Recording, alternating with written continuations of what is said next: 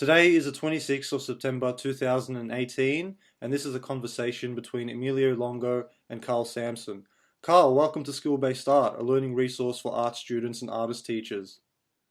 Thanks very much, Emilio. It's a pleasure to talk to you. Great, thanks for joining me today. I'm really looking forward to our conversation, so I want to get stuck right into it. Now, I understand that you grew up in Sandusky, Ohio. Can you tell me a little about your childhood? Absolutely. So to do that, I'd have to go into just a brief detour into my parents. Sure. My parents are French Canadians and born and raised in Quebec, Mm-hmm. and they emigrated to the United States in 1958. Okay. So they came to Northern Ohio, and my dad got a job at the Ford automotive plant there. Mm-hmm. And I was born just a few years after that. But I was the only American in the family. My three siblings were born in Quebec, so Okay. whenever I visited Canada, I was the lone American. So they kind of prodded me a little bit on that. So childhood was great. I mean, we had a lot of fun back in the day, and it was a nice neighborhood. I'm still friends with people that I grew up with 50 plus years ago. So Wow. it was a sweet time back in the mid '60s, and life was it seems looking back that it was considerably more simple than it is today. Yeah, I'd imagine that. So, considering some of your earliest memories of art, so do you have any memories from back in the day, so to speak? I do. There are two things that come to mind, and one is sort of I guess a little bit odd. I remember being a very, very small child. I might have even been, just a 1 or 2 years old, perhaps. Hmm. And I remember riding around in the back seat of the car. And one of my favorite things to do, and again, I'm not sure what age I was, but I was old enough to remember it now, was to look up at night as we were driving around, going to friends or family's house, and seeing the street lamps go by through the window. Hmm. And I would squint my eyes down, and I would notice that the light on the street lamp would become a sort of star shape, Hmm. and it would twist and turn depending on how I twisted and turned my eyes. And I think back at that now, and I think, well, that was sort of emblematic or indicative of the fact that I've always had this fascination with things visual, to Hmm. the point where I would remember something seemingly sort of inconsequential like that. But I remember just thinking, being fascinated by that. So the other thing that I recall too is at a certain point, I think I was age 3 or 4. My mother, who her practice was back in the day to do drawings for her children, my siblings, and me. And she always tells the story that she would show some drawing things to Dan and Bob and Linda, and they would think it was pretty cool. But for me, I really lit up, and I remember her making those drawings to this day. There was a bird, there was a car with spoke wheels, and that stuck with me all these years as well. So those are my two earliest recollections of anything having to do with visual things or art. Sure, thanks for that, Carl. Now, you mentioned your mother, so am I correct in saying that it was your mother, Giselle, who noticed your talent for drawing at only 3 years old? Yes, yes, it was, and she came up in an environment in Quebec where I think that was respected, and maybe not so much gone after as a profession, Hmm. but it was out there, and people did it as a hobby back then. It was the middle of the French Quebec Depression, so it was sort of a tough era to grow up and think of doing those things as a profession. But I know my father also was experienced with having drawing and painting lessons as a young teenager as well. So Sure, yeah. Now, you mentioned your father also, so his name is Roland. Now, he also encouraged you. Can I ask in what ways? yeah, he did. Dad worked a lot. He passed about 6 years ago, but he worked a lot. And what I remember most is that I would do drawings during the day, and he Hmm. would get back from the factory late at night, say 11 o'clock. I'd be in bed, but usually I'd put a drawing out for him to comment on. Hmm. And I would put a little note on. In fact, I still have several drawings where it says, "How's this, Dad?" And I would wake up the next morning, he'd be sleeping and I'd be getting ready for school, but I could look at the drawing and he'd say, "Great job," or, maybe you can do this better or that better. So that's, he was always very encouraging. And I think one of the things that he did, I think it was most helpful, in addition to my mom's support, my dad would square off drawings for me. And I think about it from time to time, and I think, well, was that a good thing or not? And now by that I mean you'd have a photograph that you would like to draw, because back then it didn't even occur to me as a 7 or 8 year old to draw from life, at least at that point. Mm-hmm. So he would set up a photograph and square it off in 1 inch squares. Mm-hmm. Then I would go ahead and either make 2 inch squares or the same thing and just draw it. And whatever appeared in a square, you would recreate that, of course, on your Yeah. own paper. But I think what that did is wired my brain, looking back at it now, to look at things in terms of how they lined up horizontally and vertically. And Sure. and that's essentially kind of what shape making is anyway, or at least accurate shape making is trying to line things up and make sure that they have proportion and scale. And that's something that I think looking back was probably pretty useful. Sure, absolutely. I agree with that. Now, I read that you would often sketch head studies of students sitting in front of you in class during high school. Did you study art during your high school years? I did. There were two paths that I took in high school. One was my own personal study, which I think we'll touch on shortly, and the other was whatever art classes that were offered in high school. I would usually take them all, Sure. uh, and so I did that. And in my junior and senior year at Sandusky High School in Northern Ohio, I took also a commercial art class. And Okay. that the commercial art class was interesting insofar as there was a vocational aspect, vocational school to my high school, the high school that I went to. So if you wanted to say become a cosmetologist or cosmetics, somebody who was a hairdresser or whatever, Sure. they had aspects of the high school that addressed those things, and one of them was commercial art. Okay. But what taking commercial art allowed me to do was spend half the day drawing. And Mm-hmm. that was the main thing for me. I mean, I don't think I ever really considered seriously going into commercial art as a profession, but what it did allow is the maximum amount of time per day where I could be drawing and painting. So that part was fun. Fantastic. Sounds like a good start you had there. Yeah, it Now, was. yeah, sure. Now, at age 14, you began your formal training with Alan Banks, who at the time had just concluded his training with Richard F. Flack in Minneapolis. You would come to discover Mr. Banks's work in a gallery window while you were riding your bicycle down the street in Sandusky. Are you able to explain this experience in detail? Yes. I remember it like it was yesterday. Back when I was 14, I was kind of an adventurous little kid and would often ride my bikes all over town. And I would go over to friends' houses and so forth. And one of my favorite routes was through downtown Sandusky.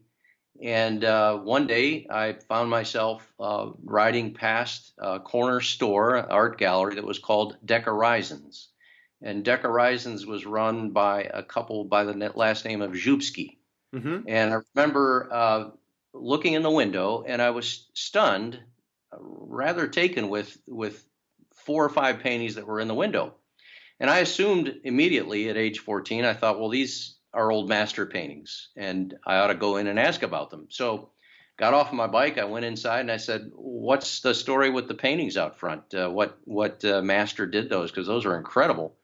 And Mrs. Zubsky said that's not an old master, that's Alan Banks, and he's 27 years old. He just moved into town, and he's giving art lessons on Wednesday evenings, and I can set you up with him.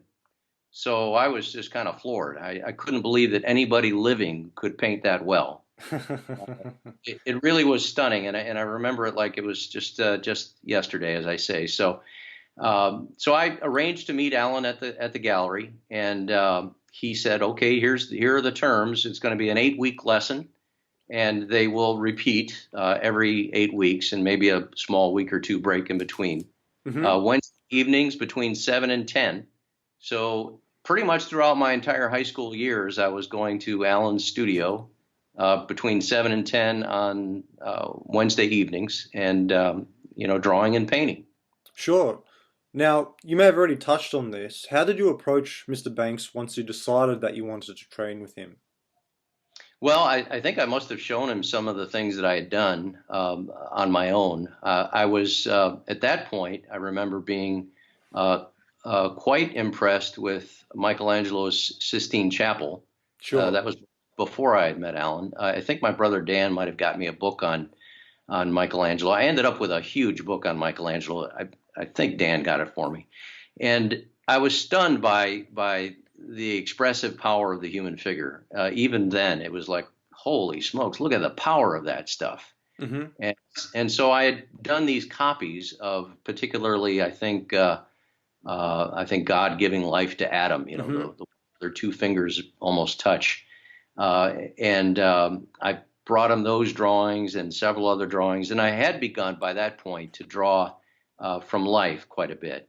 So Sure. I was doing my own hand and my feet and friends and neighbors, and doing landscape drawings just outside the door and that sort of thing. Sure. Okay. Now, what system of training did Mr. Banks set for you? Well, it was an interesting thing because, at the time Alan had a young family, and he didn't have a full-time atelier until much later, when he and I got together after a few years. But he did what he could at that point, and that was the Wednesday evening lessons. So consequently, we didn't start with a curriculum that you could necessarily say was standard atelier fare. I think the very first thing I did at age 14 was jump right in and do an oil portrait. Um, Okay. so it was a little bit out of the ordinary. In some respects, it was actually good, because I was exposed very early on to paint handling and color notation and all those things that ordinarily you have to wait a little bit. And I think he must have thought my drawing was sufficiently strong enough, although it got much stronger later, but it was strong enough that I could probably bear that. I think mostly he was teaching folks that would come around as a source of income, Sure. and so it helped him and it helped me, and having the other sort of mostly older ladies around. I was the young pup at age 14. I mean, everybody else was in their 30s and 40s. So it was a curriculum that changed a little bit. I went into still life painting with Alan at certain points. I went into landscape painting. He was the first one to introduce me to plein air landscape painting. So Okay. we did that, and it was an extraordinary experience to be exposed to a professional who was doing it as his career and his life at that early stage. And Sure. Yeah. Yeah, that would very must have been really inspiring. It was awfully inspiring. And the first thing I did when I visited his studio, I turned the corner and there's this enormous copy of Bouguereau's Nimson Seder. And it made my jaw drop. I couldn't believe it again. It's just extraordinary. I still remember the smell of that studio too, the Damar varnish and turpentine, and all those things are just really vivid memories. Fantastic. That's just wonderful. Now, in total, you trained with Mr. Banks for 7 years, from 1975 to 1983. What are some of the main takeaway points from your training with Mr. Banks? Well, Alan is a phenomenal painter in a lot of ways. One is his color perception, which I think sets him apart from a lot of contemporary figurative painters today. Yes. He was out, in the fields and in the gardens much earlier than most, Hmm. and I think it informed his indoor work in such a way that his color perception was good, equally strong indoors, and his drawing was always just beautiful and very linear. I've always Well, for a long time now, I've decided that there are really two natural tendencies in drawing. One is linear, and one is by the mass. And I guess at one point, I think I was at Atelier Lac. I'm getting ahead of the story a little bit, but I concluded that maybe one reason people are drawn to either mass or line is how well you can see. Sure, yeah. Because it was only after I got a pair of really good glasses that I thought, huh, that I can see a more linear approach here. So maybe that's what naturally, inherently brought me more toward mass, is that I couldn't see as clearly as some. But Alan's line was always very strong. But I think the main thing that I got from working with Alan as a young artist or a young student was his just phenomenal fearlessness and courage in the face of any obstacle with regard to painting or otherwise. Yeah. So, so many people, for example, if I'm on Facebook and I post a landscape that I painted outdoors and it's any larger than 16 by 20 or 20 by 24, some people remark, well, how could you possibly paint something that large outside? Yeah. But Alex, I used to routinely see him bring canvases out that were 5 by 8 feet, Oh yeah. Yeah, yeah. in the middle of the garden, and it was just phenomenal to witness that as a young person. So you get used to the notion that you really ought to stretch and be bold and try as ambitious a piece as you can from time to time. Sure. Yeah, absolutely. I agree. And just going on, touching on Mr. Banks's ability to work outside. I mean, I've seen some photos of him from back in the earlier years where he's actually got his easel out there and his large canvas and model set up in the garden and just painting from direct observation. Just lovely. Yeah, it really was amazing, and I don't think many people were doing that in the mid 1970s. Sure. Yeah. It just wasn't being done that much. Absolutely. Okay, moving forward. In the summer of 1977, at the age of 16, you and a friend drove to Minneapolis to meet Mr. Lack. You were subsequently offered a position at Atelier Lack for your post-high school education. How did you discover Mr. Lack in the first place? Well, as you might imagine, at age 14, working with Alan in the beginning, we would talk about his training and what it was like. And he touched on Mr. Lack's work in his atelier. Mm-hmm. And I fully expected that when I graduated high school, I was going to, sure give it a shot to try to study with Mr. Lack, Sure. because it seemed like that was the thing to do. Now, concurrently with that, I of course heard Mr. Gamel's name, Yep. and but I thought, he's got half a dozen students. He's 86 years old. I doubt very sincerely there's a shot there for me. So my friend Brett Bauer, a high school buddy of mine, Mm-hmm. we decided we're going to take this trip in his dad's big station wagon. So we headed out to Minnesota. We were going to stop in Minneapolis to visit with Mr. Lack, and then head north to the Boundary Waters to do some fishing and hunting and camping. Mm-hmm. Not much in the way of hunting, actually, just fishing and camping. Sure. So we had the whole trip planned, and it was a delightful drive, as I recall. It was the first time I had a flat tire on the highway, so that was kind of sticks out in my memory as a kind of scary incident, but it worked out fine. And we finally made our way to Mr. Lack's studio, and I showed him what I had been working on. I guess I brought a couple of pieces along. We had a very nice conversation. Mr. Lack was always very kind and welcoming. Mm-hmm. So I got to the studio and just had a great conversation. At the end of that period of time, he said, "Well, I've got a spot open for you if you want to come. I'd be happy to have you." Mm-hmm. So Wow.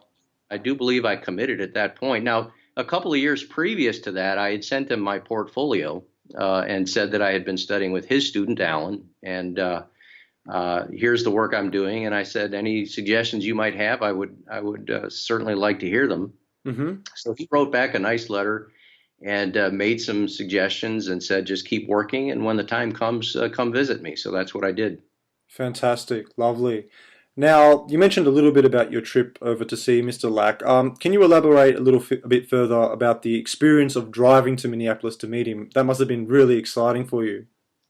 Well, it's the first big drive I'd ever taken. So, 16 years old, I guess maybe I was inherently sort of bolder anyway that way, but certainly being around Alan helped that way to just go after what you want and be bold and decisive. And if there's some life-changing person you can meet or potentially life-changing, go meet them. Absolutely. Seek these people out. Absolutely. I find it kind of curious, just as an aside, nowadays, how few young people seem to have that notion. Sure. There are people out there that are doing it successfully. Why not go talk with them? Model yourself after them. Find out what makes them tick. How did they do it? What did they do? When did they do it? Absolutely. And surely you're not going to be able to follow the exact same path. No one ever is able to do that. Mm-hmm. But at the same time, you're able to strike out on your own and learn from these different influences and come up with something very unique and honest. Absolutely. So I think I got away from the question, but the drive was fun, and I remember an enormous storm up in the Boundary Waters, and Brett sticking it out in his tent, and my tent got blown over, and I ran to the car. So there's all kinds of fun memories like that. And the mosquitoes were thick as thieves, and we pretty much left early on account of those, because man, in June in the Boundary Waters was amazing. The mosquitoes like 2 inches long, so Wow. they Uh, seemed that way anyway. you mentioned Brett. Now, was Brett an art student at the time? He was not. No, Brett and I worked at the local grocery store together. He was a stock boy, and I was the guy who went out and got the grocery carts in the parking lot and brought them in. And so Okay. we struck up a friendship, and we decided we were going to take this trip together. Fantastic. Lovely. Now, can you provide a detailed description of your first meeting with Mr. Lack? Well, you walk up to, he lived on the outskirts of Minneapolis. It was Minnetonka or Lake.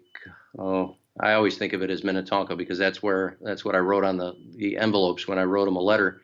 But I think there's another name for the community he lived in just outside of Minneapolis. And Sure. it's a lovely, quiet neighborhood. And you drive up to the driveway, and it goes up a little hill, as I recall. And there in front of you, as you pull in the driveway, is the entry door to the studio. Mm-hmm. And so you go up there, and the door comes open, and there's Mr. Lack, and he's bathed in this incredible north light. And it was one of my first exposures to a real superb studio like that. Sure. Um, and he had the skylights, and he had works in progress. And behind the door was a beautiful William Sargent Kendall Mm-hmm. nude, pastel nude that was just lovely. Mm-hmm. There were a few other works. There was a work by Mr. Gamble there, and we just sat down, and I showed him what I did, and it was a very nice conversation. I remember him just being very generous with his time, Sure. and just a really, really good man. Absolutely. Yeah, Absolutely. And that's yeah. that's something that keeps reoccurring through the artists that I interview is that just the generosity of Mr. Lack was just incredible. Yeah, he really was, and he didn't necessarily suffer fools very easily. He was on the serious end of things, perhaps. I think he had probably a good sense of humor, Mm-hmm. and I experienced that a few times. But he would not. This was serious business, as it was with Mr. Gamble. If you're going to be studying at Atelier Lac, there were certain things that were made clear that were going to be required, and that you were Sure. going to have to work hard and do basically as you're told. And it wasn't the sort of situation where you're going to go to quote unquote art school and uh, launch out challenging the instructor at every turn Yeah. for everything he or she says. So I mean, you knew that you were studying with somebody here who really understood the fundamentals and how do you get from where I was to a practicing professional. And if you wanted to do that, you'd better listen up. Sure. Yeah. Okay. So that was made clear. It Absolutely. Absolutely. was made clear in a very kind way. So, Sure. And just elaborate a little bit there, Carl. Where were you at that point? Was your draftsmanship pretty developed? well, I was at that point. I'd had 3 years, 2 years with Alan. So, uh, I took a huge jump when I started with him. So, Sure. after 2 years of being exposed to what he did and having lessons in the evening. And of course, we'd get together on weekends too on occasion. In fact, I remember one time I helped him strip the roof, the old shingles off his roof and put a new roof on with him. So we were up there on the roof together, Wow. working, Okay. working in the sun. So, I mean, we socialized a little bit too. We went to exhibitions. We went to Akron. We went to Detroit, the really great museums in Northern Ohio, Cleveland Museum of Art. Sure.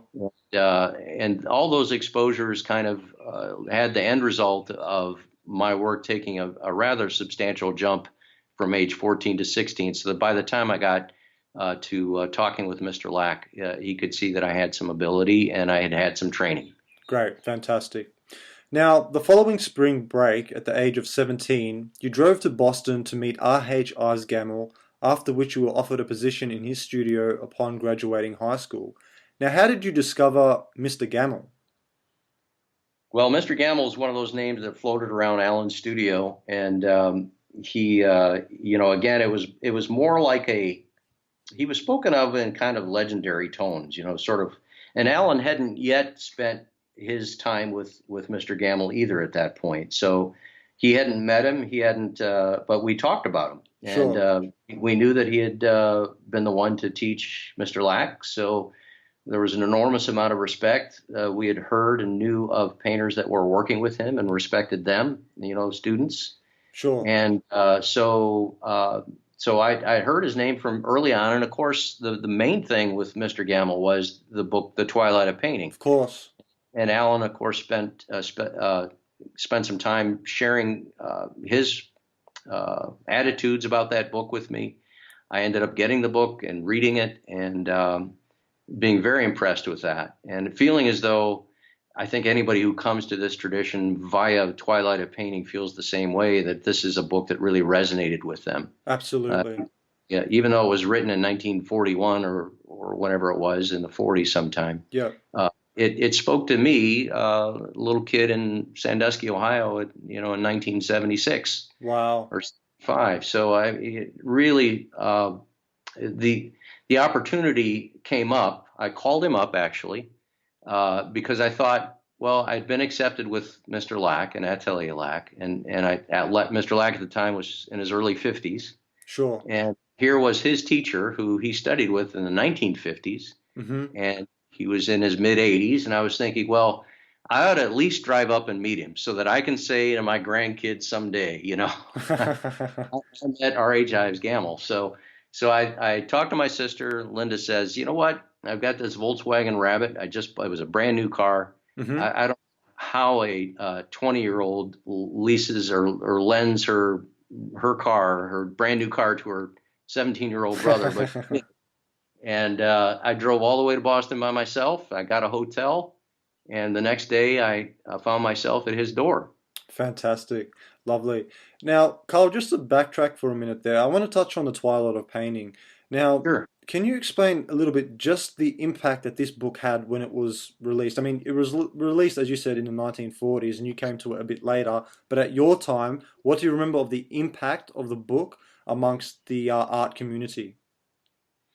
Well, it was like a closely guarded secret, Emilio. There weren't many people that knew about the Twilight of Painting. Sure, Um, I think afterwards, several years after, a decade or so after, it was republished again and made available in a paperback. sure. So I think its audience became a little wider at that point. But yeah, I know for a fact that when it first came out in the 1940s, there were reviews in the newspapers, fairly substantial, well-known newspapers in the country. Mm-hmm. Some panned it, a few were supportive. Keep in mind the era that he wrote that book in was not very receptive. Sure, So I think the impact at the time was perhaps a little less than he had hoped for. But I think it was the sort of book that had to find its way because the time wasn't quite ripe for it yet. sure. And by the time I read it as a 14-year-old or 15-year-old, things were beginning to shift subtly in the mid 70s. Mm-hmm. I was still, faced with all kinds of grief Mm-hmm. for given all kinds of grief by my high school art teachers and other people who said, "You want to do what?" Uh, but that book was one that I could refer to. I could look at the reproductions, even though they were black and white, Yeah, and I could learn so much between that, my studies with Alan, and my goal to study with Mr. Lack. I felt like I was in a niche there that was, really unique and special. And I take every opportunity I can today and in the last 30 years to tell people about that book, because it did change a lot of lives. And yeah. that's what I hoped for initially, was really influencing young people who had that desire. Absolutely, absolutely. Now, going back to your drive up to Boston to meet Mr. Gamble, were you feeling at all apprehensive during the drive? I imagine it would have been really exciting, but at the same time, perhaps a little bit nerve-wracking. It was, we of course heard stories about this at times irascible old man Hmm. who really took no prisoners at times. Uh, so that part of it maybe had me a little bit apprehensive as I was making the drive. Sure. Uh, but I had spoken with him on the phone, and he seemed, nice enough, and was very businesslike, but also kind of warm and engaging. Hmm. And when I knocked on his door and that door opened, any apprehension that I had was evaporated, and he welcomed me in, and we had a nice long talk. Hmm. And in fact, I had in mind to only meet him for that afternoon, and it was the beginning of my spring break, which is a whole week off. So I had Sure. anticipated I would go back the next day or 2 days from that, but he insisted that I stay the entire week. When I Wow. asked, I said, "Well, what should I do?" We were talking about what makes for a good painter, what makes for a successful career in the art, learning how to see, learning how to see shapes and value, and I made a list of things that we talked about, Hmm. and then at the end of that first conversation, I said, I just, I don't know what to do. I've been accepted with Mr. Lack to study at Atelier Lack, and he insisted I stay the week. And some of his other students at the time, David Lowry, who will always be grateful to for showing me around and giving me a place to stay for 4 or 5 days. But at the end of that week, he offered me a position under him. Um, Fantastic. so it was actually to be completely accurate. It was he made it clear that he wasn't sure that I would be completely his student or I might be sort of a secondary student under one of his other students at the time. Sure. But what happened, as it turned out, was that several students dropped off, as natural and happens, and that opened up a full time spot for me by the time I got there that September. So. Fantastic. Lovely. Now, you've touched on this a little bit, but can you provide a detailed description of your first meeting? Is there any particular quotes that perhaps stood out to you at the time? Yes. If I'd had my thinking cap on, I would have had that list next to me. But I remember him saying that I think it was Joseph DeCamp, Sure. a great Boston painter, who said to him as a young man that the three things that were needed were courage, industry, and creativity. Okay. Uh, those three things. And courage, I think, certainly holds true. I think creativity, certainly everybody talks about creativity nowadays. Yeah. Uh, so that's kind of a given. But industry is another thing. I mean, you just knew from day one that whatever you do in this tradition, if you're aiming to train in it, you'll be working hard and giving 110%. And if you didn't give 110%, you heard about it. You Yes. know, you heard about it, and it was that kind of discipline that I thought was superb for somebody my age to be exposed to. I'm just thinking the other thing that he mentioned was he said the technique is the man and the man is the technique, and Okay. I think by that he meant. If you're true to yourself, this is what I got out of it, and thinking back or looking back at it now, this is what I get out of it still, and that is being true to yourself, being not trying to paint like anyone else subconsciously or consciously, but just allowing yourself the luxury of developing at your own pace, Hmm. but trying to be as truthful as possible in sharing your love and passion for nature and developing your way will lead to a technique that is uniquely your own and nobody else's. Sure. And the last thing you want to do, I think, is what he was sort of hinting at, was go off and try to be John Singer Sargent, which I actually tried for about 2 days in the south of France and realized that wasn't going to happen. So there are a lot of artists that are if I had one piece of advice is just be yourself. There's a lot of powerful, strong personalities out there painting today, Hmm. but find your own way. Sure. Uh, and I think that's what Mr. Gamble was saying. So Fantastic. Now, those three things that you mentioned, Carl, courage, creativity, and industry, am I correct in saying that DeCamp, Gamble learned that off DeCamp? Did you mention that? yeah, he learned that from DeCamp, and DeCamp was one of the first Boston painters that he encountered. I believe the story in his book goes something like, Sure. actually, it reminds me of the situation that I had meeting him, not too unlike it. He went to see him, I believe, at Fenway Studios, Yeah. and opened the door, and DeCamp was very welcoming. He said, "Come on in, young man. Let's talk." And that's very much how Mr. Gamble was with me. And of course, I could look at that. He had one of those large studios on the ends of Fenway Studio. There were four studios, first, second, third floor, fourth floor, that were on both ends, and there are smaller ones in the middle. But Sure. it was just a mouth dropping, a jaw dropping studio. It was just beautiful, designed for that very purpose. 40 studios with huge north Man, windows. amazing, incredible. It That must felt have like, been, yeah, it yeah, was like looking into the Renaissance. It was amazing. yeah. And I imagine you would have been somewhat acquainted with that already through, your training with Alan Banks and Mr. Lack and such. But yeah, that would have Yeah, drove it a bit further for you. yeah, a little bit. And I'd seen the early American artist interviews of Mr. Lack and Robert Douglas Hunter, who had Sure. studied with Mr. Gamble as well. So some of those had photographs of Fenway Studios, so I kind of knew what to expect. But I didn't expect the just sheer charm of walking around in a building there. It still had DC electricity when I was there. It was Wow. direct, and the floors squeaked, and it had a Yeah. most phenomenal aroma you can imagine, and had a clawfoot bathtub and a gas stove from 1905, and that's how I lived that year. So it was really memorable. Amazing.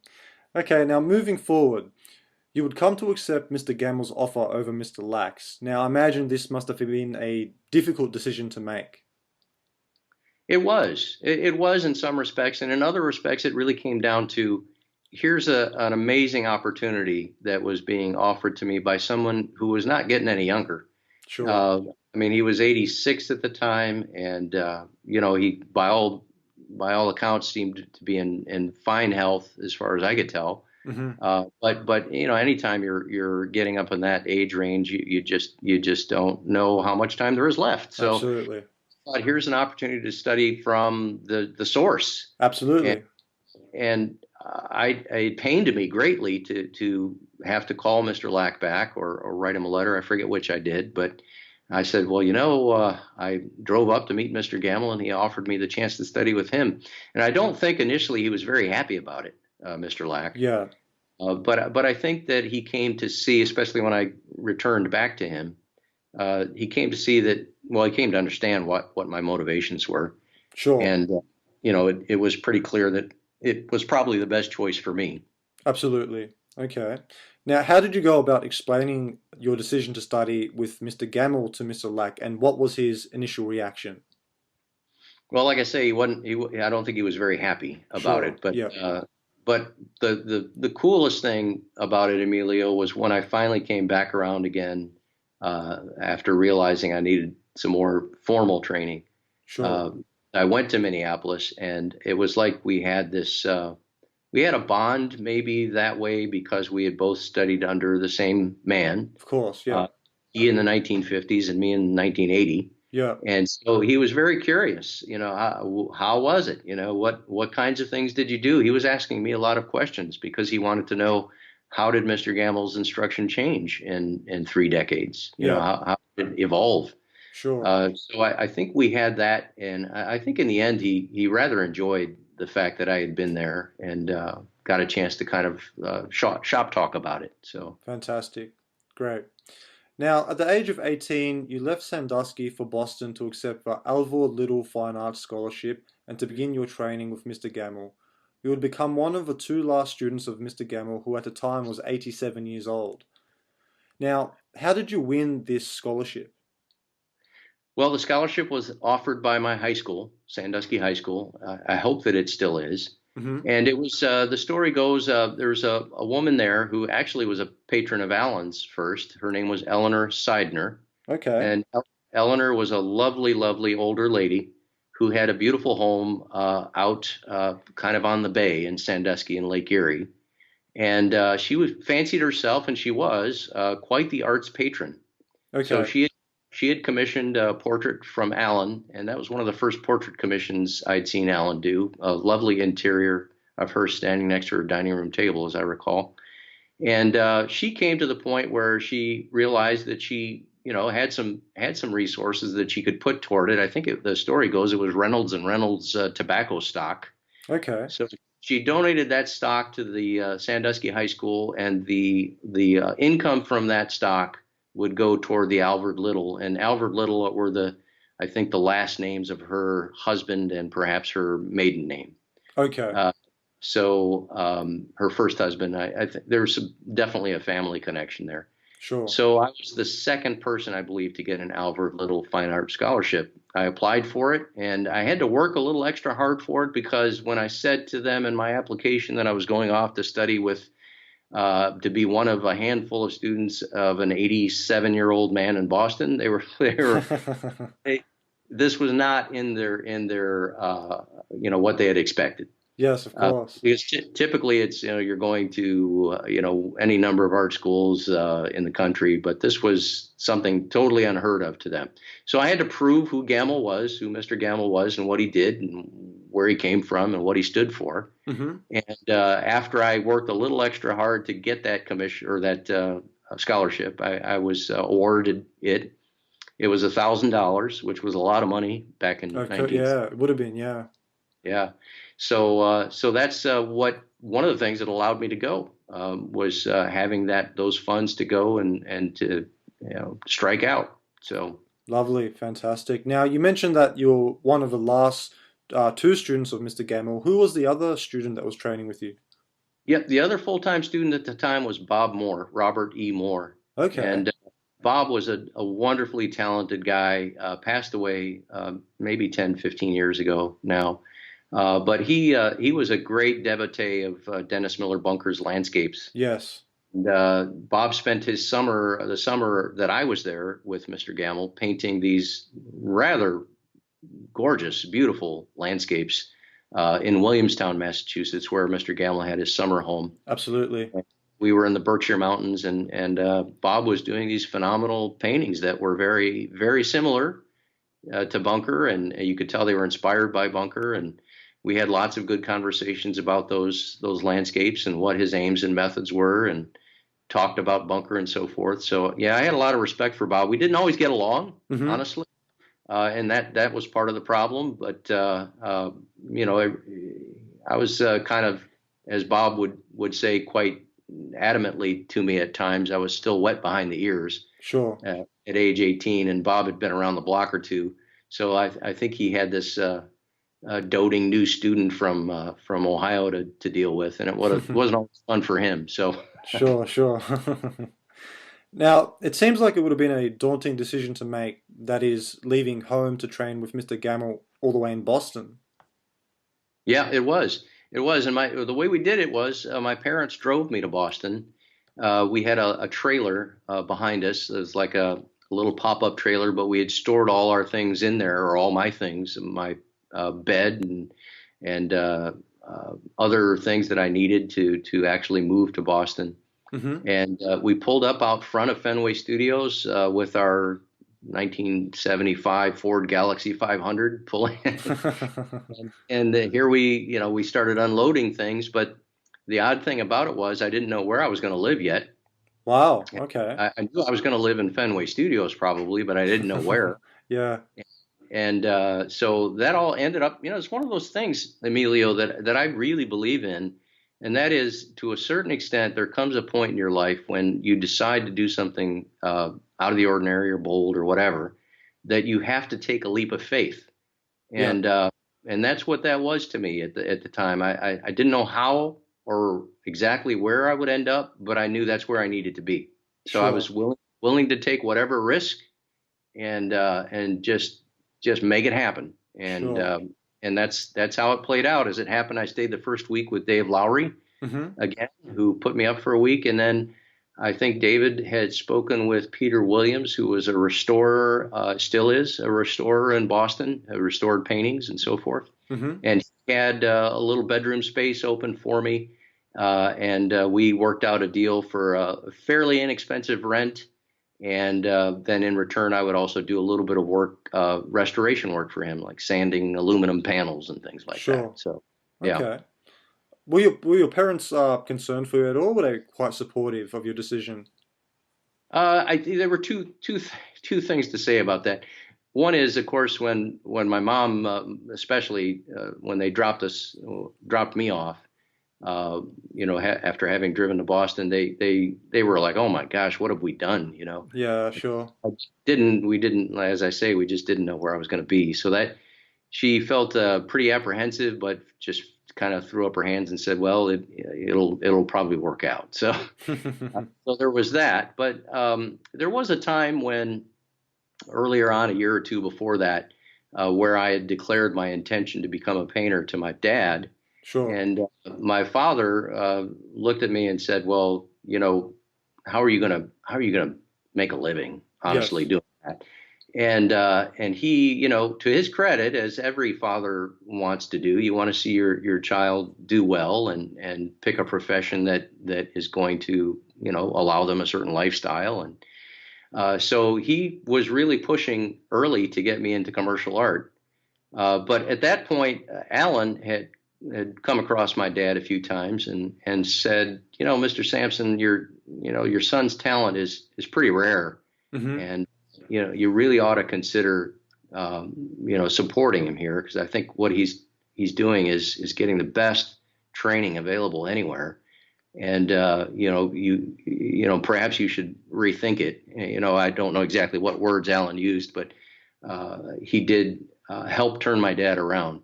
But we did have we butted heads a few times there, and only because he wanted to see his son, choose a path that was going to be a little more assured. Of course, yeah.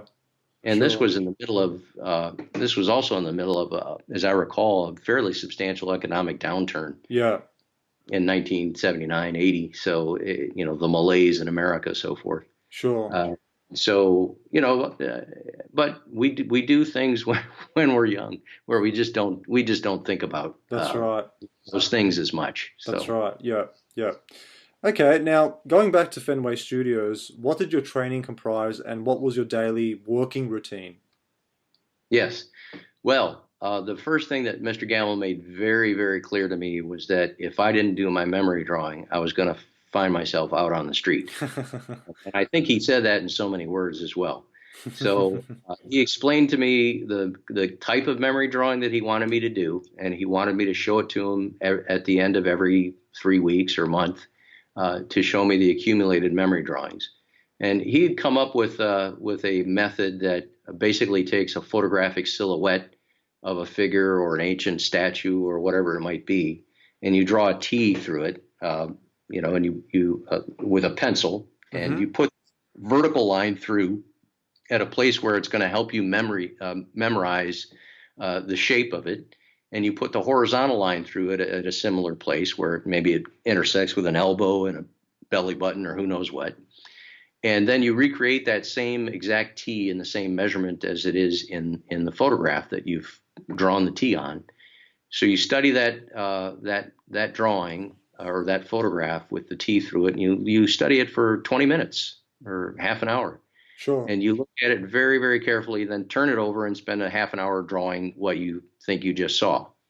So inevitably what happens is the first time you try memory drawing, it takes you 20 or 30 drawings to get the drawing exactly the way the photograph is. Sure.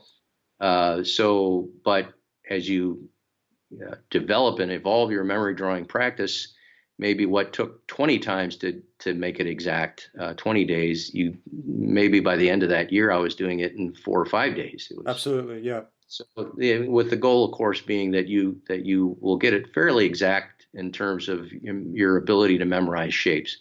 So that the whole point of which is if you're using sight size, which Mr. Gamble was a proponent of, Sure. and we'll touch on later, I'm sure.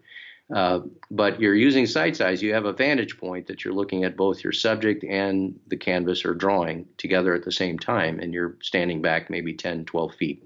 Sure. So you're committing to memory at your vantage point what you intend to draw when you walk up to your drawing or painting. Absolutely. Yeah.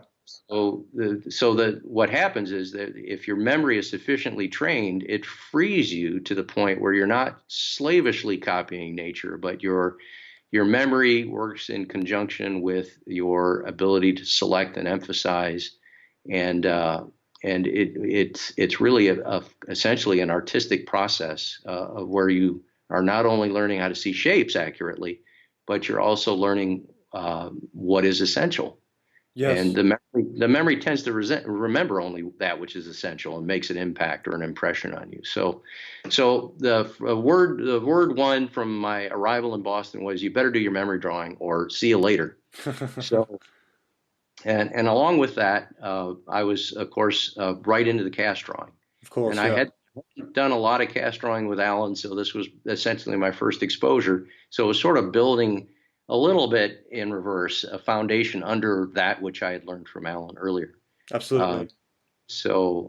but the one thing that gave me some hope at that point was when Mr. Gamble saw this little self-portrait that I had done back in high school. He said, I think Alan taught you more than you know." Hmm. So I think he could see that I got some pretty sound training, although it maybe wasn't in the sequentially what he would recommend. Sure. That I was prepared for some pretty good foundation. So I started with cast drawing in the mornings and then copies in the afternoon. And copies, I would go typically to the Fogg Art Museum at Harvard. Mm-hmm. I would take out an Ang drawing, Jean-Dominique Ang, Yeah, sure. and I would have this original Ang in front of me and try to recreate it, which was just an astounding experience. In pencil? In pencil. Yeah. And so the sensitivity of line, it just boggled my mind then, and probably would even be more so now. Sure. You know, just how amazingly subtle his modeling was. That's right. So that's the kind of thing you get copying from actual drawings from the masters that you can't get really any other way. So it was sort of a two-pronged approach when I first arrived. It was the cast drawing in the morning, the copies in the afternoon, and the memory drawing. I guess you could say it was a three-pronged approach. But it wasn't long before, maybe 4 or 5 months into it, that he hired a figure model. So it would be cast drawing in the morning, figure model drawing in the afternoon. And then not too long after, I set up my first still life. And Yeah. the critique that you heard, part of actual recording of Mr. Gamble critiquing my still life, was that very first still life. So Oh, wow. Okay. yeah. Now, regarding the still life, I understand Mr. Gamble, he used to call the progression to still life books and bottles. Is that correct? Books and bottles. I've not actually hadn't heard that, or if I did, I've long since forgotten. So, Okay. what did Yeah. he mean by books and bottles? Well, The things that you would set up? the books, yeah. So you'd progress from, say, cast drawing or whatever it may be Yes, onto books and bottles. I got you. I Yeah. got you. Yeah, I could actually hear him saying that, but I'm not sure he said it to me specifically. As I ended up painting the first still life was a drum with a kind of calf skin skin on it, and what other things that were in there? There was a copper teapot. Okay. So, yeah, I guess I launched over the books and went right into the teapot. So Sure. yeah, Okay. Now, was your training 5 days a week at the time? it was 5 days, although he recommended Saturday mornings Yeah. too. So that's often when I would go do my copying at the Fogg Art Museum. I also copied several Paxton drawings. Sure. And those were things that were in Mr. Gamble's collection, so it was easy enough for me to borrow those. Hmm. And of course, that also was phenomenal exposure to what made Paxton special as a draftsman. Yeah, sure. Now, So yeah, Saturday morning. So five days a week, but probably he expected a good 5.5 or 6. okay, fantastic. That's quite an intensive training there. 5.5 days, 6 days a week. Yeah, and then on Sundays I would often get a call Sunday morning. Carl, can you bring me in? We'll listen to Wagner together in the studio. So we did that a few times too. Lovely, fantastic. Now, your job whilst training with Mr. Gamble was to drive him around to where he needed to go. Tell me about some of the conversations you would have during these car rides.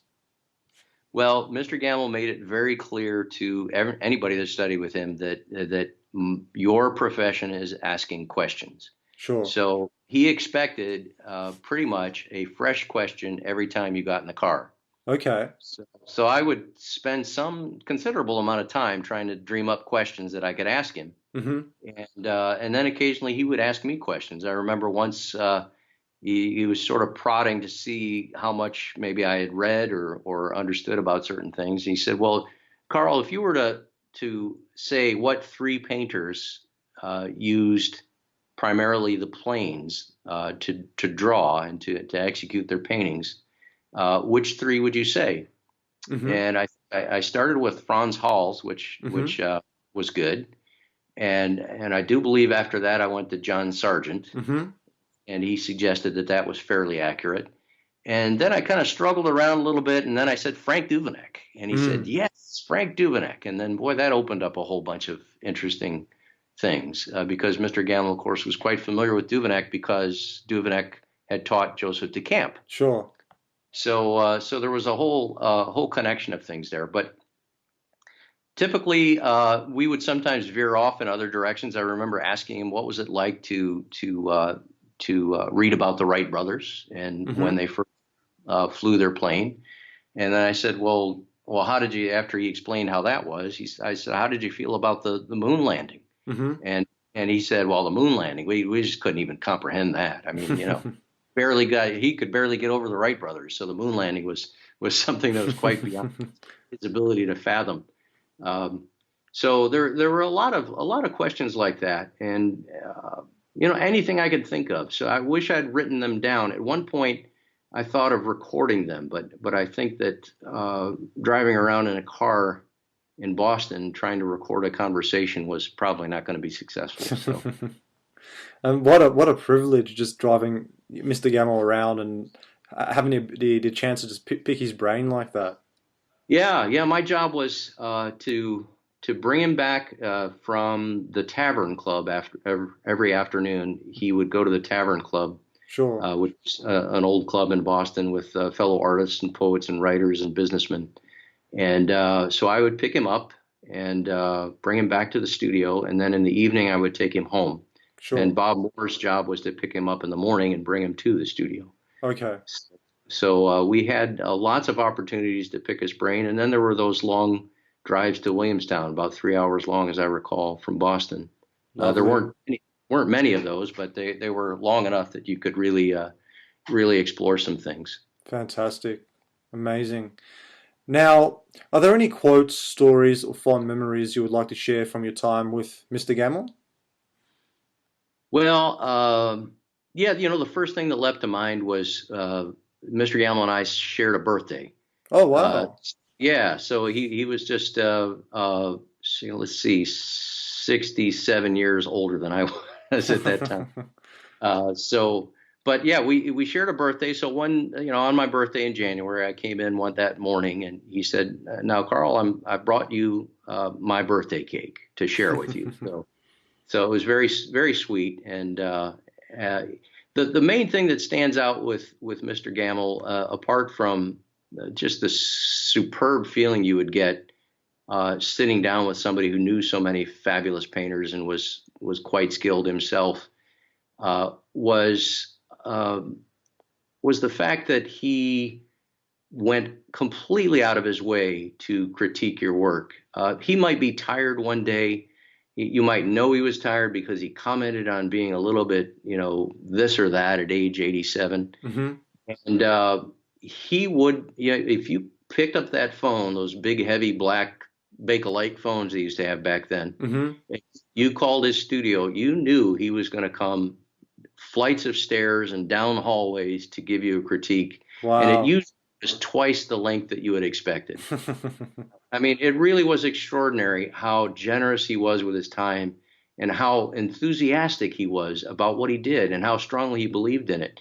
So, you would expect maybe a half hour look, and 2 hours later, you'd still be getting, instruction. So, and this was at 87 years old. So it was really kind of astounding That's how much incredible. energy. Yeah, it was just, and I used to walk up and down the back staircases with him as I was taking him to and from the club or taking him home. And he took those stairs like a boss. I mean, it was amazing. Yeah, It just, sure. so he did everything he could. He always commented, my doctors tell me I need to exercise and I need to do this and that. So he was doing it. Sure. And just that kind of discipline. And Emilio, if you ever went to an appointment with Mr. Gamble, I had to take him to an eye appointment a couple times and the doctor once.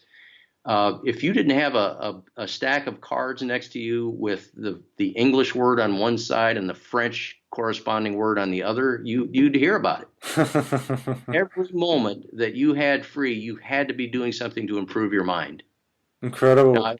I wish that had stuck with me for all these years later, and I don't do that as often as I should. But he really was from another era that way, and Sure. and you weren't on time for an appointment unless you were 15 minutes early. Wow. So it was just a different mindset. To look back at that, especially now in 2018, and realize how things have changed since he was a young man in 1910 or 20. Sure. It's amazing.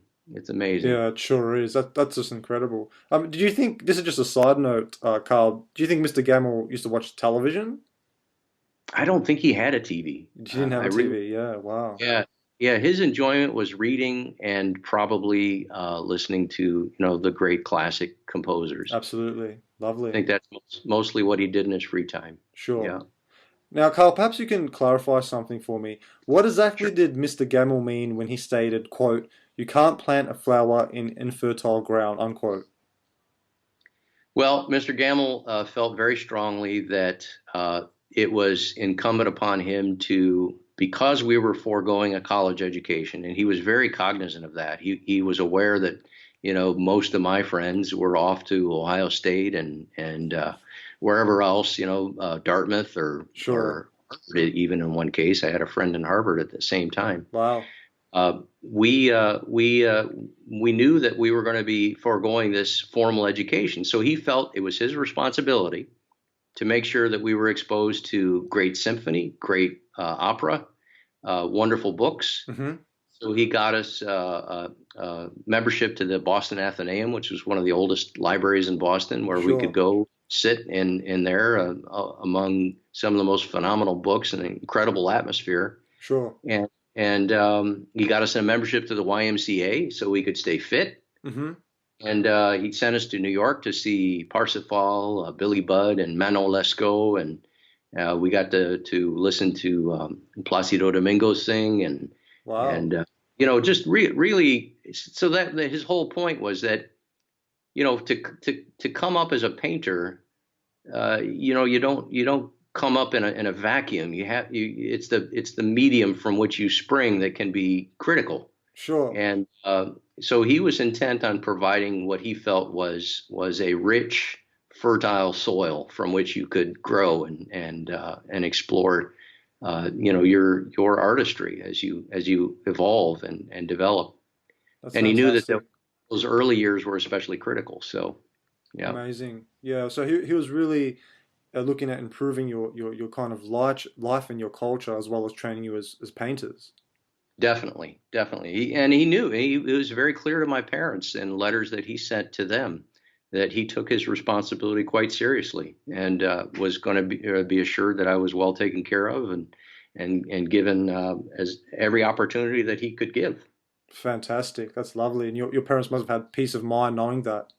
They did. They did. I think it was really a nice gesture on his part to reach out to them that way, and he did it periodically. So, Sure. yeah. Sure.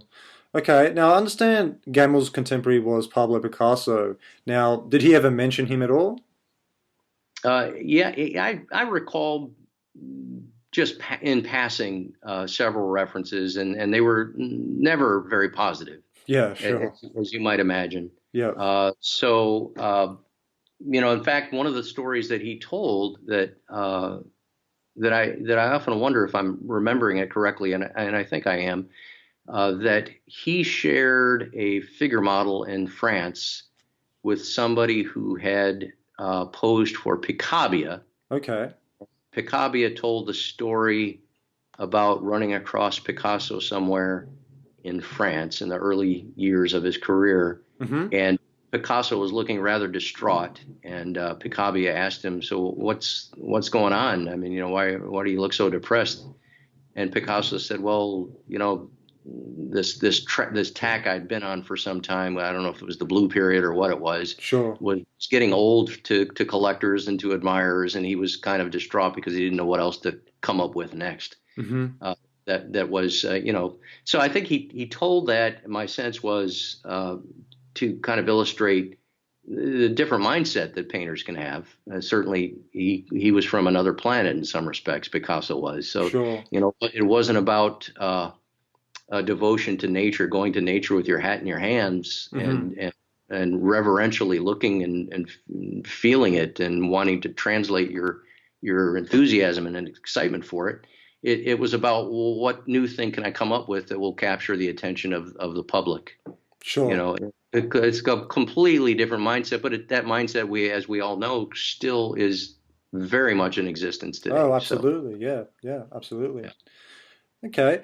Now, I understand that Mr. Gamble was a serious man, like you've explained, and he had very high standards. He saw himself as a guardian of the Western painting tradition that was slowly but surely deteriorating. To add to this, the First World War and the Great Depression had a severe impact on America's idea of good taste.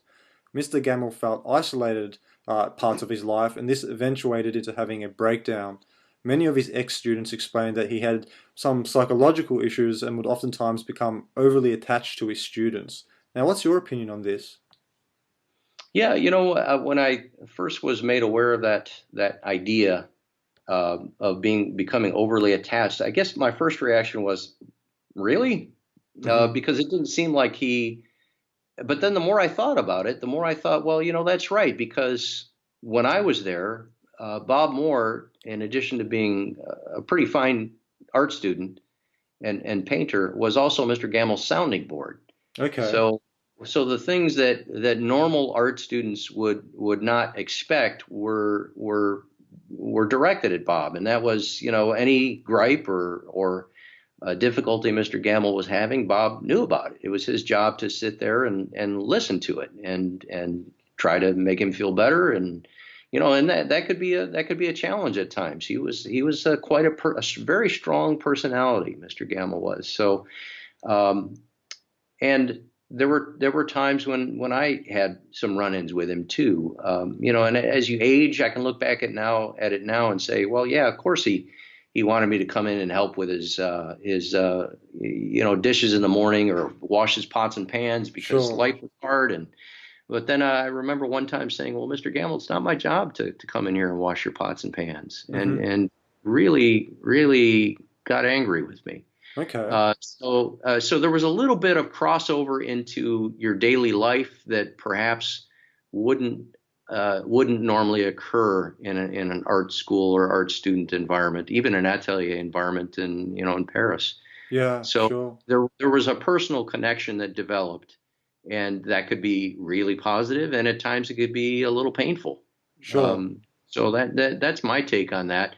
Maybe some of the other still living Mr. Gamble students would be able to shed some more light on that, but that's my perspective. Okay, great. Thanks for sharing that, Carl. Sure, sure. Now, in total, you trained with Mr. Gamble for 1 year, from 1979 to 1980.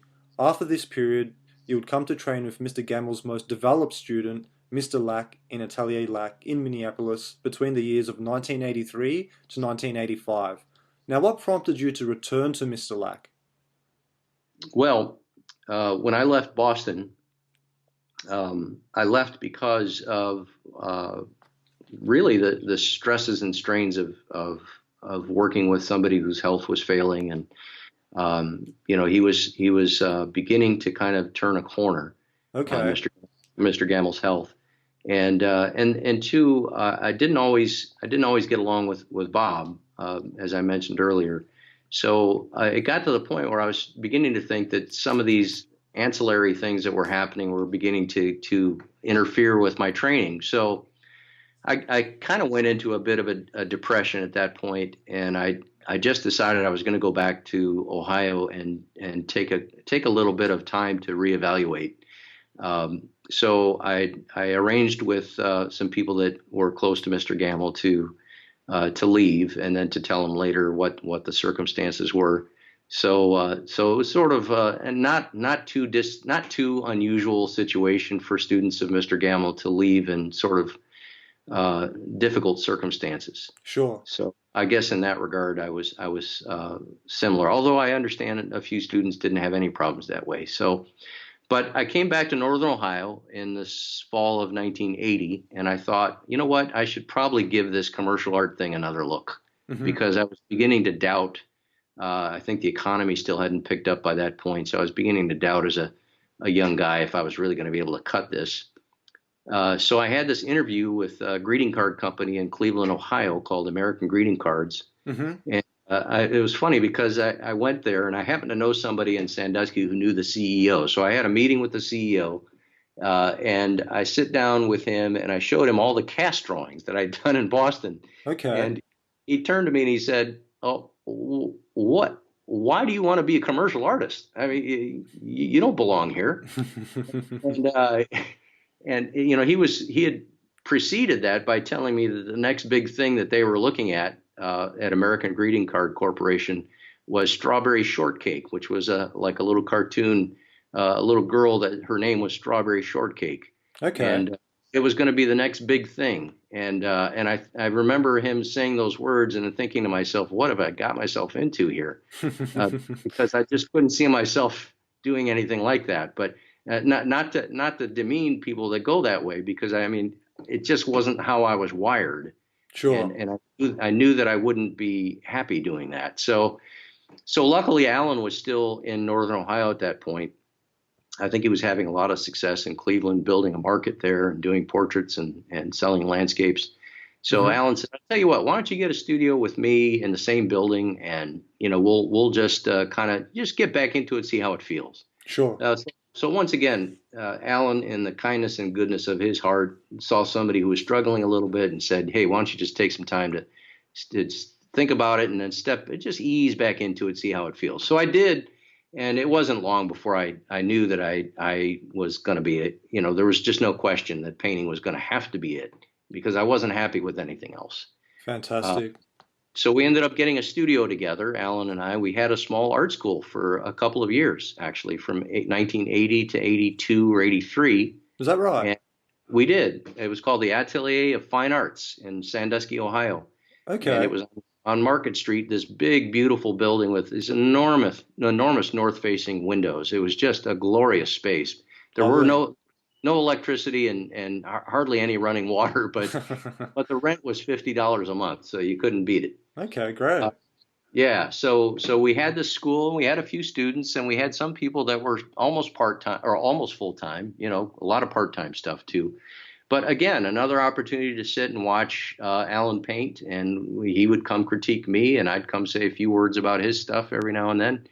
And man, what a great experience that was. But one of the things that I did during that 2 year period was I started a portrait of my mother, and she would come pose for me. And I was just struggling mightily with this portrait. And Sure.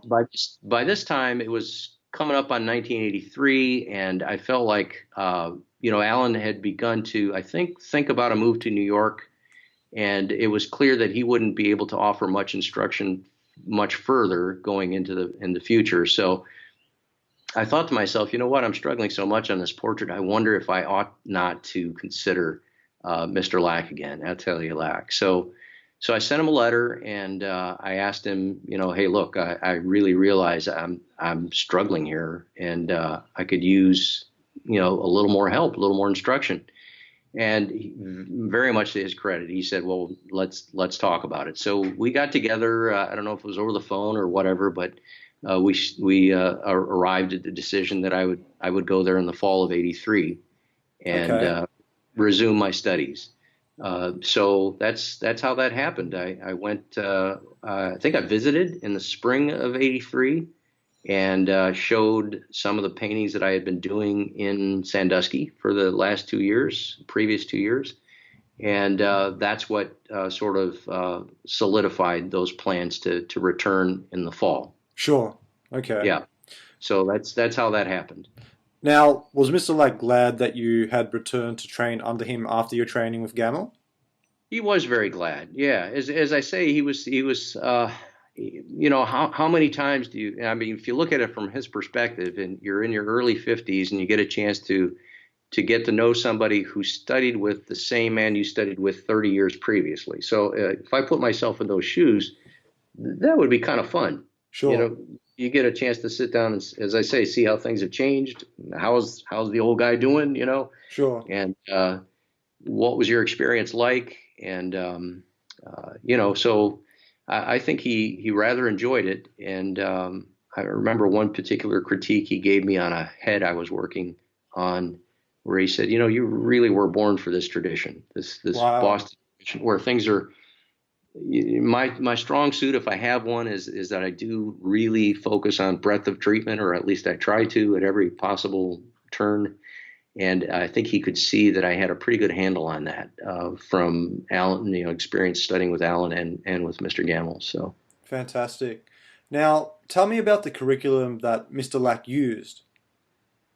yes, Mr. Lack's curriculum was strong on figure drawing and also still life painting for me initially. And he also brought in somebody who was an expert in anatomy. Her name was Annette, Okay. Annette LaSure Hathaway. Sure. And yeah, Mrs. Lack mentioned Annette, I think, a few times Yeah, in her absolutely. interview. Yeah. So Annette was wonderful. She'd come in every couple of weeks, I guess it was, and we'd go through muscle insertions and origins, and what these various muscles did, the bones and so forth. And we actually went to a medical school and dissected cadavers once or twice. Wow. It was an amazing experience. In fact, I always say I got back from that day of being at the medical school and looking at cadavers and did the best figure drawing I'd ever done the next day, uh, Fantastic. which somehow sprouted legs and left my little cubicle too, I would add. So I always grieve over losing that drawing, but somebody pinched it at some point. Probably That's unfortunate. it's hard to tell, but there are a lot of night class people that came and went, so you never knew what would happen. But so in any case, the curriculum was for me it was figure drawing and still life painting the first year, and I think the second year is when I started doing figure drawing in the morning and then portrait head studies in the afternoon. Okay. And I ran afoul of Mr. Lack at one point late in my second year with him because I was spending one afternoon a week at the museum copying the Bouguereau, La Bohemienne is what it was. Sure. Yeah. And a beautiful painting of a girl with a violin. Sure. And so he didn't think that was the proper use of my time at that point, because I was closing out my studies and he couldn't exactly critique my work in the art museum. So he strongly urged me to get back in, and drop that stuff and head back into the studio. So yeah, it was a wonderful curriculum. And I think I always think of Mr. Lack's and greatest contribution for me personally was in the area of key. And and in terms of stories of Mr. Lack that I have that I think are especially interesting, I always go back to this one, and that is a friend of mine, Brian Lewis, who was also studying with Mr. Lack at the time, had a violin in his cubicle, and we Okay. all had varying kinds of light. Some of us had natural light, some of us had artificial. So we had cubicles and artificial lights in there. So Brian had a still life in there that he was intending to set up for, to paint, and it had a violin in it. So Mr. Lack was a violinist, Mm-hmm. part-time, and he picked up that violin and played a little, he was kind of took a breath and made like he was going to play it. And I thought, oh, it's going to be some lovely, subtle piece. Mm-hmm. I don't know why I was expecting that, but it turned out to be a very dramatic piece with just all kinds of up and down runs and big bold notes. And I Okay. thought to myself, wow, you know, I can see now. I don't know, maybe he did that on purpose, thinking it through. But one of my great struggles with painting at that time was using the full range of values from say 1 to 10, Sure. and I was always kind of stuck in the 4 to 7 range. And as a result, my work had a lot of unity, but it didn't have any punch. Sure. So here's Mr. Lack picking up this violin and playing this incredibly dramatic little 10-second thing. Mm-hmm. And I thought, wow, that's, I always think of that as kind of symbolic of what he gave to me as an instructor. And that is using that full range. And yes, you don't always want to use the full range. You want to leave some in reserve, maybe 2 and 9. Uh, Sure. but but he did not have a problem using pure white on one end and black on the other. So, and that was a radical notion for me when I arrived in Minneapolis in the fall of '83. Lovely. So opening up your tonal scale is something that Mr. Lack really helped you with. Absolutely, and paint handling too. He make it out of paint, and now he's not necessarily the one that came up with that phrase. I think it was Sure. actually Joseph de Camp Mm-hmm. who came up with that. But I think Mr. Lack was especially successful in getting that across to me. That if you're going to be pushing paint around and modeling subtle form, you got to got enough paint on your palette and enough paint on the canvas. Sure. Uh, Lovely. yeah. Okay, so at this point you're in Atelier Lac. Now, who were some of the other students that were training with you at the time? Yes. Well, I mentioned Brian Lewis, Mm-hmm. good buddy back then, and let's see, there was Jeff Larson, who's gone on to a Sure. great career. Yeah, Uh, sure. yeah, there was Michael Leahy, who was my roommate at the time, and who's still painting out in Montana, doing beautiful landscape studies. Okay. There was Michael Coyle, who was a roommate of mine at the time. Sure. Let's see who else. Oh boy, I'm gonna offend somebody if I forget. So let's see. I have actually. Um, oh, there was Mike Chelich too. Yeah, Mike yeah. Chelich was an amazing art student. Long after we'd gone home, Emilio, we might go back to the studio because we forgot something late one evening, and there was Mike Chelich in his cubicle, just working like a dog. I mean, Oh, he was wow. just so impressive. I've never seen a work ethic like that. It That's was just phenomenal. incredible. So to be surrounded with people that took it that seriously and were that committed was pretty exciting. But I have to add that they also knew how to have a good time. Good. So there was an aspect of that too. There was a real bohemian twang to Atelier Lac in '83 and '84 and '85. So Sure. it was fun to be able to partake in that. Absolutely. That's incredible. Just hearing your anecdote there of Mike Challenge just working incredibly hard even after you had left and come back. Oh yeah, we used to joke, just kind of needle him a little bit because it just seemed like he lived in his cubicle. It was incredible. Now, are there any other quotes, stories, or fond memories you would like to share from your time with Mr. Lack? Yeah, I guess the one thing that the other last thing that comes to mind along those lines is uh, Mr. Lack was very kind and very aware that a lot of times his students didn't have a lot of disposable income to do things and to hire models and to do whatever to eat, Sure. pay. So every now and then he would hire people to do things for him. And one time he hired Mike Leahy and I, to go over and rake his backyard. Okay. And it wasn't too long after that he hired me to prime his canvases. Wow. Uh, so I had these enormous rolls of linen in the hallway at Atelier Lac and was using the primer that he directed me to use. Sure. And so he did things like that because he was aware that this is not easy, and it's a rare student who has the financial wherewithal to not be concerned about financial things, when you're studying painting. Sure. But beyond that, he made it a practice, from what I understand, with just about everybody who studied with him, to, as the studies were drawing to a close, and he knew mine were in the spring of 1985, to have them over to his house one at a time and just spend, have dinner and spend a little bit of time talking about plans and what your future was, and or what you'd plan to do in the future. And I remember one thing in particular that he told me that kind of has always stuck with me. I was perhaps more than some concerned about the economic aspects of being a painter, Sure. and how do you entertain the notion of being married someday and having children in this kind of with this kind of profession Sure. and making good money. And that was, so I think he mentioned to me, he said, Carl, you probably are a little bit more uh, focused on that than most of my students. He said, keep in mind, it's not always about making the money. He said, you can always make money at this. It's about being hard boiled and about doing the absolute best job you can do with every piece that comes out of your studio.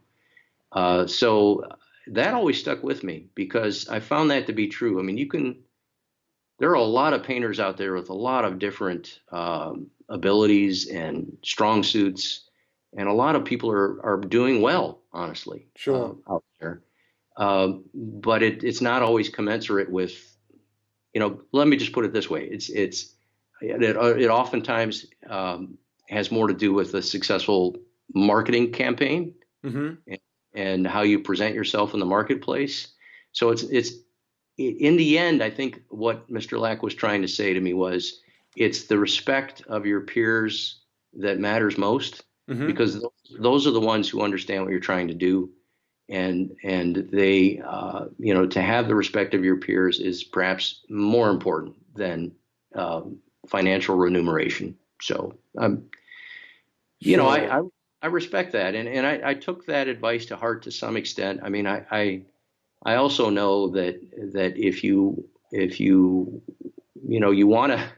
you want to have a good life, you're going to have to learn how to make a living at it. So to me, it's always been a bit of a trade-off, a bit of a compromise that you have to make from time to time, and we'll probably touch on that later. So Sure.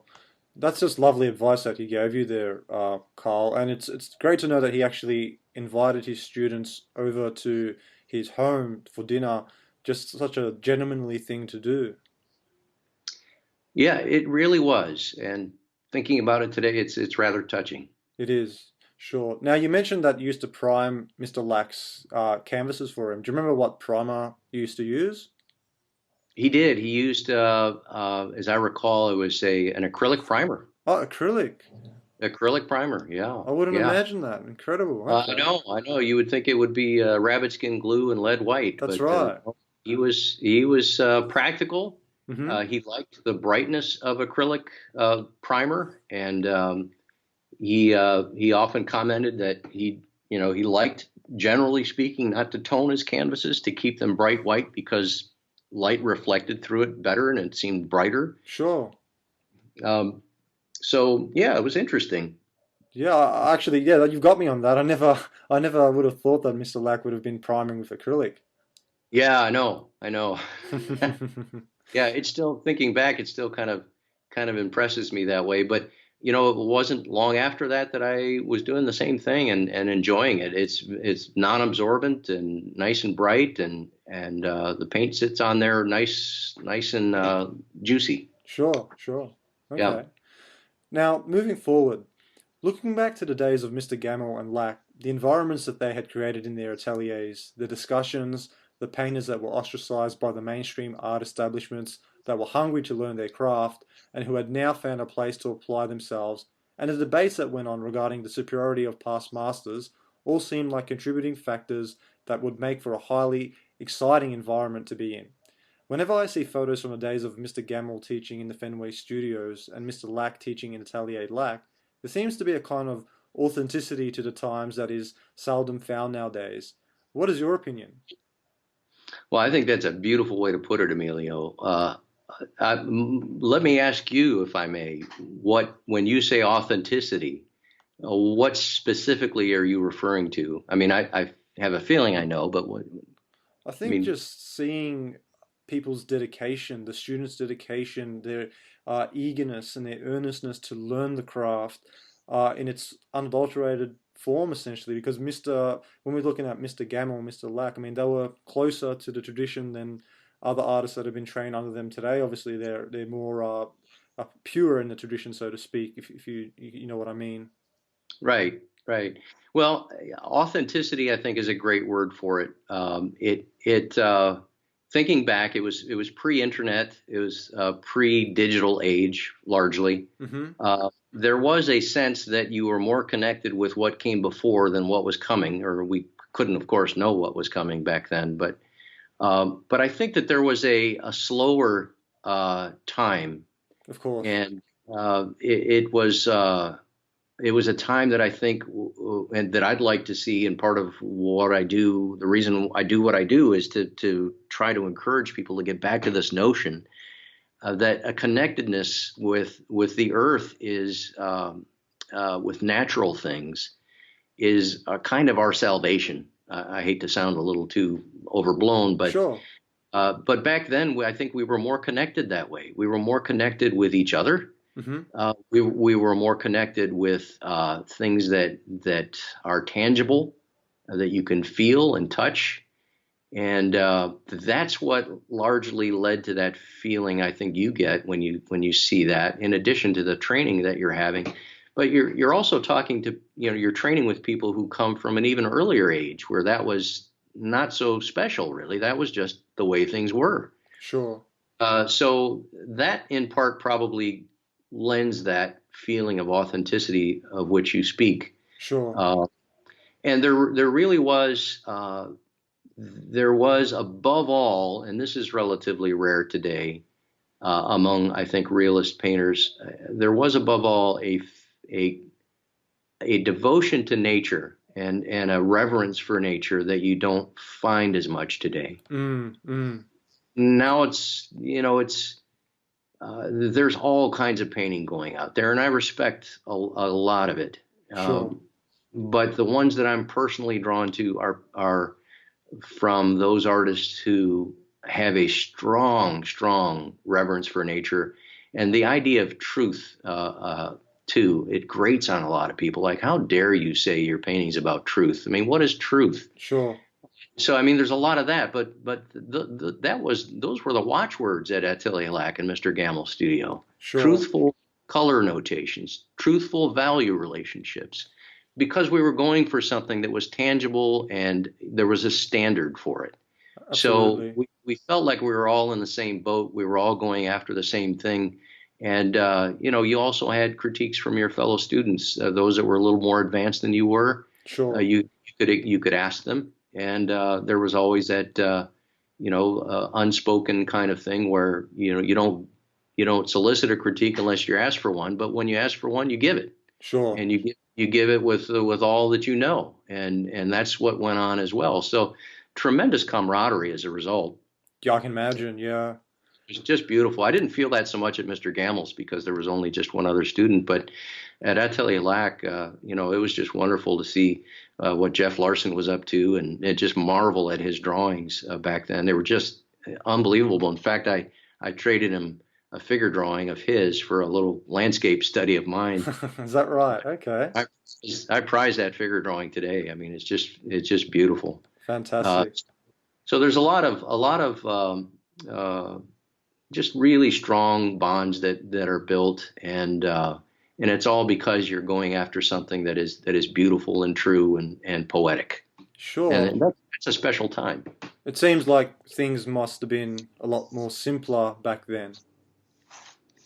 They were simpler, and you didn't get bogged down in this and that, and not everybody's looking at their phones. I mean, you know.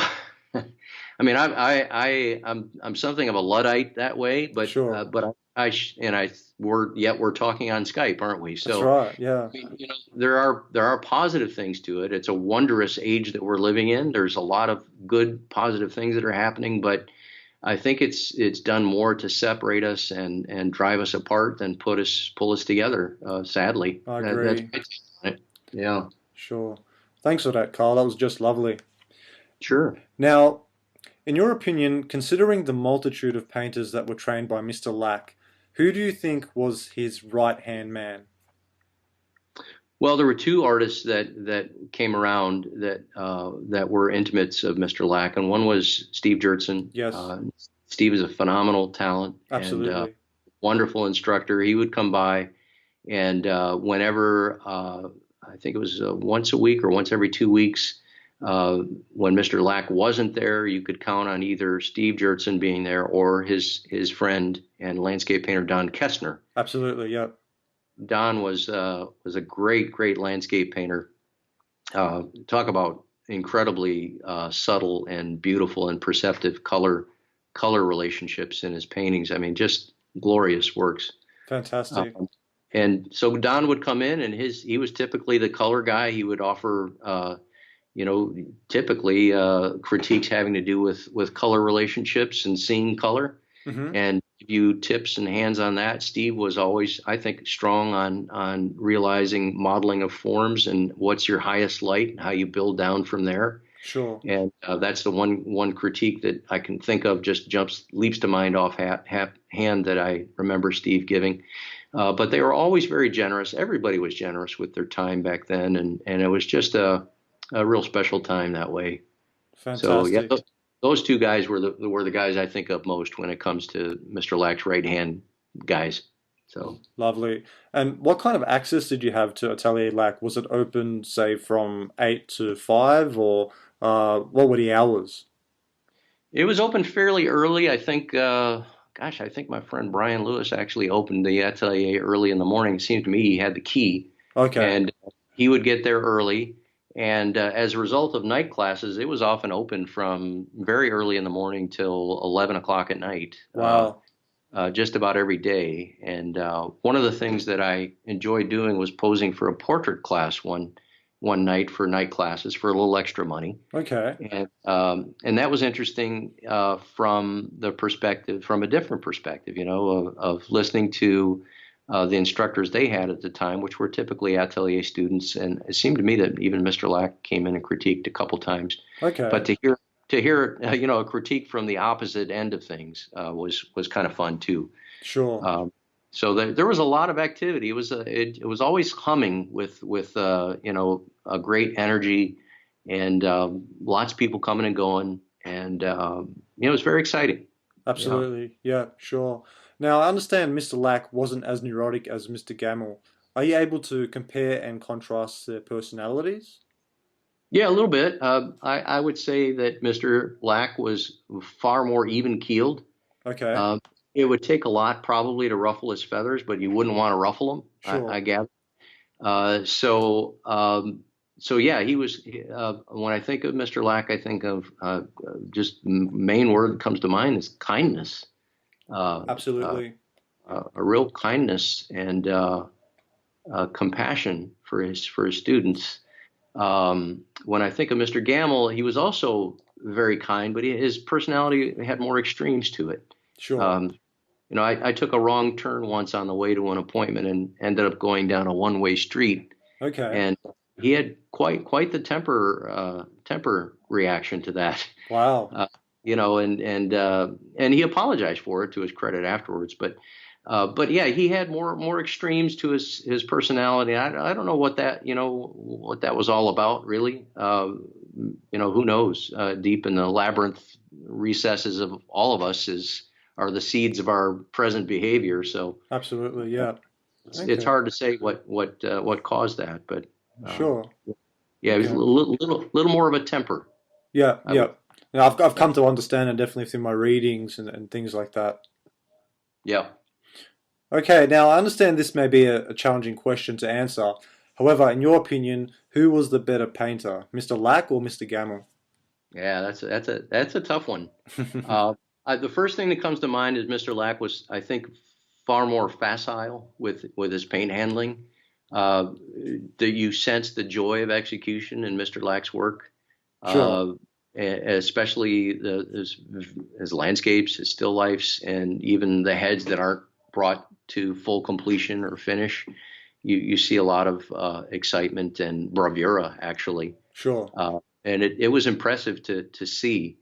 With Mr. Gamble, you sense the mastery and you sense the hard-boiled stick-to-itiveness and the sheer importance of persistence Hmm. uh, in his work. It's not like you sense necessarily that it was overworked, but you know that it probably cost him a little bit to get there, Sure. and yet he did it, and he did it. And sometimes people knock his work, and they say, "Well, I haven't seen any really impressive gambles." Well, you better look some more because there are some really, really fine works. I saw some at the Maryhill Museum in Yeah. Washington State. That when I looked at them, I thought back to a recent exhibition I saw of Norman Rockwell's work, and to put them in the same category, I guess, isn't all that outrageous because both of them never slighted anything. They Sure. never slighted a form. They never slighted a knuckle or a fingertip. Or I mean, it was always beautifully realized, and not so much that it didn't have breadth of treatment in Mr. Sure. Gamble's work, but he never slighted anything, and I have tremendous respect for that because I have to fight that tendency in my own work. Hmm. Um, I'm a bit more on the impressionist end of things temperamentally, and so sort of sketchiness will make its way in from time to time. So I look at Mr. Gamble's work and Mr. Lack's work, and I think these guys were hard boiled. Hmm. So you know that his mastery was hard won, and not that Mr. Lax wasn't hard won, but I think the act of painting was a little more joyful maybe with Sure. Mr. Lax. Sure. On the other hand, Mr. Gamble used to say it's more fun than anything in the world. We wouldn't do it if it wasn't so much fun. Okay. In fact, I think the exact quote was, "It's harder than being president, but we wouldn't do it more. We wouldn't do it if it wasn't so much fun." So. Lovely. Okay, now one of the critiques that I've actually heard in regards to Mr. Gamel's last works, now these are the allegorical paintings that are based on the Hound of Heaven poem, Yeah. is that hmm the figures and the expressions are quite stern, uh, and not really lifelike. Have you heard that critique before? I haven't so much. I can see why that people would say that. Hmm. He was kind of he was Germanic, Sure. so his bearing was stern. So it doesn't surprise me that maybe he erred on the side of seriousness with regard to how he represented the figure. But yeah, there were times when he'd arrive for a critique, and he had the bearing of a. I remember he wrote about Jerome that way, that he had the bearing of a cavalry officer, inspecting the troops, and that's how Mr. Gamble arrived for a critique. Often, you knew you were in for something. So Sure. it doesn't surprise me that people would feel that in his work, although I don't think of it that way as much, oddly enough. But Hmm. but I can see where they'd get that. Sure. Now, in your opinion, who was the better teacher, Mr. Gamel or Mr. Lack? Well, I think they both had their strong suits, and I'm not just trying to be diplomatic. I think the main difference that I can see between them now, after several decades, is Mr. Gamble didn't need to teach. That's right. Yeah. His family situation was such that he, really didn't need to do that. Didn't need to sell paintings necessarily. Sure. So his teaching was consequently, perhaps maybe he felt like he had a little more time, he used to say to me, "You have all the time there is," as a student. Sure. So he was willing to provide, whatever critiques we needed whenever we needed them. Now, Mr. Lack, on the other hand, he had a family, he had bills to pay, and he came one day a week, and which was, I think, more than sufficient, and sometimes a half a day Sure. later in the week. But you knew that it had to be an enterprise that paid for itself at least. Hmm. So a small tuition that they charged went to the operation of the facility and the hiring of the models and everything else. And I don't think that he made a lot of money on that, but he certainly was justified in wanting to at least have it pay for itself. So. Sure. Great. Okay, now moving forward, you use a slice-size approach to measuring. Now, the origins of this approach are often debated amongst contemporary realists. Do you believe it existed prior to Mr. Gamel? I do. I mean, we can see photographs of artists using it in the 1880s and 90s. And the way Mr. Gamble recounted his exposure to sight size was after, I think it was in his late 20s, he started to struggle and realized that his drawing wasn't what it could be. So he went to William Paxton, That's right. Yeah. great draftsman. He took time off from his professional painting career to go back to study drawing. Exactly, 3 years off, I think it That's was. right. Incredible. And there are some who suggest, and I've heard this said, that maybe what he gained in sophistication in terms of seeing shapes and anatomy more accurately, he may have lost a little bit of the charm of his earlier conceptions. I don't see a lot of evidence of that. I can see why they would say that, but I mean, so it's interesting that we make those distinctions, that because you become a little bit more accurate, that necessarily, that doesn't necessarily mean that you've lost the charm that you had when you drew things more poorly. Sure. I don't see that necessarily. But so in any case, I forget what the original question was, but yeah, he went back and tried to learn how to draw, and I think did Yeah. quite well under Paxton for 3 years, and then went back to his professional career. So Sure. Great. Now, moving forward, you moved to Cincinnati in 1986 after having visited two of your former high school friends. Once you arrived, you gained some gallery attention and would come to have your first exhibition in the same year. Also, during this time, you discovered the Cincinnati School, which provided a different perspective on the working methods of the Boston School painters, which you were now familiar with from your training with Mr. Banks, Gamble, and Lack. Now, who were the painters that comprised the Cincinnati School? the Cincinnati School, of course, was led by Frank Duveneck, Sure. and Mr. Duveneck was one of those who went to Europe in the first wave of Americans that went over, it seems to me, or shortly thereafter, the first wave. Mm-hmm. Landed in Munich and came back to Cincinnati eventually, and then went back to Europe for a time, and then came back for permanently in, I think, 1892. Mm-hmm. So consequently, he had an enormous impact on a lot of painters back then, who not only studied with him but went on to have careers in other parts of the country, including Joseph de Camp, who was a quote unquote Duveneck boy. That's right. Yeah. And the Duveneck boys were those guys that hung out with Frank Duveneck in Italy and in Germany and painted together. Sure. So there were those guys, and of course I mentioned de Camp, but there was also Kenyon Cox, who was a wonderful Cincinnati painter, also a phenomenal writer on painting. That's right. And Charles Kalin, wonderful landscape painter. John Henry Twachtman, who was considered one of the more poetic landscape painters to ever come out of our country. Sure. E.T. Hurley leaps to mind. E.T. Hurley was probably not that well known internationally or nationally today, but back in his time was highly respected and did gloriously wonderful etchings. Sure. He just lived one block over from Herman and Bessie Wessel, who had been students of Frank Duveneck. Of course. And Herman and Bessie were thought of as the last of the Duveneck people when they passed. 1969 and 1973 is when they died. Okay. So with them, pretty much went the direct influence that Duveneck had on everybody back at the turn of the 20th century. Sure.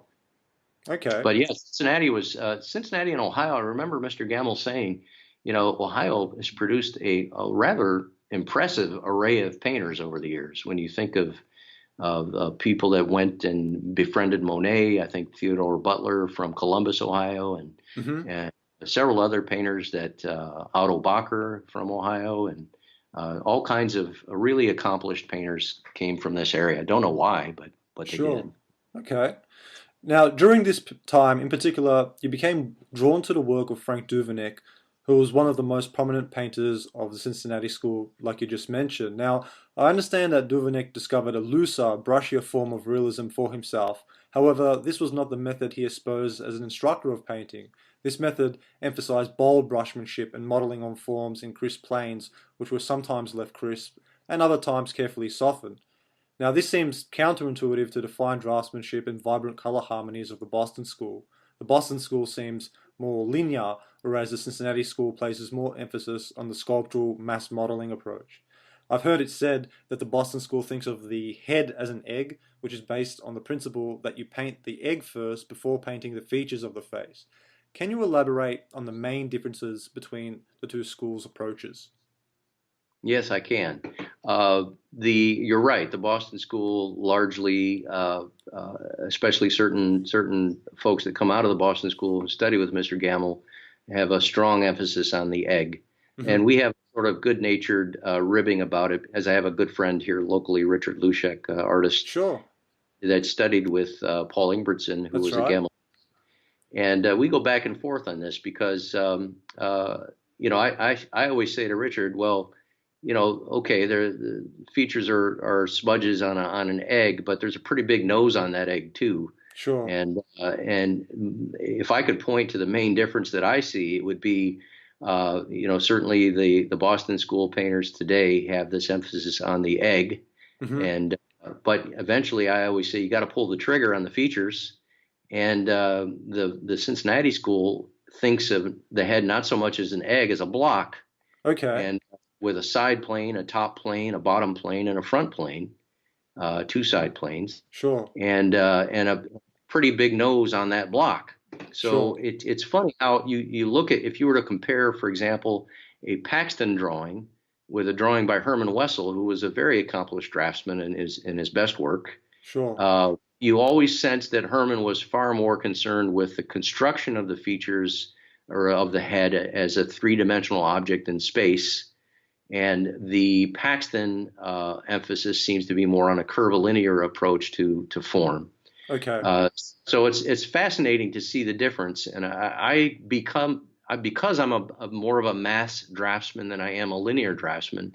I think I feel more of a kinship with Duvenek's approach than the Boston approach in some respects, sure. um, or at least the modern Boston approach. Because keep in mind, you always have that crossover from Joseph de Camp, who That's also right. influenced. He was a Boston school painter as Yeah, well. Yeah. yeah, he was. After he left Cincinnati and left Duveneck in Italy, ended up in Boston and had a wonderful career there. So and ended up meeting Mr. Gamble. So it all kind of comes full circle. But if you look at the Duveneck kind of Duveneck to Camp, uh, whatever you want to call it, thread Hmm. that runs through the Boston School, you see a little more emphasis on construction, I think.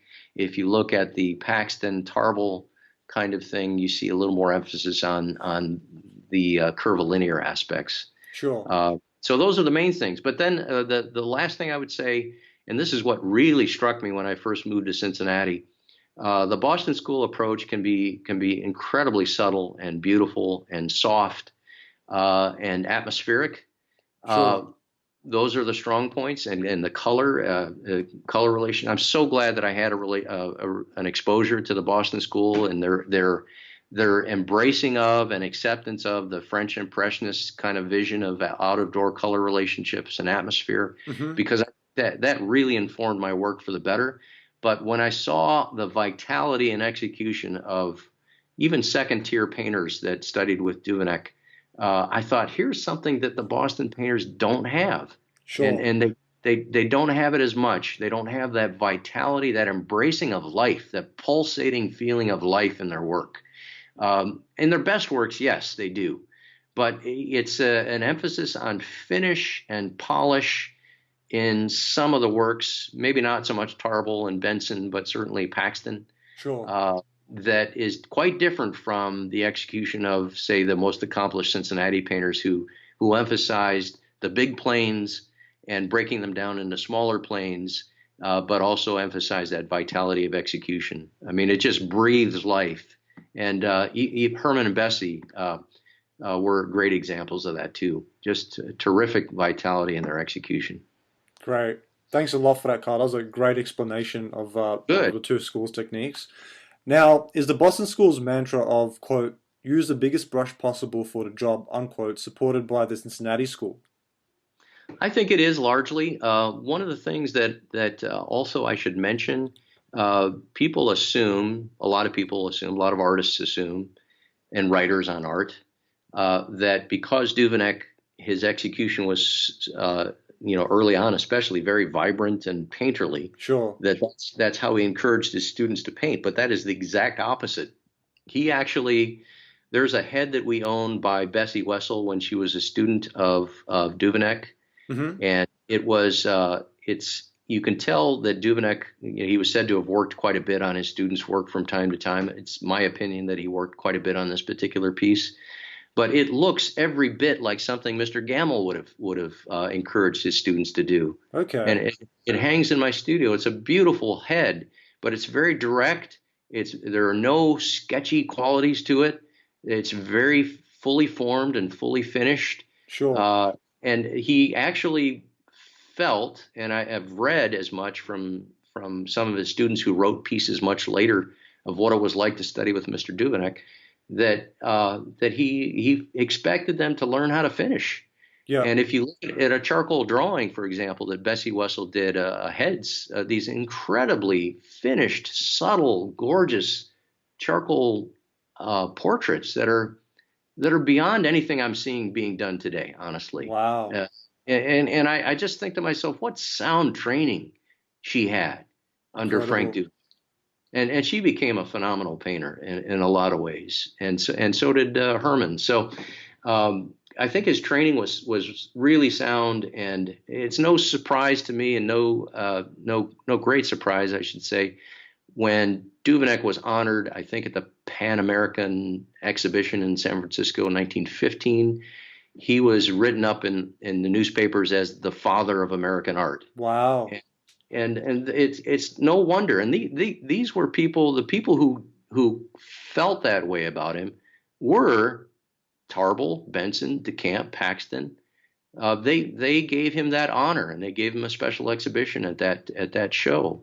And people forget that today. Oh, Frank Duveneck, he's just the local guy in Cincinnati. Well, he's more than that. He really is a foundational cornerstone of some of the best painting that's ever occurred in this country. Sure, and he doesn't seem to get as much recognition as the Boston School painters, in my opinion. Yeah, he doesn't so much. I mean, if you're in Cincinnati, everybody seems to know him, of course. And there's an American Art Society here in Cincinnati that collects a lot of members collect Duveneck's work. Sure. So he's big here, but outside of Cincinnati, maybe not so much. I started a Facebook page, Frank Duveneck and the Cincinnati School, and the purpose of that is to hopefully address some of those shortcomings. Sure. But then some would argue that the Boston painters aren't that well known today either. That's right. Yeah. But I think we're in a uphill battle in some respects, with all this technology and stuff out there that just remind people to reconnect with nature. So. Sure. Great. Now, are there any other main ways that you see the Cincinnati School differ from the Boston School? Well, there's perhaps a little bit more of an emphasis on mural painting in the Cincinnati School than there was in the Boston School. Certainly, Okay.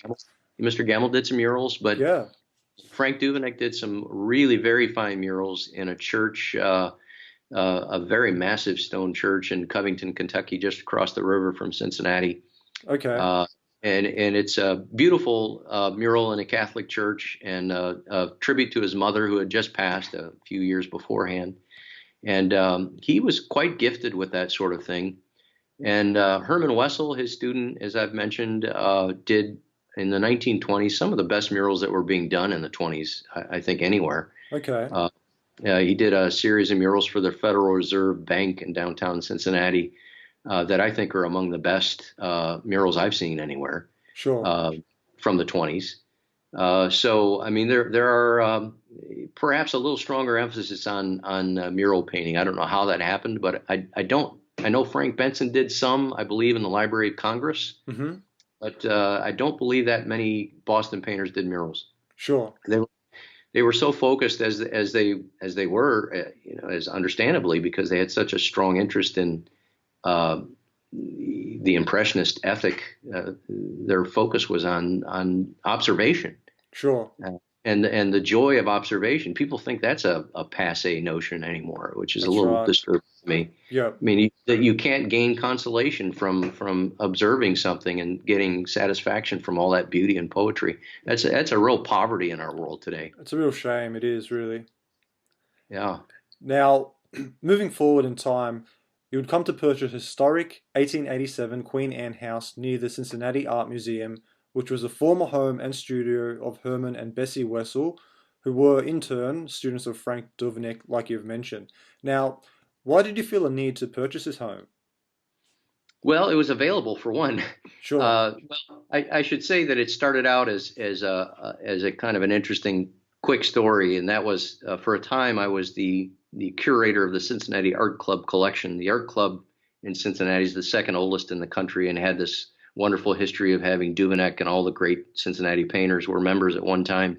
Okay. And so I was back in the vault one day with which houses all the paintings and all the membership rosters from 1900 and 1892, and I looked through these rosters and see where all the painters lived, and I came upon the notation for Herman and Bessie Wessel, and I saw the address, and I thought, well, I think that's kind of close by.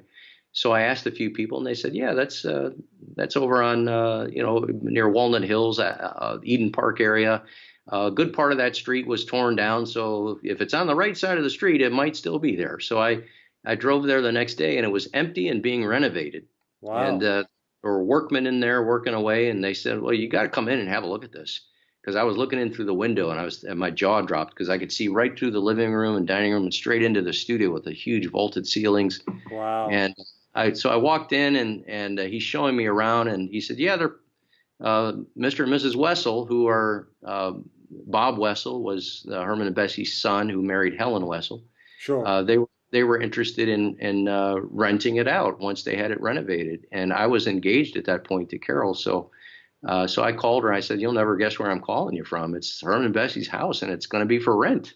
And and then he took me upstairs, and I saw Frank Duveneck's easel in one of the upstairs bedrooms. Wow. I couldn't believe it. So, long story short, we ended up owning it several years later, and Helen made that very possible for us to do. And she's still with us, great love and respect for Herman and Bessie and painting in general, and really wanted to make it possible for us to continue the tradition of that house. And it's been a wonderful experience. It's a lot of work. It's an 1887 house, and those things don't come cheap. So, Sure, I can imagine. yeah, it's been a big effort to maintain it and to keep it going. But I think we've done pretty well, and with it, we want Yeah. to maintain it and make sure that it can pass on to somebody else sometime. To perhaps as a artist's home and studio museum, or maybe even I'll teach out of there someday. Sure. So Great. there's some possibilities. Fantastic. I think it's in really good hands, Carl. Oh, thank you. Now, in 1993, you won the Grand Prize John Howard Sandon Award for Excellence in Portrait Painting and received the Distinguished Achievement in Portrait Painting Award in the Portrait Institute National Portrait Competition during 1996. The former led to you being elected as chairman of the American Society of Portrait Artists, in which you served as chairman of the board for 3 years. Now, what did this position involve? Well, I had to write a quarterly statement online on their website that would just let people know what our plans were for the year and what we were thinking of doing. And also, I had a hand in organizing and arranging the exhibition, the last one that occurred in 2002, I think it was, in New York, and did some judging.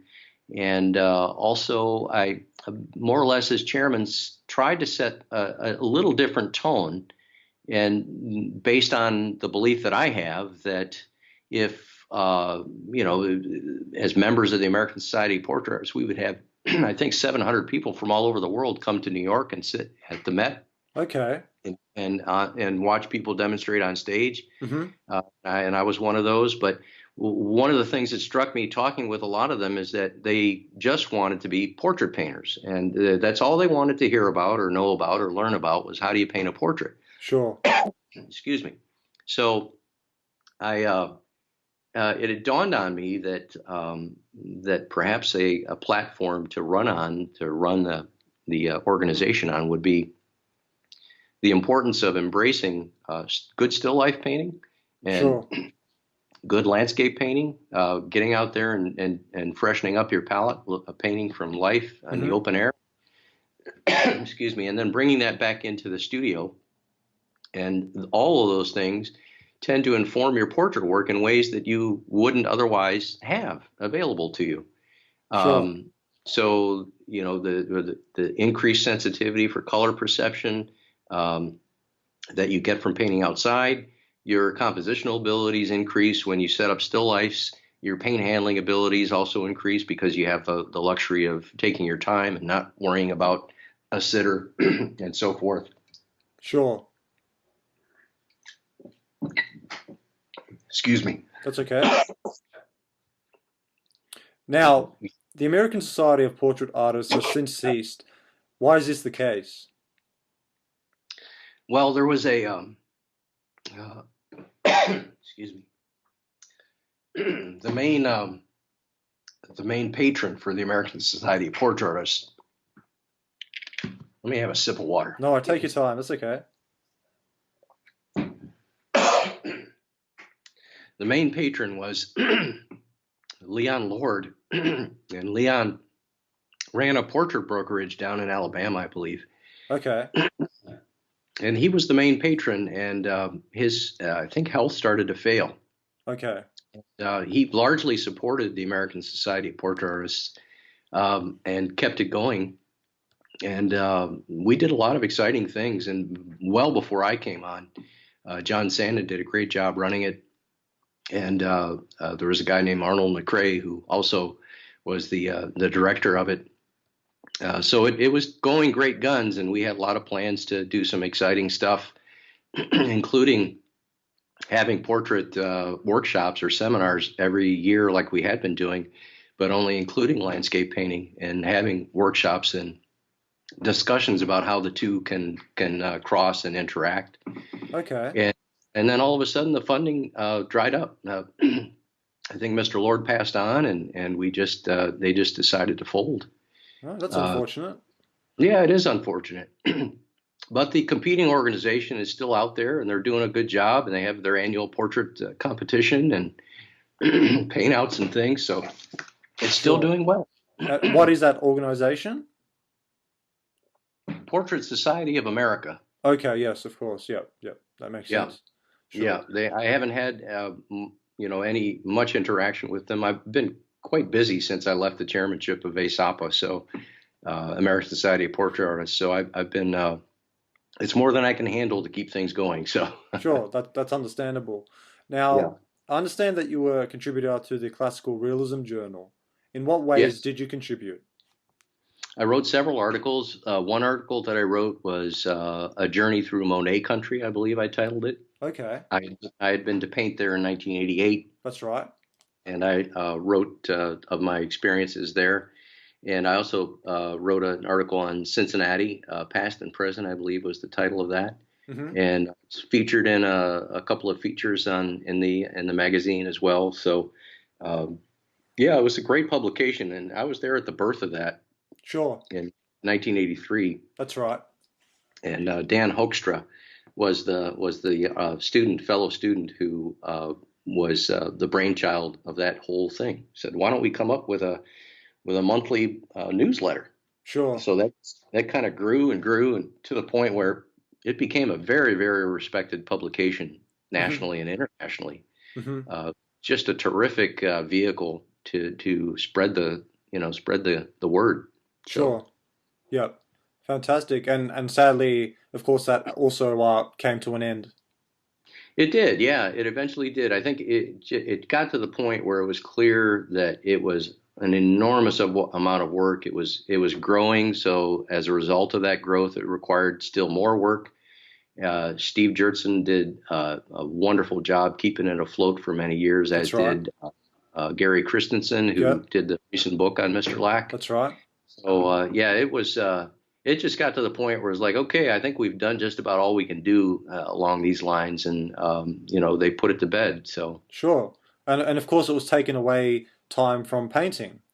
Exactly. And that's always, isn't that always the struggle? I mean, It is. if we get involved with things, uh, it's one thing to be proactive and to try to affect change in some direction, but it really does. It takes away from your own work, and that's something that few painters can afford to do for very long, and not have to make changes.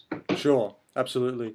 Now, in addition to your training with Mr. Banks, Gamel, and Lack, you also studied the old masters in Europe. Now, can you tell me a little bit about this experience?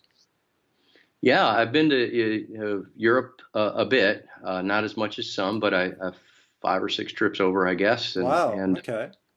first one was 1986. It was the typical American backpack trip where you slap the backpack on for 6 weeks and away you go. So and it was glorious. It was just a wonderful, wonderful experience. Um, it was the first time I'd encountered Italy, and being the sort of dyed-in-the-wool American impressionist, Boston-trained painter. Sure. Here I am standing in front of a Botticelli with practically tears in my eyes, and I was like, "What's this about?" So you begin to realize, hey, there's something outside of this very narrow tradition of mine, and man, do you really get that message loud and clear when you travel. Sure. Um, so seeing the Botticelli, the Birth of Venus, the Botticellis in Florence in particular, Hmm. uh, the Michelangelo's unfinished sculptures, the slaves, Sure. unbelievable. And you always talk about, interesting side note, Emilio, is I've seen demonstrations by pretty well-known painters where you can start with one tiny little aspect of a head and build out from there. Hmm. And I remember when I first saw that, I thought, well, it's heresy, Sure.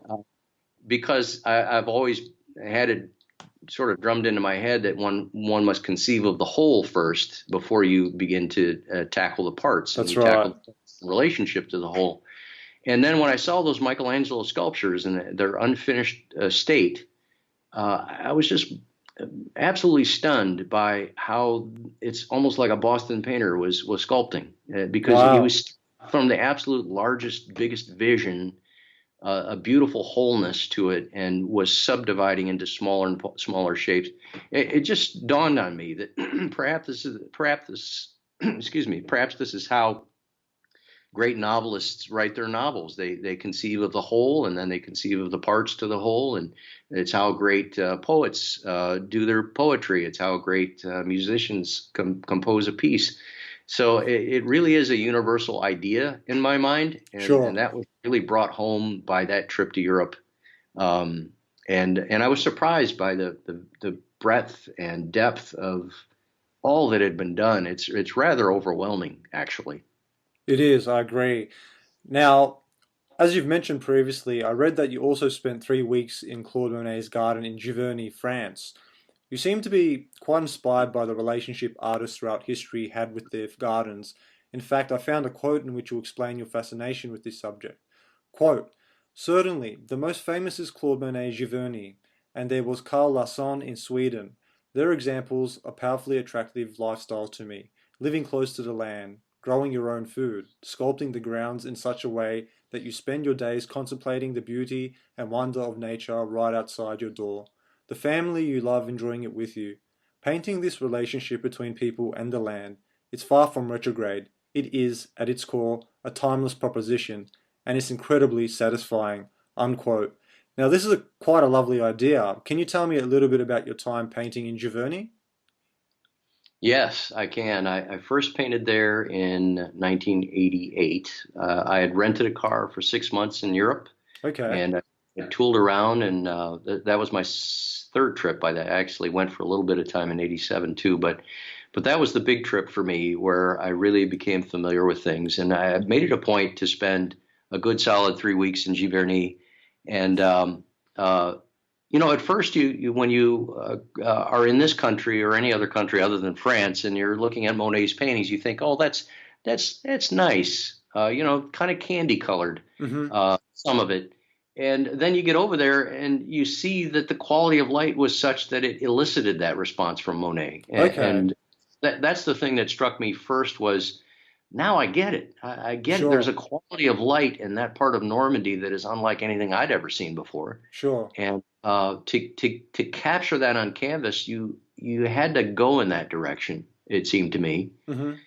So, and then to have the luxury of painting there, I actually worked it so that I could paint in the mornings before it opened, and I could paint in the evenings after it closed, and all day on Mondays. Okay. So every day I was there, and to paint in the same spot where this wonderful experiment occurred 100 years previous was a really memorable experience. And Monet's house is beautifully restored. There's a there's a woman there, an American, who had a huge hand in making sure that that was restored. Helen Rappel Boardman, I believe her name was, Okay. or is. And Helen was instrumental in getting people to support the notion of restoring Monet's gardens. So here it is. It's all there, and it's all ready for anybody who's willing to make the effort. And it does take a little bit of effort. And I guess on the downside of things, it's so popular That's and right. so peopled Yeah. uh, that it can be a little overwhelming to be there with so many other people. But Hmm. if you can work it so that you're there before hours or after hours or on Mondays when it's quiet, if that's still the case, it's well worth the effort. And it felt like a connection to a phase of paintings development that I wouldn't have understood as clearly had I Sure. not had that experience. Sure. So, yeah. Yeah, and it's really become a tourist attraction, as you've mentioned. Second only to Versailles, I understand. So, Wow. Okay. yeah, it's huge double-decker buses every day pull up. I mean, Incredible. and rightfully so.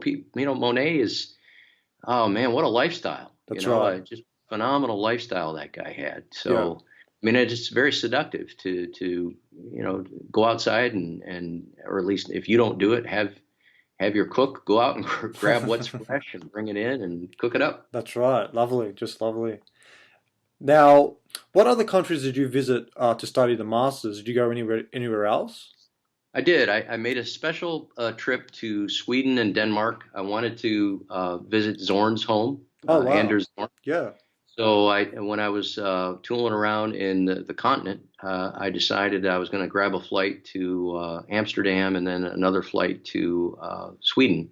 So I Okay. went to Stockholm and visited the museums there, and then I took a train up to Mora and got to spend a whole day in Zorn's home and studios, and took lots of pictures. And Lovely. what a what an impactful trip that was. I came back and, as often happens, I like to say that it feels like a lot of these things are, especially when you're in your developmental stage, these are flirtations that you're having with various periods of art. Sure. And that was one serious Zorn flirtation I had there for a while after that trip.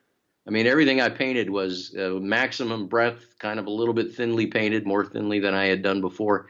And it was all because this Zorn was just resonating in my mind so powerfully. Sure. Uh, then after Sweden, I took a ferry over to Denmark and went to Skane. I think they pronounce it actually in the northernmost tip of Denmark.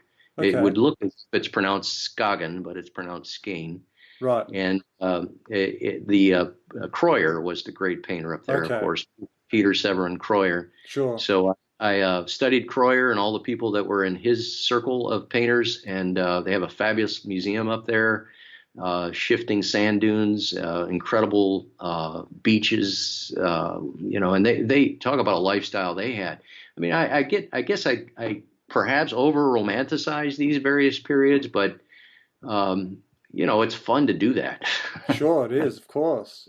It's fun to go up there and see where they lived and what they painted and how it influenced their work. And it dawned on me actually, Emilio, that especially when I studied Kreuer, Hmm. that it's probably a good idea to at least consider as a painter to paint those things that you know and love Of course. primarily. And that hadn't really fully occurred to me. I mean, here I was, a young painter traveling around Europe trying to paint different things over there that were quite outside of my usual experience. Sure. But yet everything I was seeing that Kreuer had done were like people in the local bar, kind of, hanging out, or people. His famous painting of his friends raising a toast at an outdoor dining table Yeah. in a beautiful garden, Hmm. and these were people he loved. And it Sure. dawned on me, man, that's what it's about right there. Is Hmm. is not trying to do anything that looks too far back or too far forward, but paint your time, paint your own time, and revel in it, and enjoy it, and so people 50 years from now can look back and say, oh yeah, that's what life was like in 2018. That's lovely advice right there, Carl. Fantastic. Now, during your travels, were there any works in particular that you were particularly moved by? Well, I mentioned the Botticelli earlier, and of Sure. course, Born, Croyer, Monet, certainly, and the great French academics were just stunning to look at. And even these small regional museums, you'd walk in and see a whole museum devoted to Gérôme's drawings, Wow. or just phenomenal things that you wouldn't expect. But I think the most probably the most powerful experience was visiting Jules Bastien Lepage's Oh, wow. Yeah. hometown, Danville, they call it. Sure, sure. And I took Alan there actually in 1990 or 91. Okay. Uh, we went to Paris and France, and we painted in Giverny together actually. Oh, lovely. But before we got there, we stopped in Jules Bastien Lepage's hometown and saw where we didn't see his home because it was exploded in World War One, unfortunately, Hmm. but a direct hit. But we did see the town, and we saw his burial in the cemetery, and we just got such a feeling for how lovely that little town was and still is today. I mean, it just has a poetry about it that's really beautiful. And just thinking back to it, and I recently discovered the video that we took of that trip, Oh, and wow. was able to look at that again, and just even in the video you can feel how special that environment that he grew up in was, and Sure, why he decided to return to that little town after years in Paris periodically to reconnect with his roots. sure. It's a beautiful, lovely part of France, really. And what a lovely experience that you actually got to go with your childhood mentor and trainer and experience that with him, Alan Banks. Oh, it was fantastic. And Yeah. you know what was really funny, Emilio, is somehow we got wind of the fact that Eleanor Seidner was in a village, a French village, a couple, 10, 15 miles away. And she invited us over for dinner. And she was the one that was Alan's patron from, back in Sandusky in 1977. So Wow, what a uh, coincidence. she was staying in a castle not far from us in outside of Giverny. So we reconnected with her and had a wonderful time. That's fantastic. What a lovely story. One of those odd things that happens there. You just have to scratch your head and say, how did that occur? Yeah, I can Yeah. imagine. Okay, now moving forward, in 1995, you were married to your wife, Carol. Now, I Yes. understand that you met on a blind date. What was it like the first time you met? Well, it was great. I was in a little coffee shop and I was waiting for somebody named Carol to show up. Hmm. And in she walks, and I was, of course, immediately stricken. Uh, and she's a beautiful, beautiful lady. And she had been working in a gallery, actually an auction house, for several years at that point, and had a master's in art history.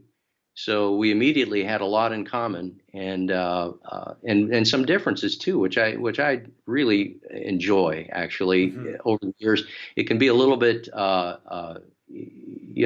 tough at times to have different opinions about things, but isn't that what it's all about? Sure, yeah. And to share those viewpoints about what painting is. And I think her conception of painting has changed since we got together, and my conception of design and what's significant in art has also changed for the better on account of knowing and being married to Carol. So it's been a great relationship. She's micro, I'm macro, and it's you talk about breadth of treatment in paintings. I can't seem to see anything that's terribly small these days. So, Wow. yet at the same time, she has an incredible control of detail, and it's a wonderful combination and a great partnership. And I'm very lucky to have met her. So, Well, that's just lovely, Carl. Now, I understand that your wife handles the administrative affairs for your portrait work, quote, doing everything but putting on the paint, unquote, as I read in another context. Do you ever wonder what your life would have been like if you hadn't met your wife? Yeah, I guess I don't because we're so in it right now. Sure, sure. I don't have time to think about what it would be otherwise because it is what it is now, and it's fun, it's challenging, it's interesting. We always have great conversations, and I guess if I hadn't met her, I don't know what I would have done. Actually, I probably wouldn't be nearly as busy as I am now. She puts such a professional face on this business of ours, and we Hmm. consider it the family business. Sure. So it's something we both work together on. I think as we get a little bit older, we're perhaps more eager to pass off some of this administrative stuff to somebody else. So Hmm. we're beginning to think of what we can do that way. But she's just now putting the finishing touches on our new website, and That's it's right. phenomenal, just beautiful. Fantastic. Now, you also have twin daughters, Haley and Maddie. They have Yeah. featured in some of your portraits. Uh, how did the birth of your daughters impact your work? Well, it was a powerful impact, Hmm. Emilio. I mean, at that point that our daughters were born, it really kind of hit me that it's not about me anymore. Sure. Uh, it's about giving them the best shot that we can at having what they need.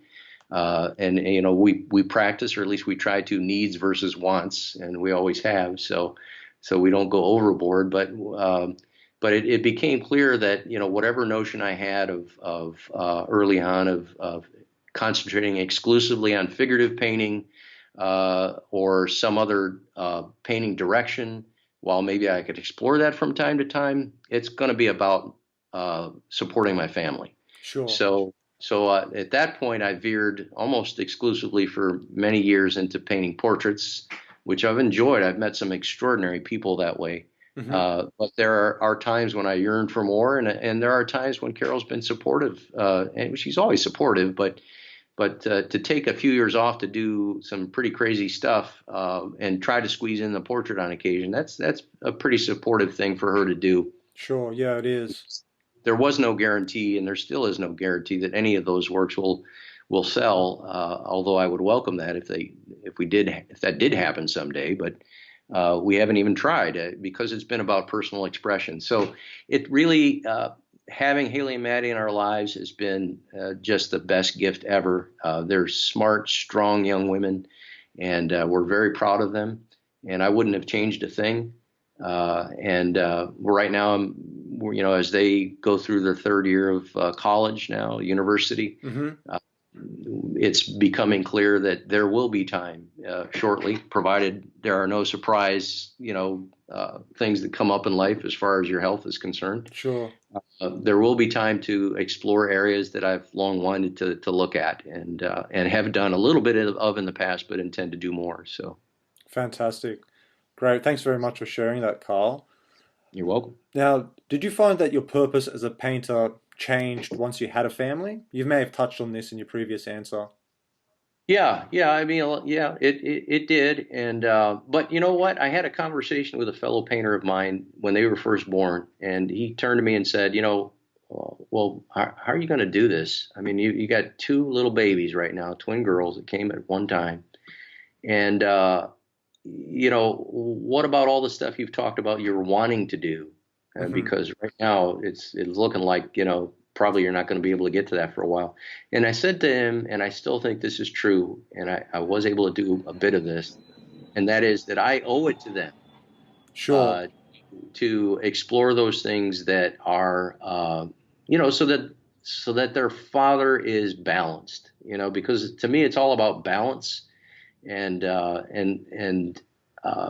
to if you're frustrated and you're not enjoying what you're doing day after day and year after year, you need to look at ways that you can balance that with things that are personally satisfying and expressive. And I've largely done that, and they've actually been part of some of those pieces and have posed for them. So it's been fun to do things that are based on my own ideas. Um, Absolutely. yeah. Okay, now moving forward, in 1996, you, along with five other American landscape painters, were invited to work with the Union of Russian Artists in Moscow.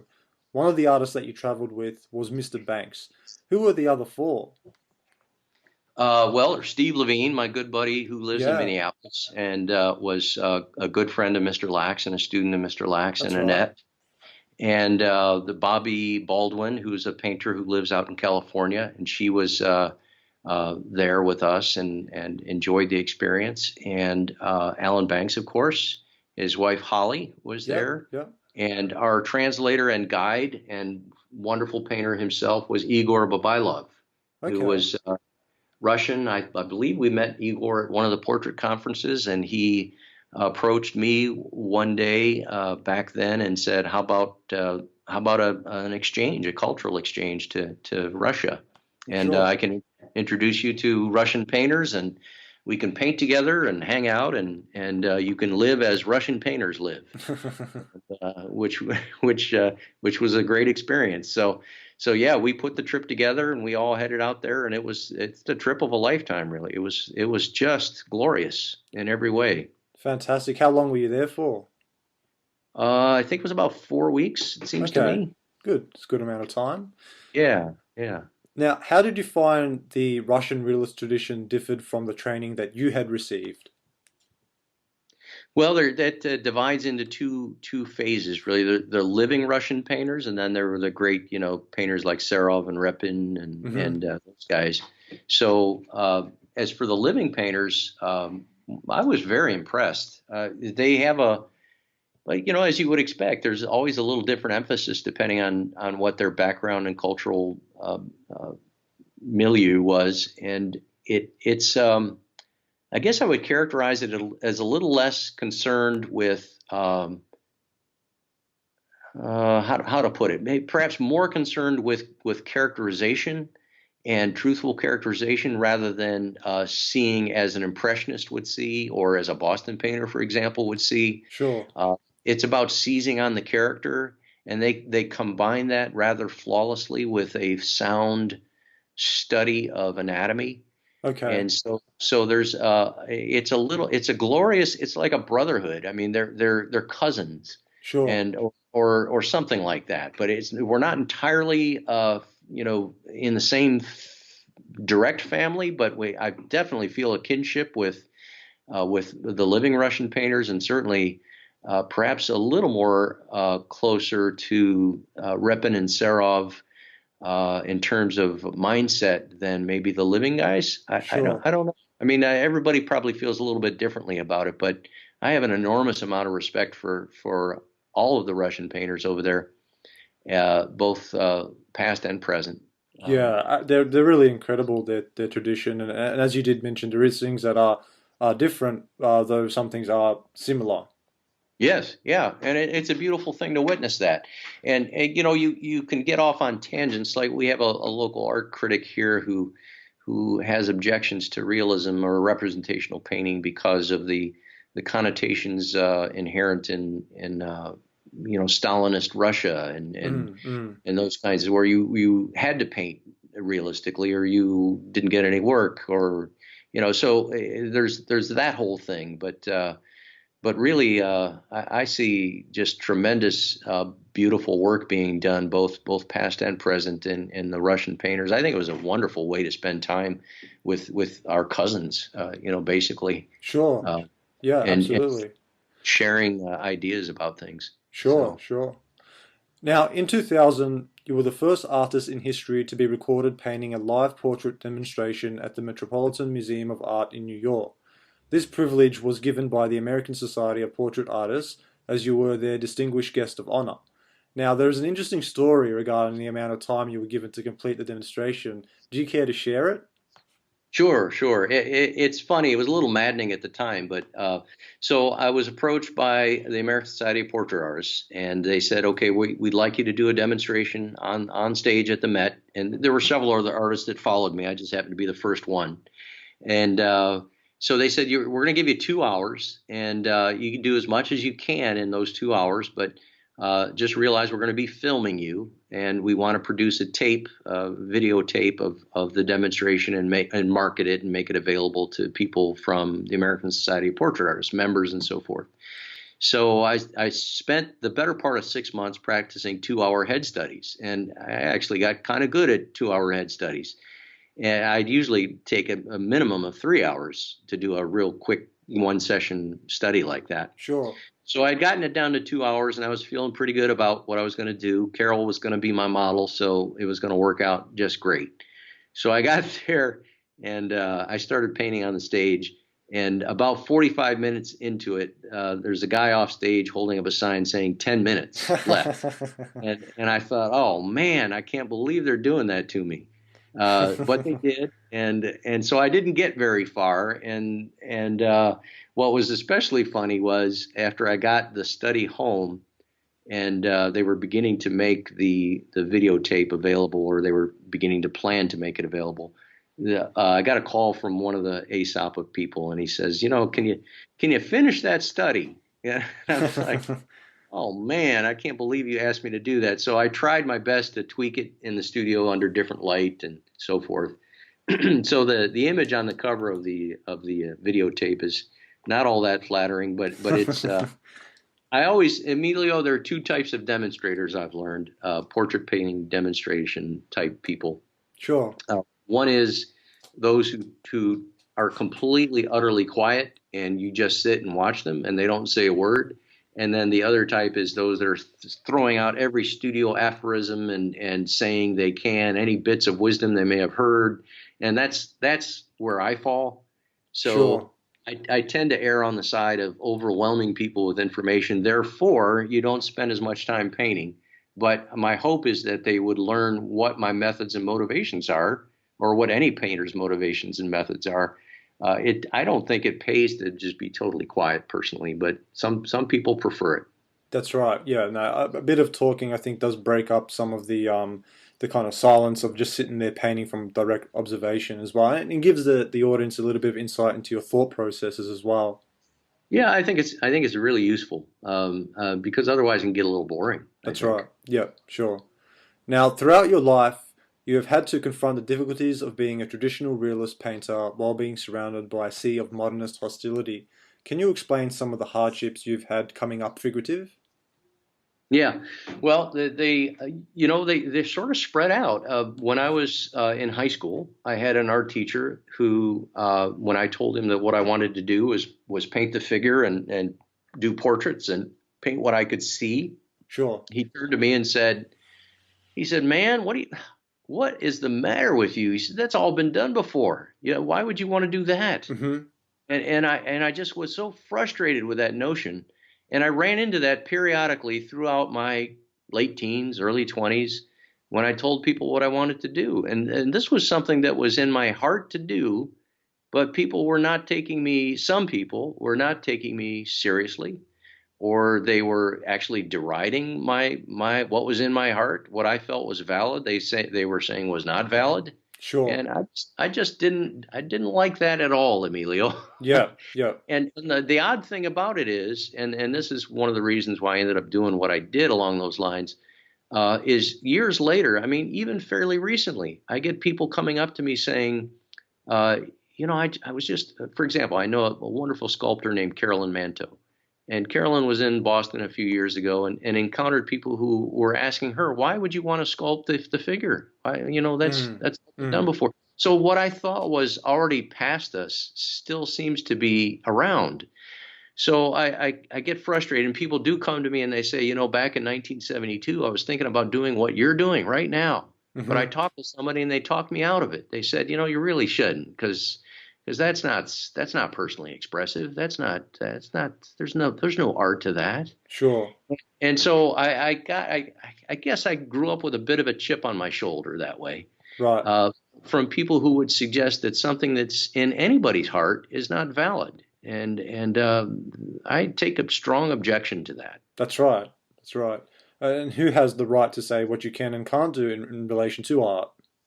Yeah, and I had a painter not too long ago who visited my studio and saw some of the works I did that speak to this issue, and he said, "Well, so what's the problem with people being dissuaded from pursuing representational painting? Isn't that weeding out those that aren't strong enough to make it?" And Sure. I said, "Well, I can see your point, but maybe there's a sensitive soul out there who could have been a phenomenal figurative painter or landscape painter who just heard it enough times to not pursue that, and consequently they're not happy with the direction their life took. Hmm. So while I could see his point, I can also see that people need champions, That's and right.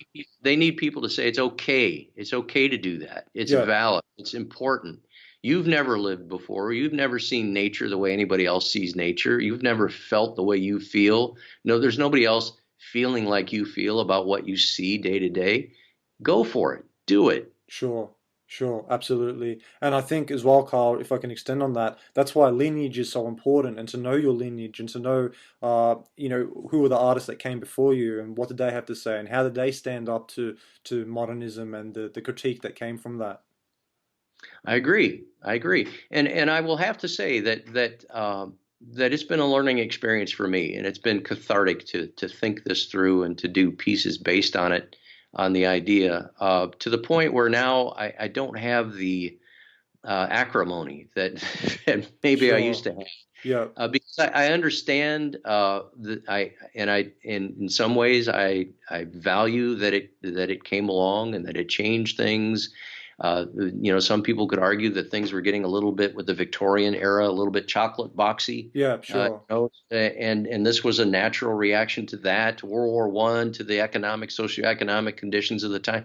I understand all of that now, perhaps more so than I did earlier, but I still don't think that it takes, in a lot of cases, a great deal of skill to do what they did, That's right. Yeah. and that's a fact. Yeah. Yeah. No, I agree with that, Carl. Now, in between portrait commissions, your personal work concerns figurative narrative paintings that are often imbued with modernist iconography. These works seem to be an outlet for you to express some of your frustrations against the modernist school. This has led to the creation of a series of canvases that are titled Battle at the Twilight of Painting.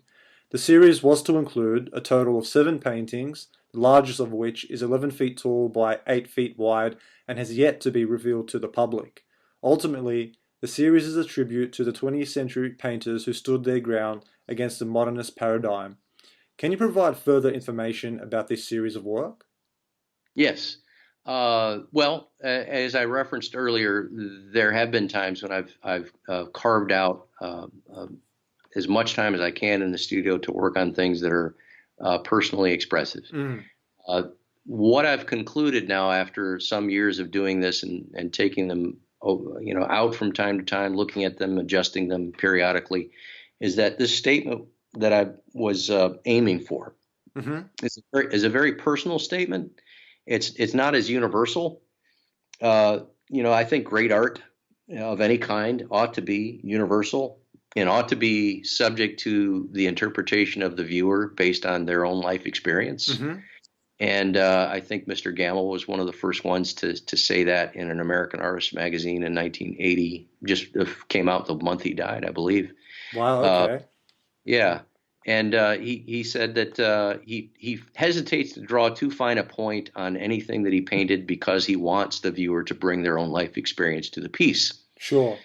So in that regard, what I've found is that especially this large piece, uh, which is a tribute to those who went through the early part of the 20th century to mid 20th century, not having much of an audience in terms of the art establishment, Sure.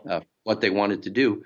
Um, what I found is that there are two reactions primarily to it. One is artists who have seen it, artist friends of mine, visitors to the studio, and they'll say, not only do I understand this piece or does it resonate with me, but I have lived this piece. Mm-hmm. This is what I have gone through, and they feel they appears and say they're somewhat, they're grateful for this kind of message in the piece. Sure. Yep. I've had museum types come by and say, well, this is just one guy in particular. a curator of paintings in a museum on the West Coast, said, "This is a lark. This is silly." Mm-hmm. Mm-hmm. And honestly, there's a part of the piece that is meant to be that way. It occurred to me when I was conceiving of these, mixing modernist iconography with figurative realism, Mm-hmm. uh, back in 2000, 2001. It occurred to me that there's not a lot of figurative painting going on that's has a humor to it. That's Any kind right. of humor. It's all rather serious. That's right. Yeah. And I thought, well, here's a chance to not only have fun with the notion that Pablo Picasso was the greatest artist who ever lived, which most people seem to think these days still, Mm-hmm. but to also kind of have some fun with the combination of those things interacting with each other, Sure. and to show them sort of warring against each other. So the piece basically, as you probably know, shows. It was the idea essentially in a nutshell was that if you're at a major museum and the guards have just flipped off the lights and the paintings came alive, and Okay. there were modernist paintings on one side and traditional paintings on the other, and they had this spirited battle in the middle of the gallery, how would it look? And so that's kind of what the piece is. These paintings are coming alive. The figurative pieces are popping out of the paintings, and they're throwing frisbee pallets, and the whole battle occurs with the traditional tools of the artist studio, Mm-hmm. and other references, painting references from Duchamp to Matisse and Jackson Pollock and Kandinsky and Picasso, and so I had a blast working on it, Emilio. It was so much fun. I Sure. don't ultimately where this piece is going to end up. Mm-hmm. I'd like to exhibit it, and it's part of a series that was supposed to be 7, Mm-hmm. and there's maybe 4 or 5 of those that I've started. I think honestly, people don't know what to make of it. Sure. So and consequently, I don't know what to make of it. So Yeah. Right. Right. it's kind of in a little bit of limbo. But I do know that people have responded to it mostly positively. One or two have been offended, Yeah. but most people get either a good chuckle out of it, or they say, "Wow, that's really something." And then I get the other part of the reaction that I get to that piece is representative of, for example, that when the HVAC guy came, the home heating and air conditioning Okay. guy Yeah. came to fix the furnace one day, and he happened to amble into the studio and he saw that 11-foot tall painting, and he said, "Oh man, that's heavy. That is heavy, man." He said, "That's the Christ figure down low, and those are all the demons in between that are stopping him from getting to heaven." Wow. And and and I've gotten several, I mean, many actually, comments from people who don't know a lot about painting, but proceed to tell me a lot about themselves. Sure. So in that regard, I think it's successful insofar as if you view art or a painting in particular as eliciting a response that is unique to that individual based on their life experience. I think they're successful. Yeah. Sure. Uh, And Carl, sorry, did you mention that the work is still a work in progress, or you're done? Well, I'm done with the large piece. I'm done. There's a female nude that's 8 feet by 5 feet, and that's done. And there was a male counterpart to that. They were meant to be shown as a kind of triptych. Sure. Uh, so on either side of the large piece would be the male nude and the female nude, and they're both battling in hand-to-hand combat with various cubist figures and things. Sure. Uh, so it was just an absolute blast to work on. But I was never happy with the male part of that, the to the female counterpart. Hmm. So that's either going to be reworked or abandoned. And I'm still thinking this whole thing through, and that's part of the decision I hope to make as the next few years play out, is just how much I would like to put a conclusion to that whole idea.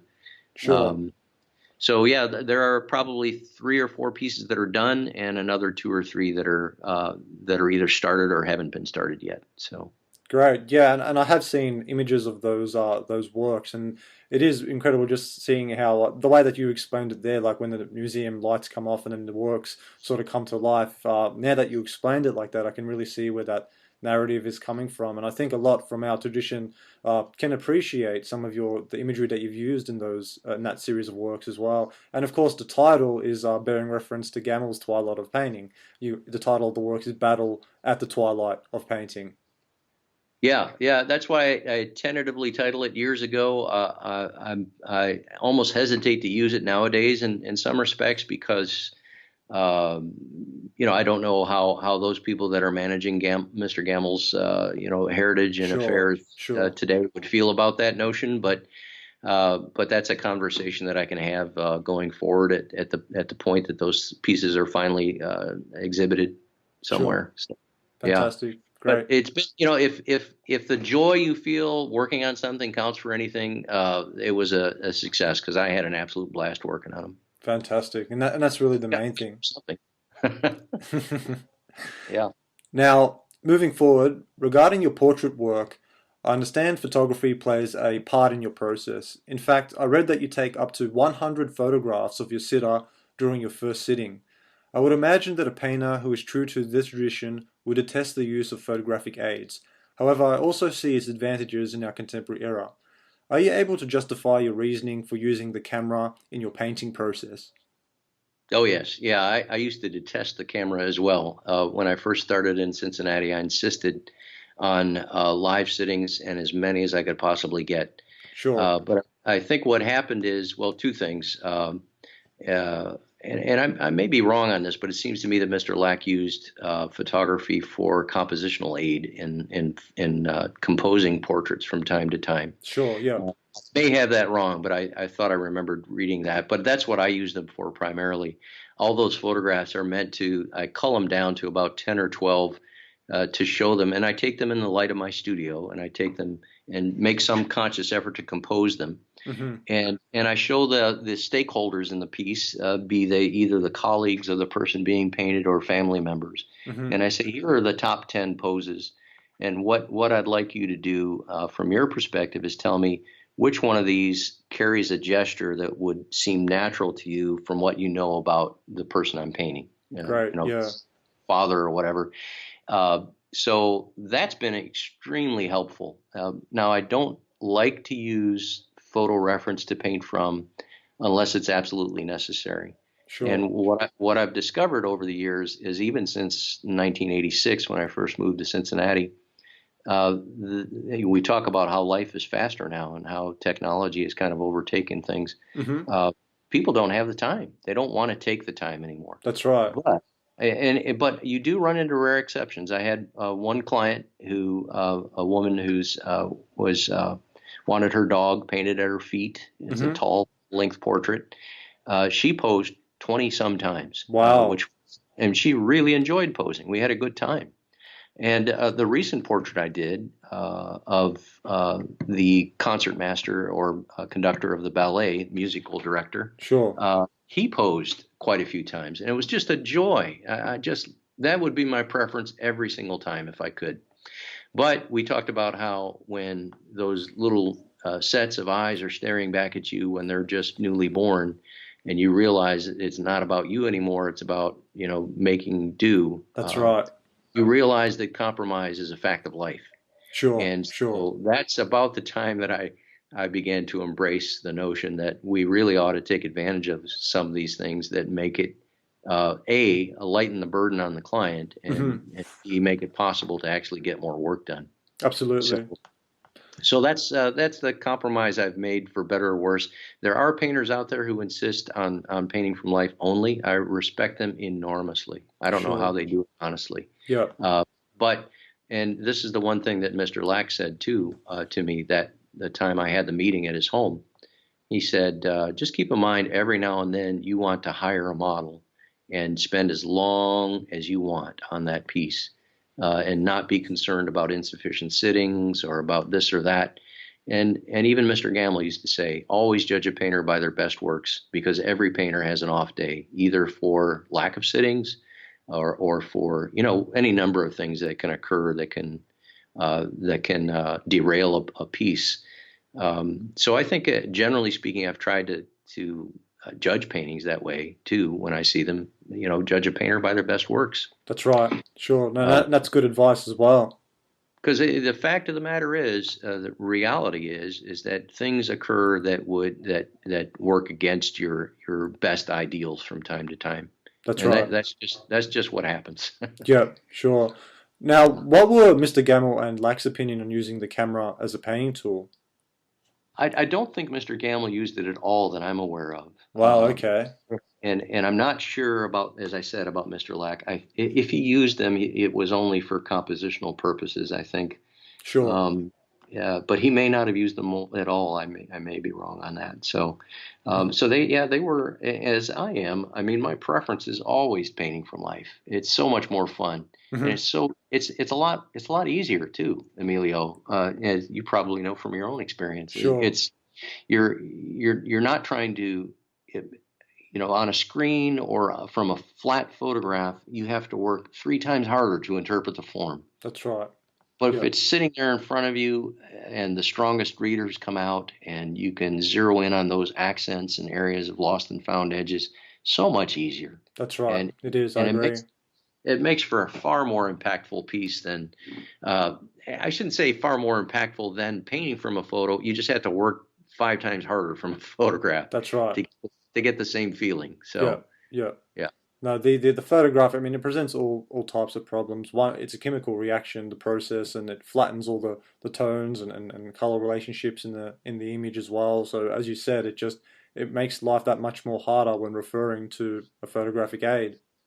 It does. And anytime I use photography, I always make it a point to say to the client, if you can come in once or twice toward the end of the piece so that I can check what I've done from reference with life, that would be enormously helpful. And 9 out of 10 times they'll do that for me. Great, yeah. So I do get a chance to balance. And two, I've painted so much from life that I can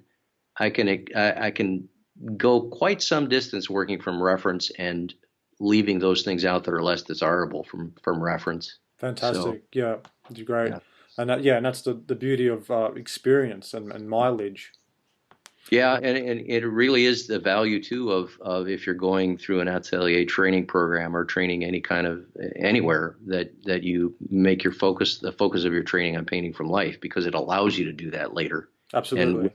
greater success, I think. So Yeah, yeah. Learn to do the job the right way, then later on you can take the shortcuts. yeah, Yeah, exactly. sure. Now, for a portrait, you usually ask for 3 to 12 sittings, each being 2 to 3 hours in length. Do you find that this is enough time? The 3 sittings, it's enough time with a lot of photo reference and a lot more work. The 12 sittings is ideal, but fairly rare. Yeah, I think I got about 8 or 9 sittings recently with the ballet conductor, and it was uh, just a really great experience. sure, Yeah. sure. Okay. Now, I understand that you also work on multiple portraits at a time to keep your eye fresh. However, don't you find it hard to come back and pick up where you left off once you've taken a break from the piece? For instance, Harold I, Speed I often. actually, I, Sorry, go on. yeah, go ahead.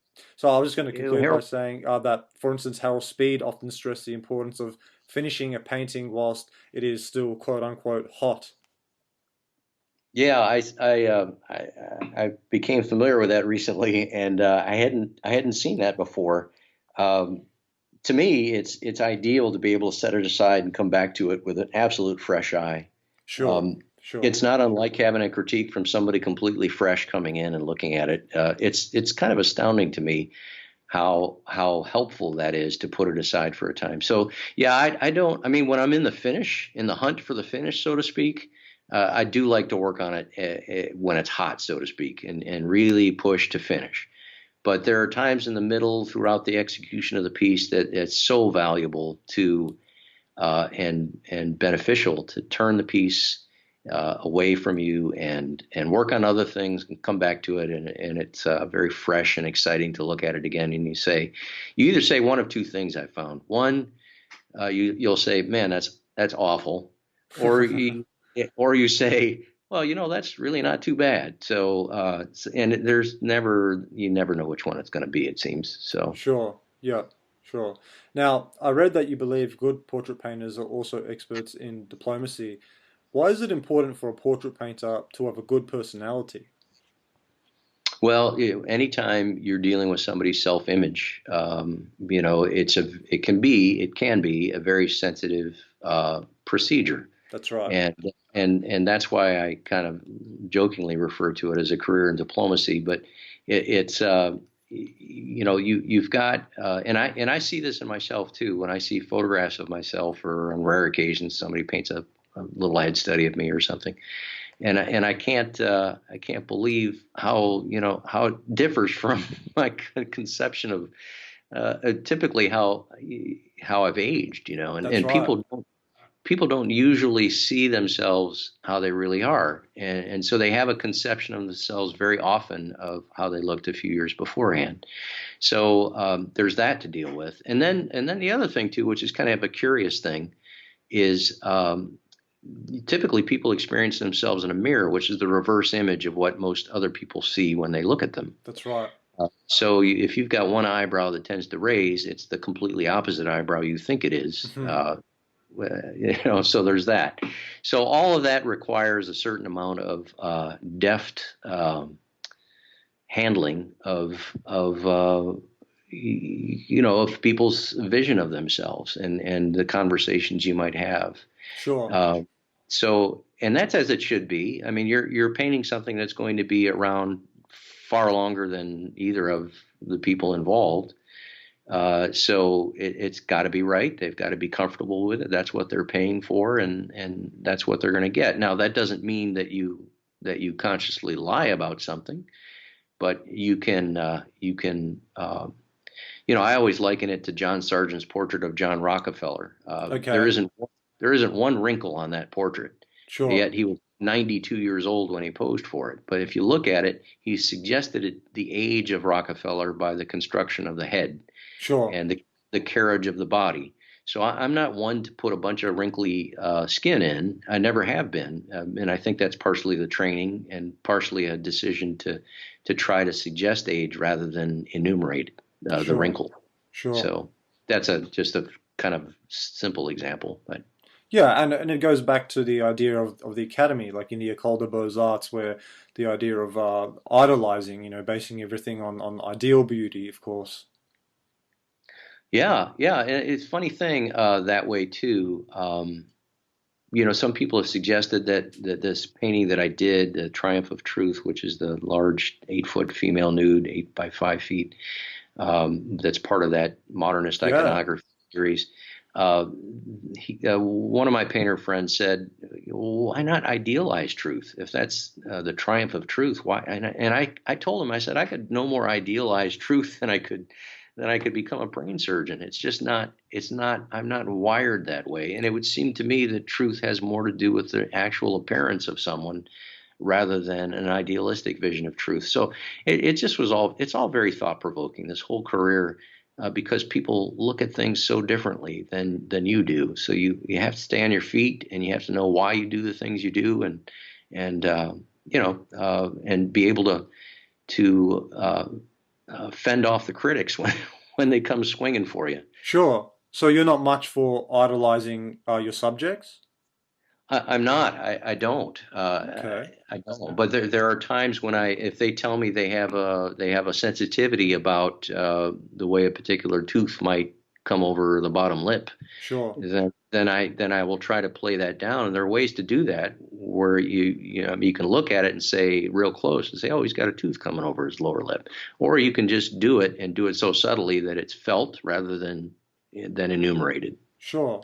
Well, that's interesting because that in and of itself, what you've just explained there, is kind of a modernist sort of ideology. Like if you think back to the life class, where originally it was about idolizing the figure and representing it as a Greco-Roman statue, and then we move into more modern times where the idea of drawing from the figure becomes this kind of warts and all approach, where you're suggesting every wrinkle and every imperfection on the actual on the figure, the physiognomic kind of presentation of the figure.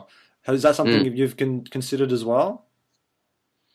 Not so much because I think a lot of the work that's been done along those lines tends to overemphasize those things, Hmm. and my sense is, or what I've tried to do is to not and to be truthful, but not trumpet, you know. some of the work that's been done, yeah, I hate to name names, but some of the people that are considered great figurative painters that just passed away recently, they overemphasize ugliness and despair and that's part of, I think, the modernist outlook on things. It's Sure. not a celebration of beauty or poetry or the meaning and the potential meaning of the human figure. It's celebrating the other and Sure. the other side. And I've never been much for that, but I do like to be as truthful as I can while still at the same time giving them a portrait that they're proud to hang and feel that it's a good characterization. That's right. And there is a difference between truth to nature and purposefully making something look ugly. Yeah, and that's all the rage in some quarters. That's The right. uglier the better. Yeah. And I've never understood it. It's kind of it's not how I'm wired. No. And viva la différence, I guess. But Yeah. Yeah. some things I just don't understand and never will. That's right. Yeah, sure. Now, there are certain strategies portrait painters take to reveal the soul of the sitter. One of them is maintaining an ongoing conversation whilst painting to reveal the sitter's personality.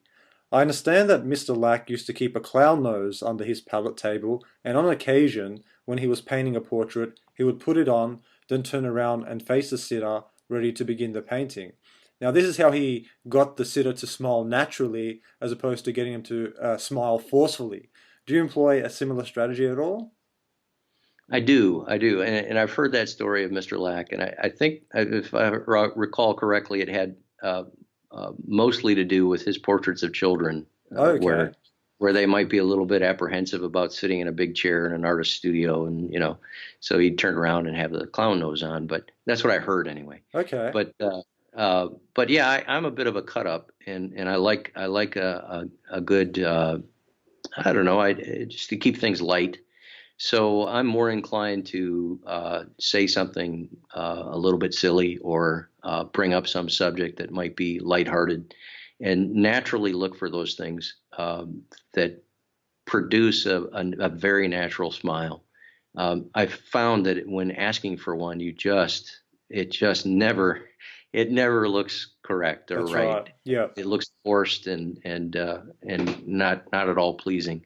So I've found the best way absolutely is to just wait for it, bring it out, seize on it, commit it to memory, dash it in, and develop it even more as you can. So sure, sure. Okay.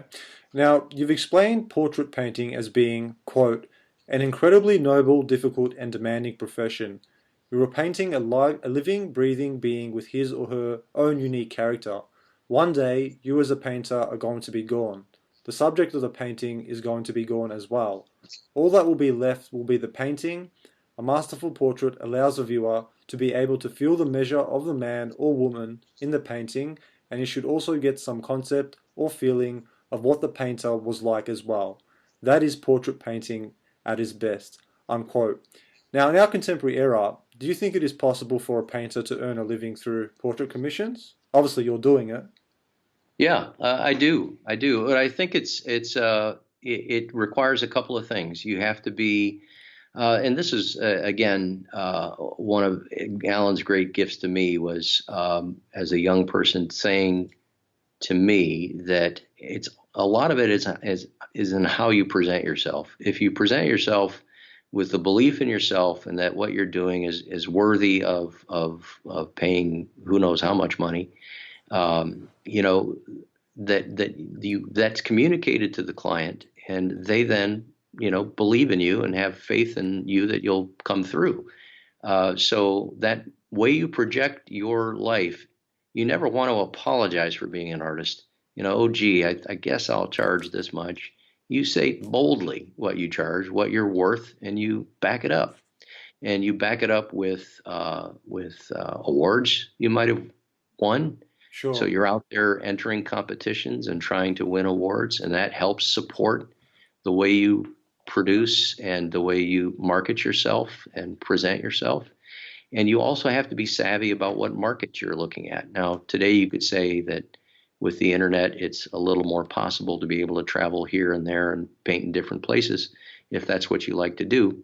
But myself, I thought, well, Cincinnati, at least for me, was a great place to start my career, and has really provided a lot of wonderful work for me over the years. And I think a lot of major metropolitan areas do that.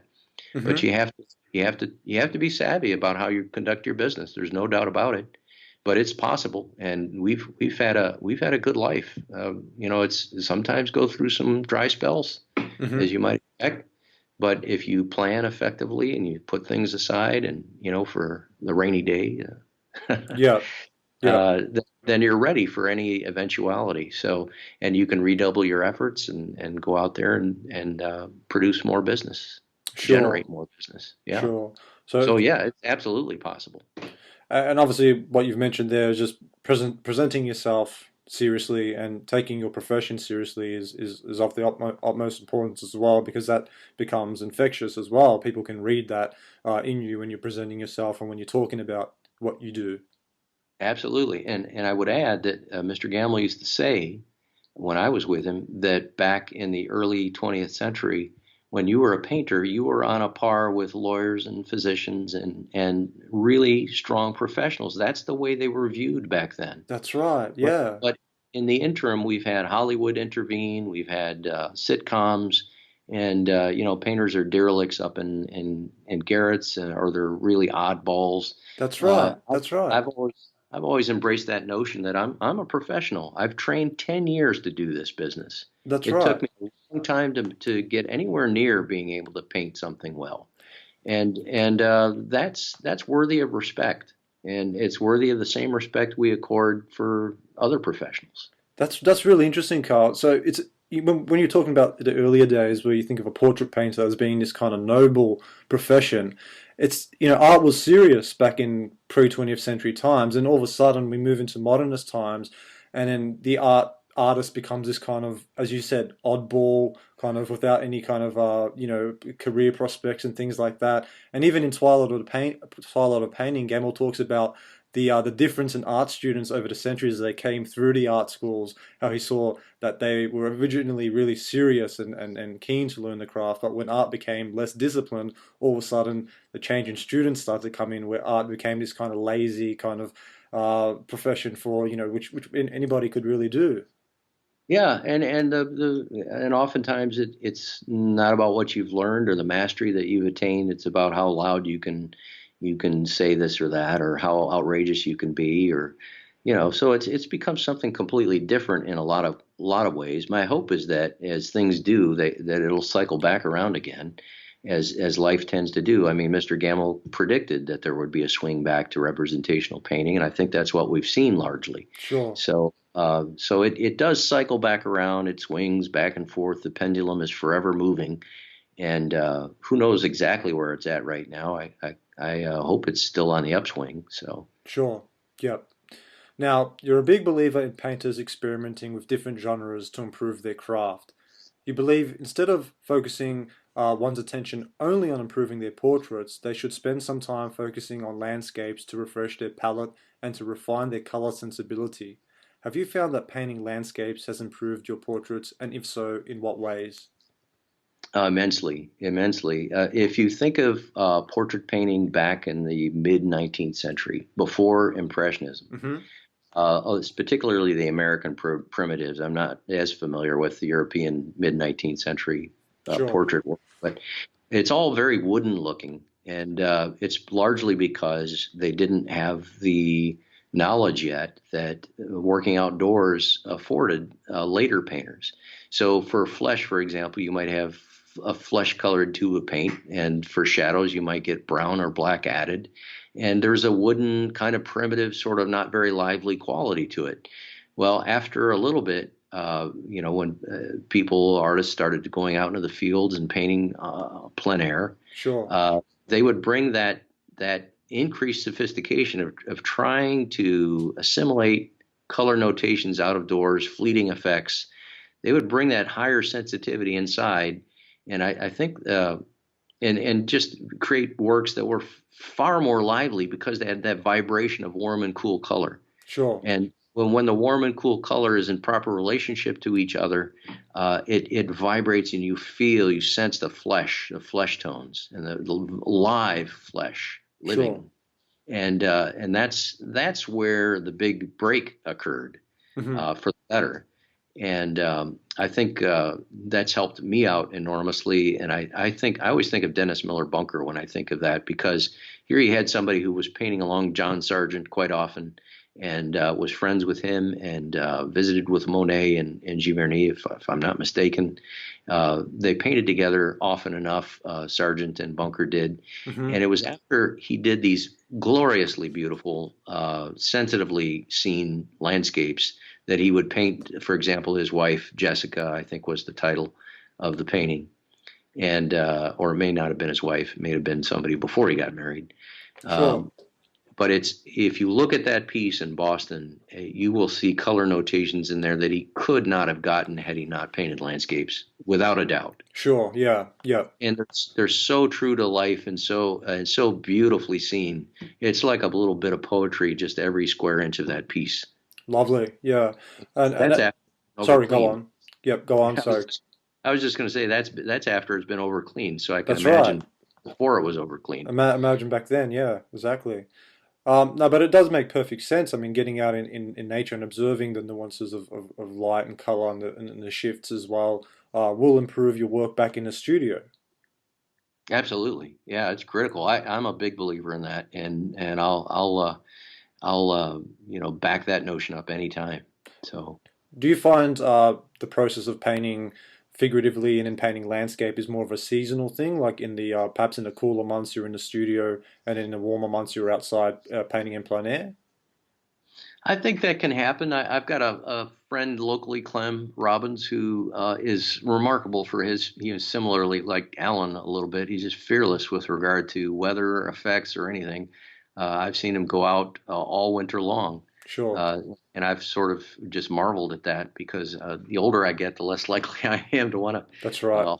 haul painting through a snowbank and snowdrifts and things. But yeah, I have done that sort of thing in the past. I made a trip up to Quebec, and it was 15 below zero out when I was painting, and Wow, the paint would actually freeze into crystals on the palette. Uh, wow. but that's the last time I did that. I just didn't see that I could enjoy that too much. Yeah, sure. That's understandable. But I Now, understand Don Kestner went out in all kinds of weather in Minnesota. I mean, it oh was yeah, way below zero. He would mix kerosene with his paint and get it to flow. So wow, incredible, incredible measures. Some artists have actually been to capture the perfect scene. yeah, yeah. Now, your main source of inspiration is nature, and you are essentially concerned with light's interaction with form. In fact, you've quoted Camille Corot before in stating, quote, "Art is nature seen through a temperament," unquote. What do you think Corot meant by this? Well, that presupposes that you embrace the notion that nature is the ultimate source of inspiration. Sure. And I always say that I started this interview looking out the window. It's dark now, but looking out the window, I saw some trees and bushes that are near our home here, and I thought, man, look at the patterning that's going on there. So I always say that the patterning and the variety of shape, color, form, and texture inherent in nature is far more complex and varied than the human mind can ever conceive. Mm-hmm. So, so if we embrace that notion that art is something based on a love of the visual, Mm-hmm. uh, which some people take, I mean, that's an antiquated notion in some people's minds these days. Sure. It's not about that at all. It's about ideas and whatever. But if you embrace that notion, then you can see where Corot was coming from. Sure. That art is nature seen through a temperament. And it also presupposes or requires that the person with the temperament is being true to his or herself. Mm-hmm. And if you're trying to paint like somebody else again, you may miss the mark. But if you are having an honest response to the beauty and poetry you see, and you're trying to evoke that in others by painting a piece, that's nature seen through a temperament, and that's a beautiful definition of art for my money. Sure, absolutely, and I agree with that wholly. And that's a lovely way that you've explained it and broken it down there, Carl. Thanks for doing that. Sure.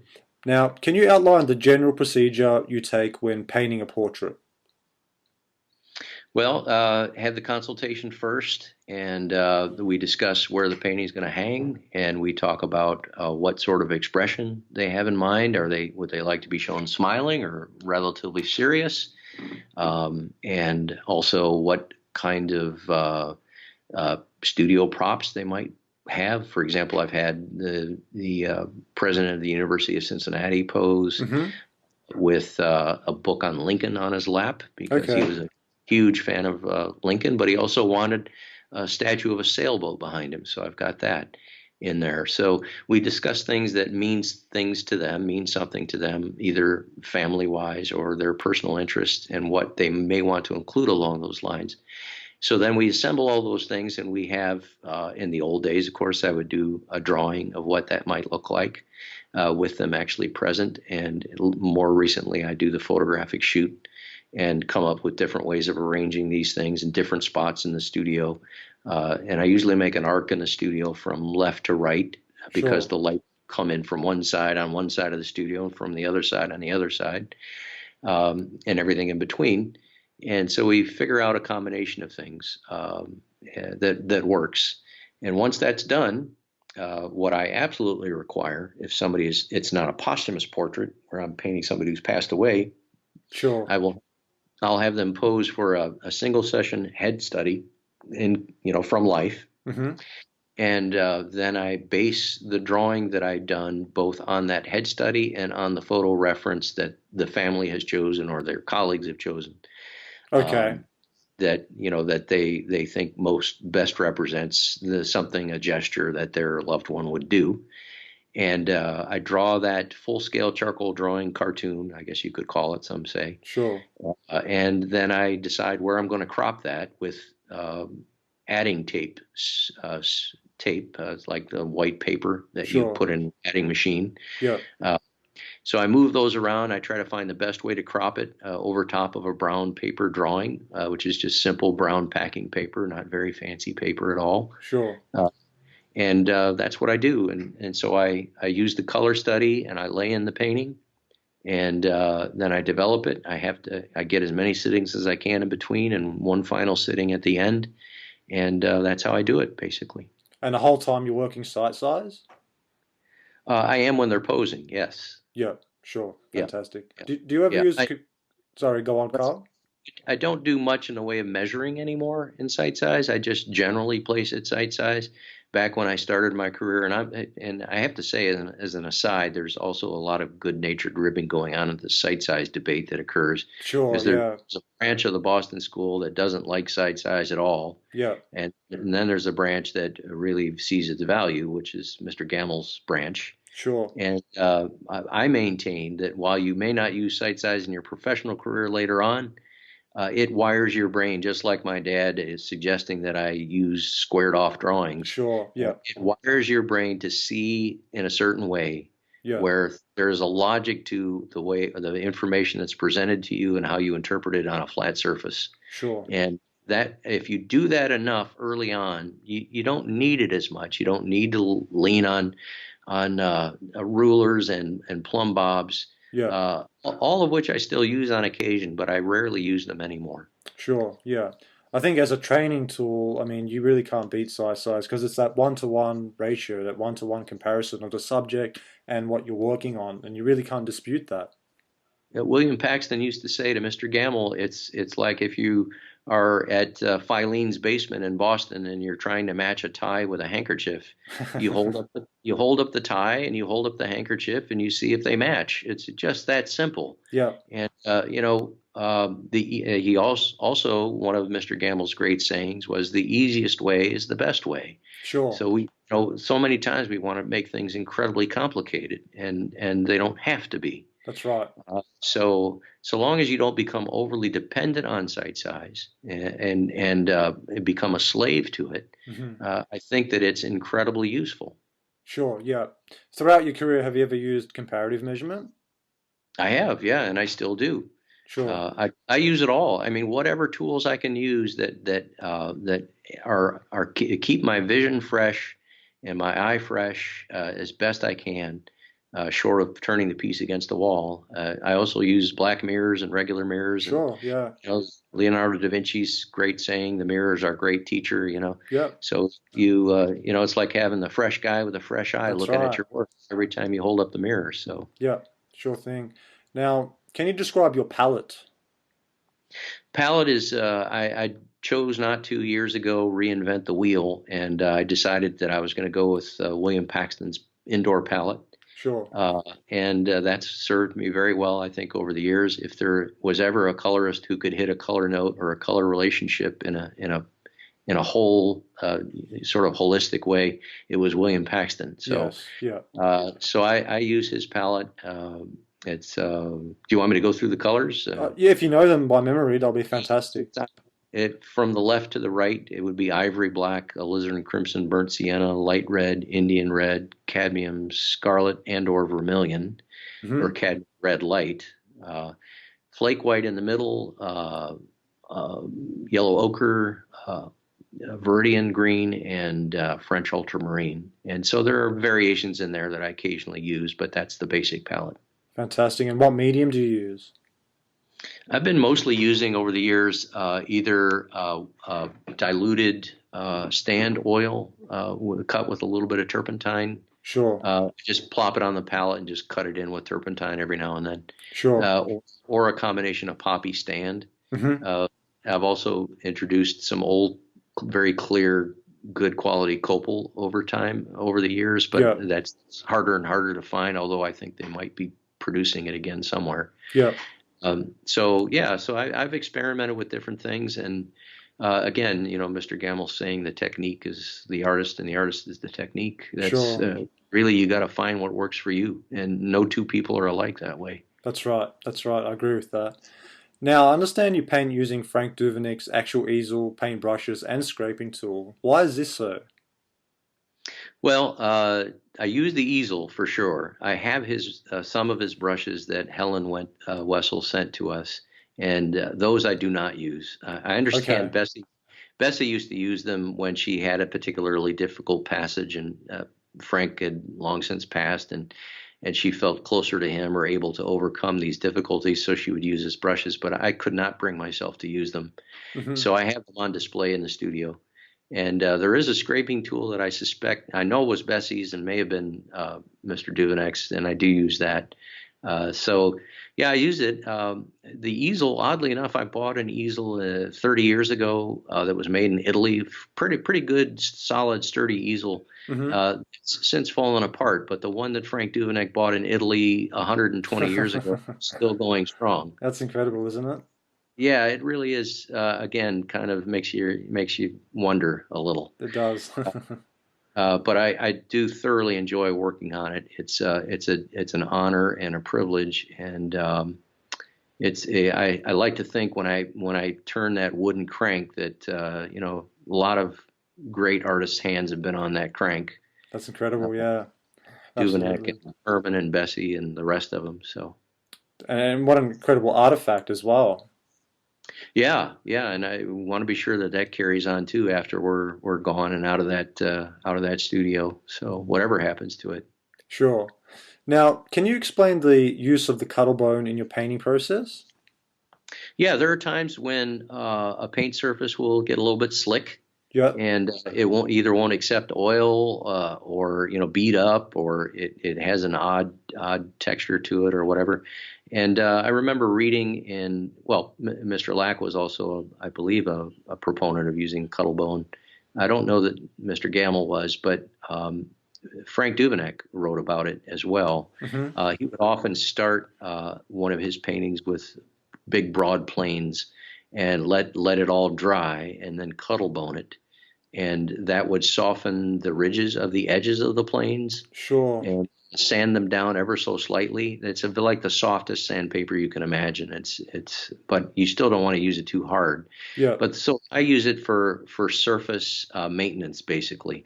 Okay. Uh, when things are getting too slick or a ridge is getting too high, if I can't shave that ridge off with a scraping tool or some sharp tool, then I'll cuttlebone it and then oil it out after that with either poppy or poppy oil mix, and then I find that the surface is just phenomenal. Sure. It makes for a absolutely lovely painting surface. And where do you actually take the cuttlebone from? You mean where do I buy them? Yeah, or where do you buy them? Yeah. Pet shops usually have them because the parakeets chew on them to keep their beaks sharp. Oh, okay, so you just get them from a local pet shop. Okay, that's interesting. Yeah, Yeah. yeah, yeah, So the kind of principle behind it is kind of like a very fine sandpaper. exactly. Yeah, Right. sure. Yeah, and it leaves a little bit of a dusty residue, which you can wipe off either with a soft cotton rag or a little bit of turp, and you can just don't rub it too hard. Sure, sure. Now, in some of the videos I've seen of you working, I noticed that you sometimes paint on unstretched canvas, which you tack to a drawing board. Can you explain your reasoning behind working this way? Yeah, it's actually more often than not tacked clamped onto a an existing canvas. Okay. Uh, yeah, so I'll have to. I'm gonna go ahead and blame Alan for that one too. When we were in Giverny together, he came up with this notion of rather than stretching a canvas right away and locking yourself into a particular dimension, Okay, that you can go ahead and why not just put a larger canvas than you think you're going to use over top of an existing canvas and loosely clamp it down and begin painting on it and then decide where to crop it later. sure, And I think this it does a couple of things. One, it's good for that purpose, deciding where to crop it, but it also gives you the notion when you're beginning that piece that not every piece is precious and going to end up in the Louvre. sure, So you start out with the mindset that this is a working thing. It may work out, it may not, and if it does, I can crop it. sure. Okay, that makes sense. Yeah, that's pretty resourceful as well.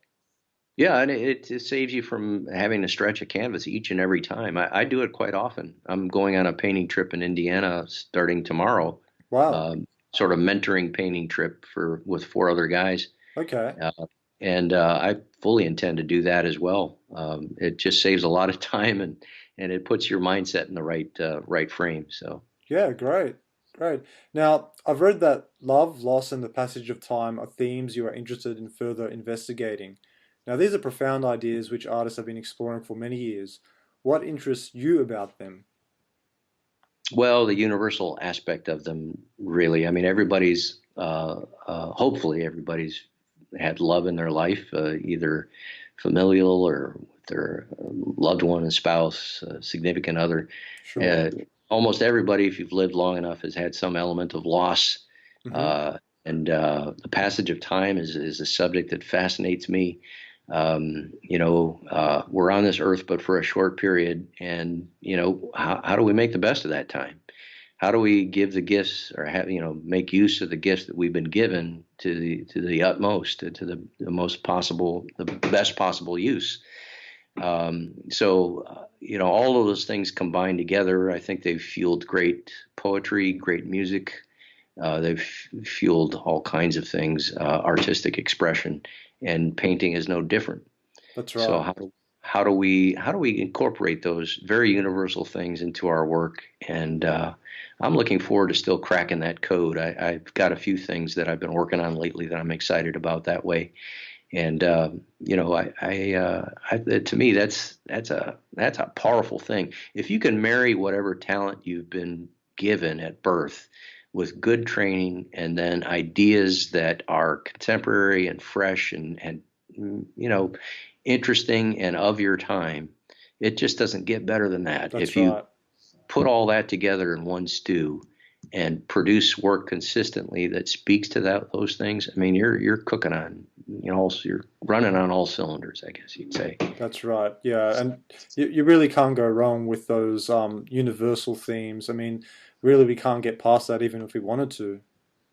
I agree. I agree. I mean, it all comes back to those things. Otherwise, you're doing fluff. That's right. And it could be. I've got a friend here in town I mentioned earlier does these phenomenal still lifes that are beautiful evocations of a youth in the '60s and '70s, and they're playful, they're nostalgic, but they're also incredibly meaningful too. Sure. And that's just one example of, the passage of time. Those are the toys that we used to play with, and now we're all glued to screens. So That sounds like Richard Loschek, is that right? yeah, that's right. That's Yeah. right. And also there's a painter, Jonathan Queen, who does something similar here in town. So Okay. yeah. Okay, lovely. Now tell me about the Star Wars painting you completed. How did you receive the commission, and why did you paint it on the American chestnut cradled panel that you found in your attic? Well, that was a fun thing that came our way. I just got a phone call from Richard Gandy, who runs Gandy Gallery Sure, down sure. in South Carolina or Georgia. Mm-hmm. Anyway, he had been contacted by George Lucas's go-between person. Mm-hmm. And this gentleman said that Mr. Lucas was interested in a series of paintings based on Star Wars themes. And while he couldn't guarantee that there was going to be any kind of a sale, they were looking for artists that would at least entertain the notion of doing one. And then if Mr. Lucas liked it, he may put it in a book, and if he liked it a lot, he may buy it. So that's how it started. And I started with a charcoal drawing of Natalie Portman as the actress, as Padme Amidala. Mm-hmm. And, it was too close to something Daniel Green had done in New York. Sure. So I got the message back from Mr. Lucas through his intermediary that what else do I have in the way of ideas? And my wife Carol had mentioned, why not try something with gold leaf? And I Sure. thought, well, geez, I'd never done gold leaf before. That could be fun. So I got this notion after having seen in the Cincinnati Art Museum. There's a beautiful little Daniel Bouveret, Mm-hmm. and it's a lovely piece of the Madonna with gold leaf behind it. Mm-hmm. And I thought, wow, man, that's an idea. And then I thought, well, why not show, instead of the halo or whatever is typically shown in an iconic Madonna piece, show the orbital path or mandala of her native planet, Mm-hmm. is the idea I came up with. So I got online, I looked up this Renaissance image of orbital paths Mm-hmm. from early astronomers, and I thought, that's the one I'm looking for. So I found that.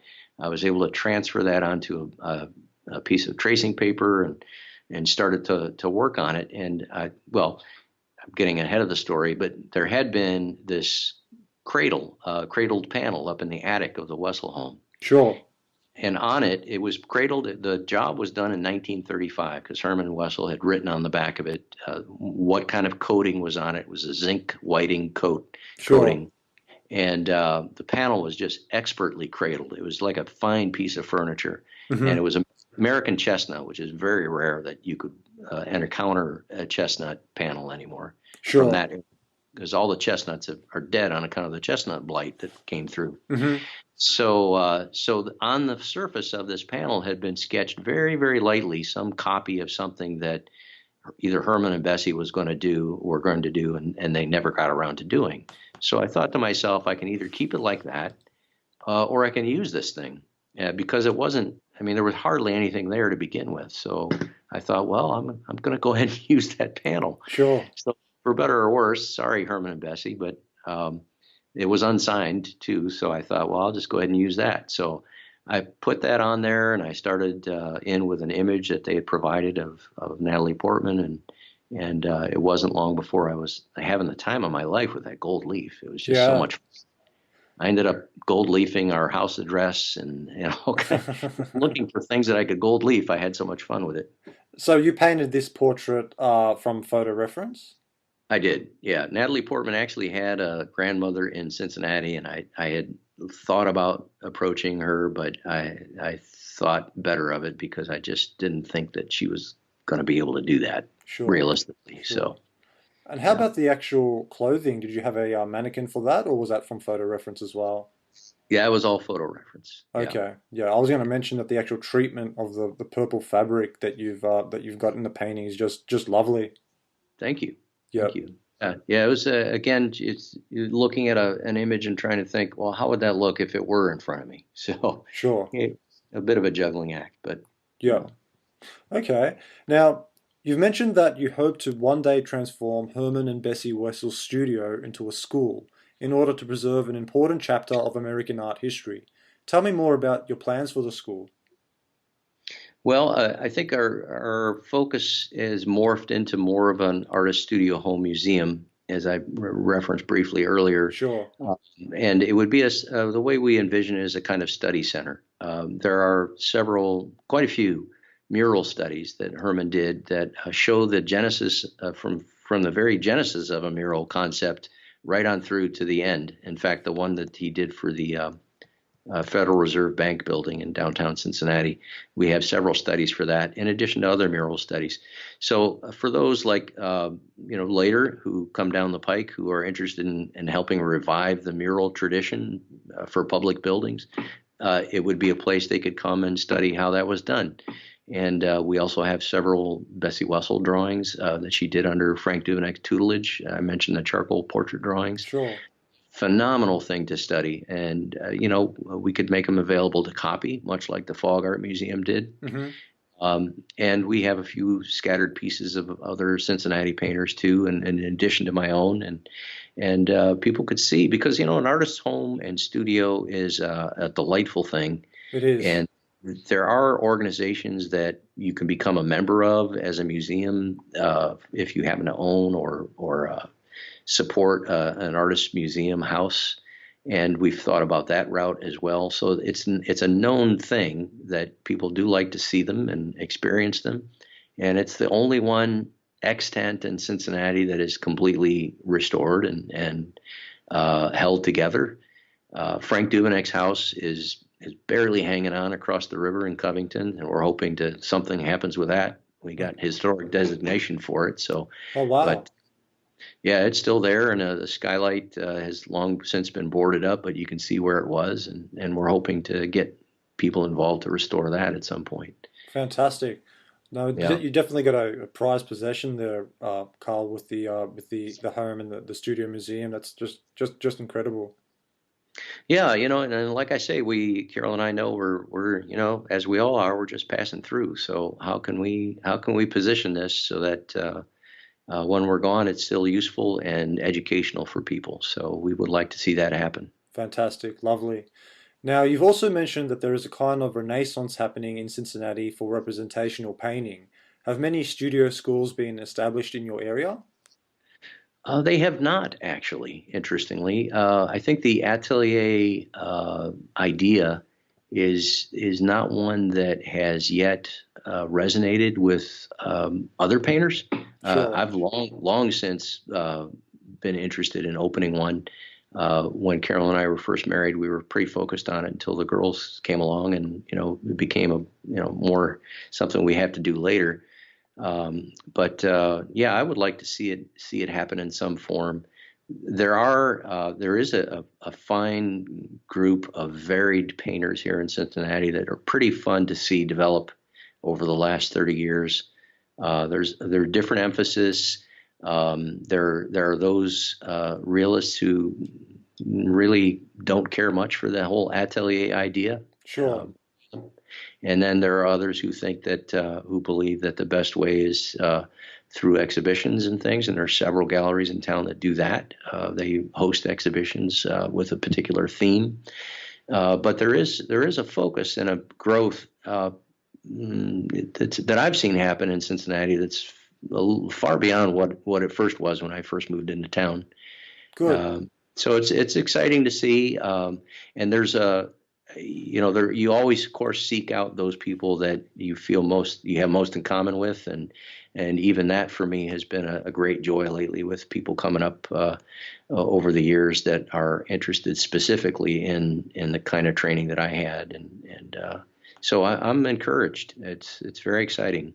And what does it feel like to pass something on, pass a training on that you got so many years ago? I love it. I love it. I wish I could do more. If I was independently wealthy, I would be teaching regularly. Sure. It's a beautiful thing to pass on that tradition, and it was kind of made clear to us from both Mr. Lack and Mr. Gamble that it's our duty in some respects to pass this on if we can. Sure. And so I take it seriously. I would love to do it. I think it's more than just a job. It's more than it's a belief system, That's right. really. Yeah, Uh, yeah, so it's something a little deeper. Not everybody wants to go that deep. that's right. Yeah. Yeah. No, and you mentioned the Atelier movement a little bit. Now, what is your opinion of the current movement? Well, it's tremendously varied. I kind of have enjoyed seeing that happen internationally as well. I especially like thinking about what's happening in Europe, in Florence. You've got Charles Cecil's studio, Mm-hmm. and you have the other one there, Florence Academy. Mm-hmm. Those are interesting, and they come out of that Boston lineage to some extent. But what's interesting to me is they're far less concerned with the impressionist end of the Boston school and much more concerned with the academic end. That's right. And it's fascinating to watch the differences. I've seen really fine painters come out of there that just don't have a lot of interest in color notation and the kind of color notation that's so true when it's in just relationship, when they're in just relationship to each other, that you just look at it and you're bowled over by the truth of it. Mm-hmm. Uh, that doesn't happen so much, but remarkable drawing comes out of there and beautiful figure work. And I've seen some landscape painters come out of that school that do have that interest. Relatively few, but do have the interest in out of door plein air painting and really pursuing a kind of vibrant, warm and cool color relationship kind of thing. Mm-hmm. Uh, but so it's like there's something for everybody out there right now is what I kind of think of it as.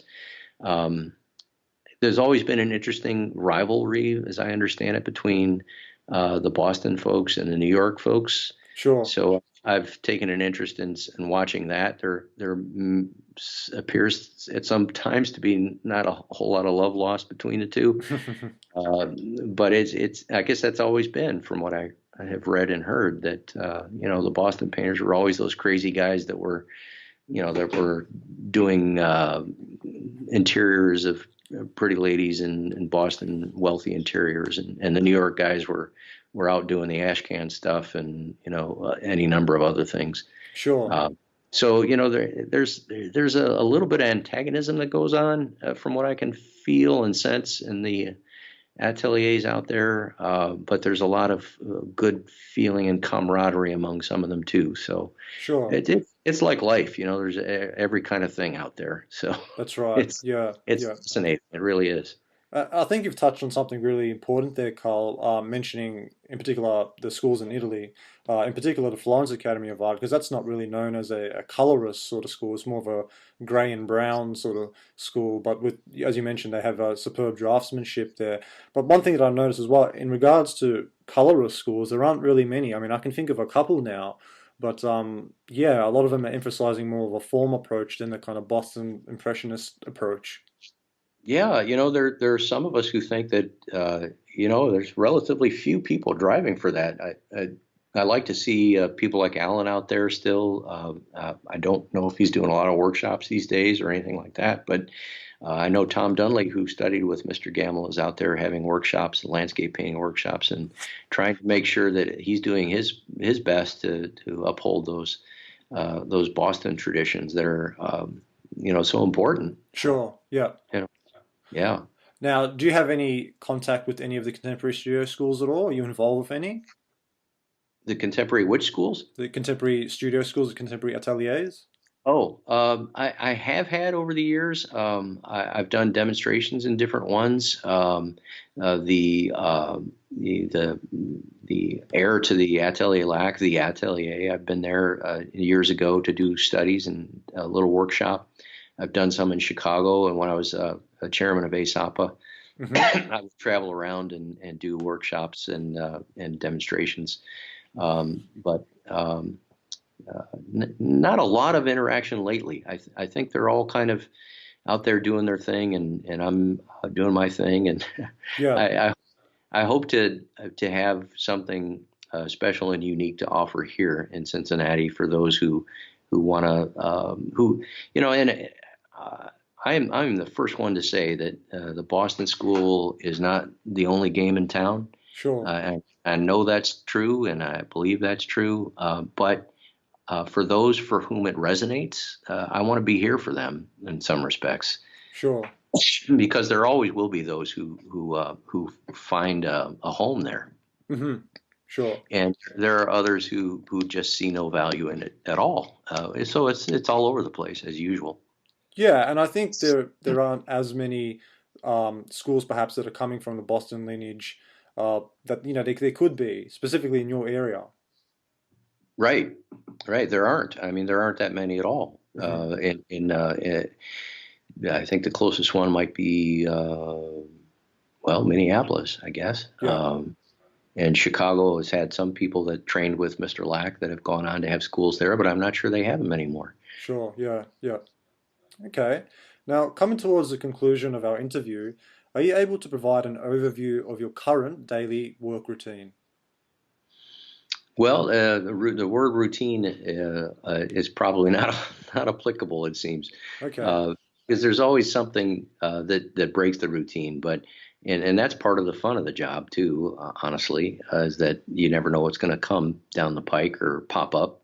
But basically, I get into the studio as early as I can, somewhere between 8 and 9, sometimes earlier than that if I can, and I work as late as I can, but I am absolutely dedicated to working from daylight. So come November and December, it's the sun goes down in about 4 o'clock, and there's not a whole lot of light left. So Hmm.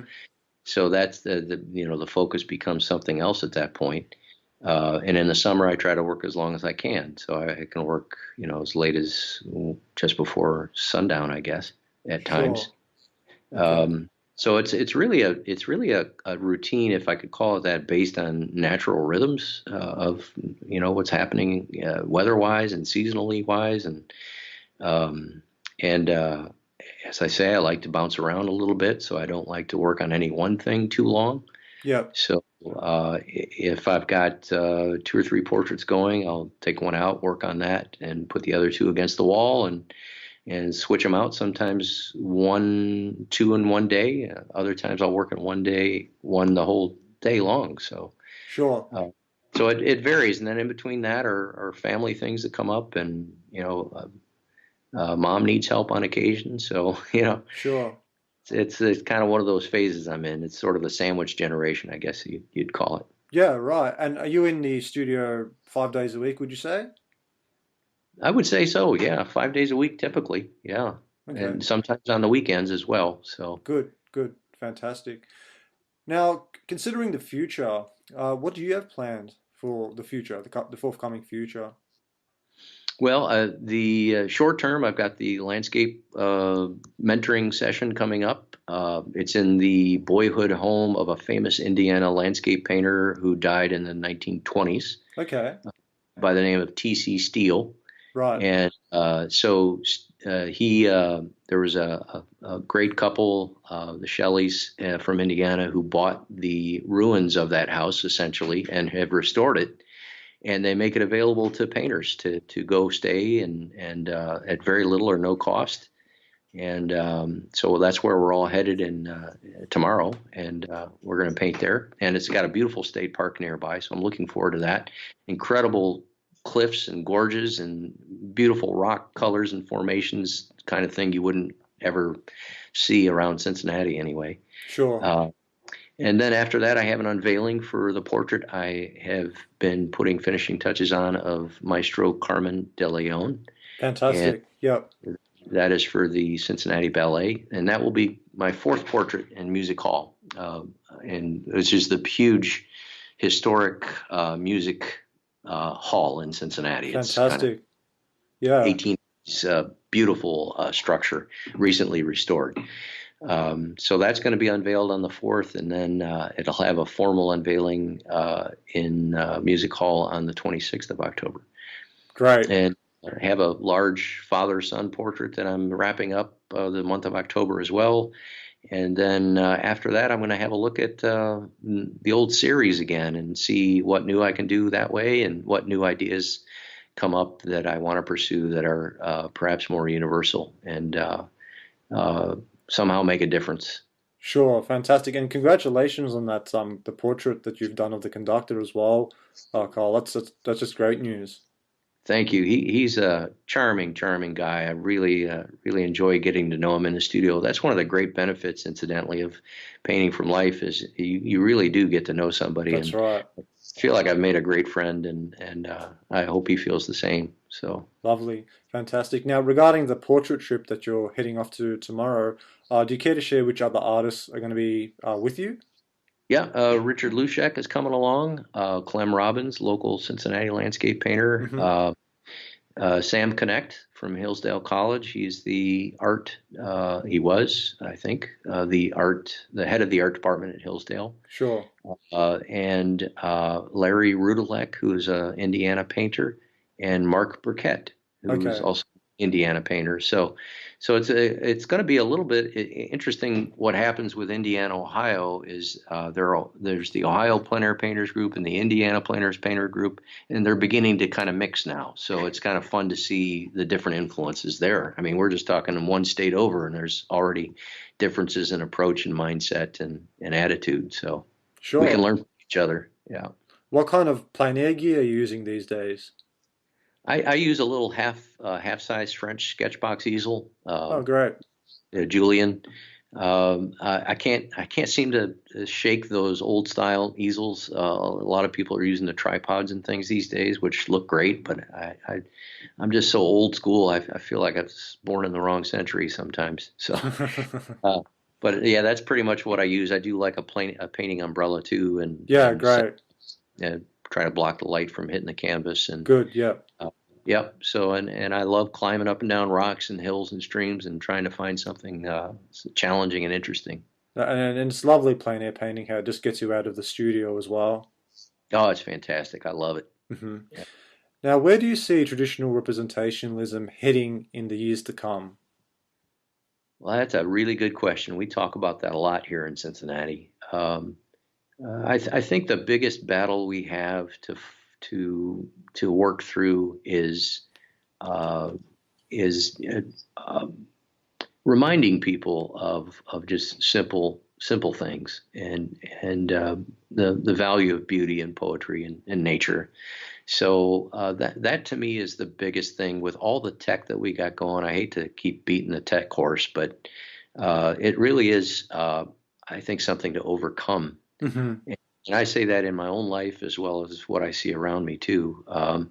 You know, it's I think Steve Jobs knew he had something when he came up with this whole concept Yeah, that was incredibly seductive and was going to be life changing and amazingly powerful in people's lives. So we have to balance that with those things that matter, that are tangible and natural. sure. And and that's the biggest. I think that's the biggest impediment we have is to remind people that there's pleasure to be gained from looking at a painting on a wall That's right. and uh, and having that conversation not just with the patterns and shapes, but you're also in essence conversing with the artist who did it, and uh, and that's a timeless kind of proposition. Uh, Even after that artist has passed, you're That's having right. that conversation. So we need to remind people there's value to that. There's solace in nature, and we're going to need it that much more with everything we've got going on in this crazy world. So Absolutely. And to add to that as well, there's well-being to that as well. Just the slow study of nature. absolutely, yeah, it's health. It informs your health or helps your health. That's right. Yeah. It's like eating cornflakes and oatmeal and stuff. It's food for the soul, essentially. Exactly. Yeah. Okay, now moving on to my final question. Indeed, the life of the artist comes with much sacrifice. It can sometimes sound like a cliche when somebody asks, "What does one do for a living?" and one replies, "I'm a painter." It can seem like a fantasy, an overly romanticized notion which is outdated. In my opinion, I don't think there's much about it that's romantic. In fact, it can sometimes appear stark. It can seem as if pursuing the artist life is a selfish thing to do. For instance, I'm sure we all know artists who aren't doing what they want to be doing, they're not pursuing their dreams. This is due to responsibilities, having a wife, children, a mortgage, and essentially having to provide for their family. These artists are making compromises for the ones they love in their life, putting them before their own happiness. Therefore, the artist's life can sometimes feel like the wrong thing to do, as it isn't deemed an appropriate occupation by society at large, and it oftentimes is not a very lucrative choice of life, especially for a traditional realist. Consequently, there are many artists who aren't doing what they want to do. Instead, they are doing what's best for the people that they love, because that's the right thing to do. Ultimately, there's a big difference between choosing what you want to do as opposed to choosing what is the right thing to do. My question is, how have you dealt with some of these pressures in your own life? Wow, that's a tall order. Uh, yeah, uh, it's all about balance. I think again, we certainly do want to pursue those things that are personally satisfying. But we also gain so much from relationships with others, either in our families, with our spouse, or with our children. So, in a very real way, we benefit artistically from good relationships with our families Mm-hmm. and friends, and that also informs, or should inform, our work and what we love to do. So it's not like they're entirely separate, and I think we may do ourselves a disservice if we think of them as separate. Mm-hmm. At least that's what I'm thinking now, anyway. That there it's all of a piece, and we have to make sacrifices, absolutely, and but we also go through periods where we can carve out something new and fresh. If we're dedicated to that notion, we can find time. Yeah, if you are a parent and you bring children into the world, that's your main responsibility, and quite naturally and quite rightly will make those sacrifices.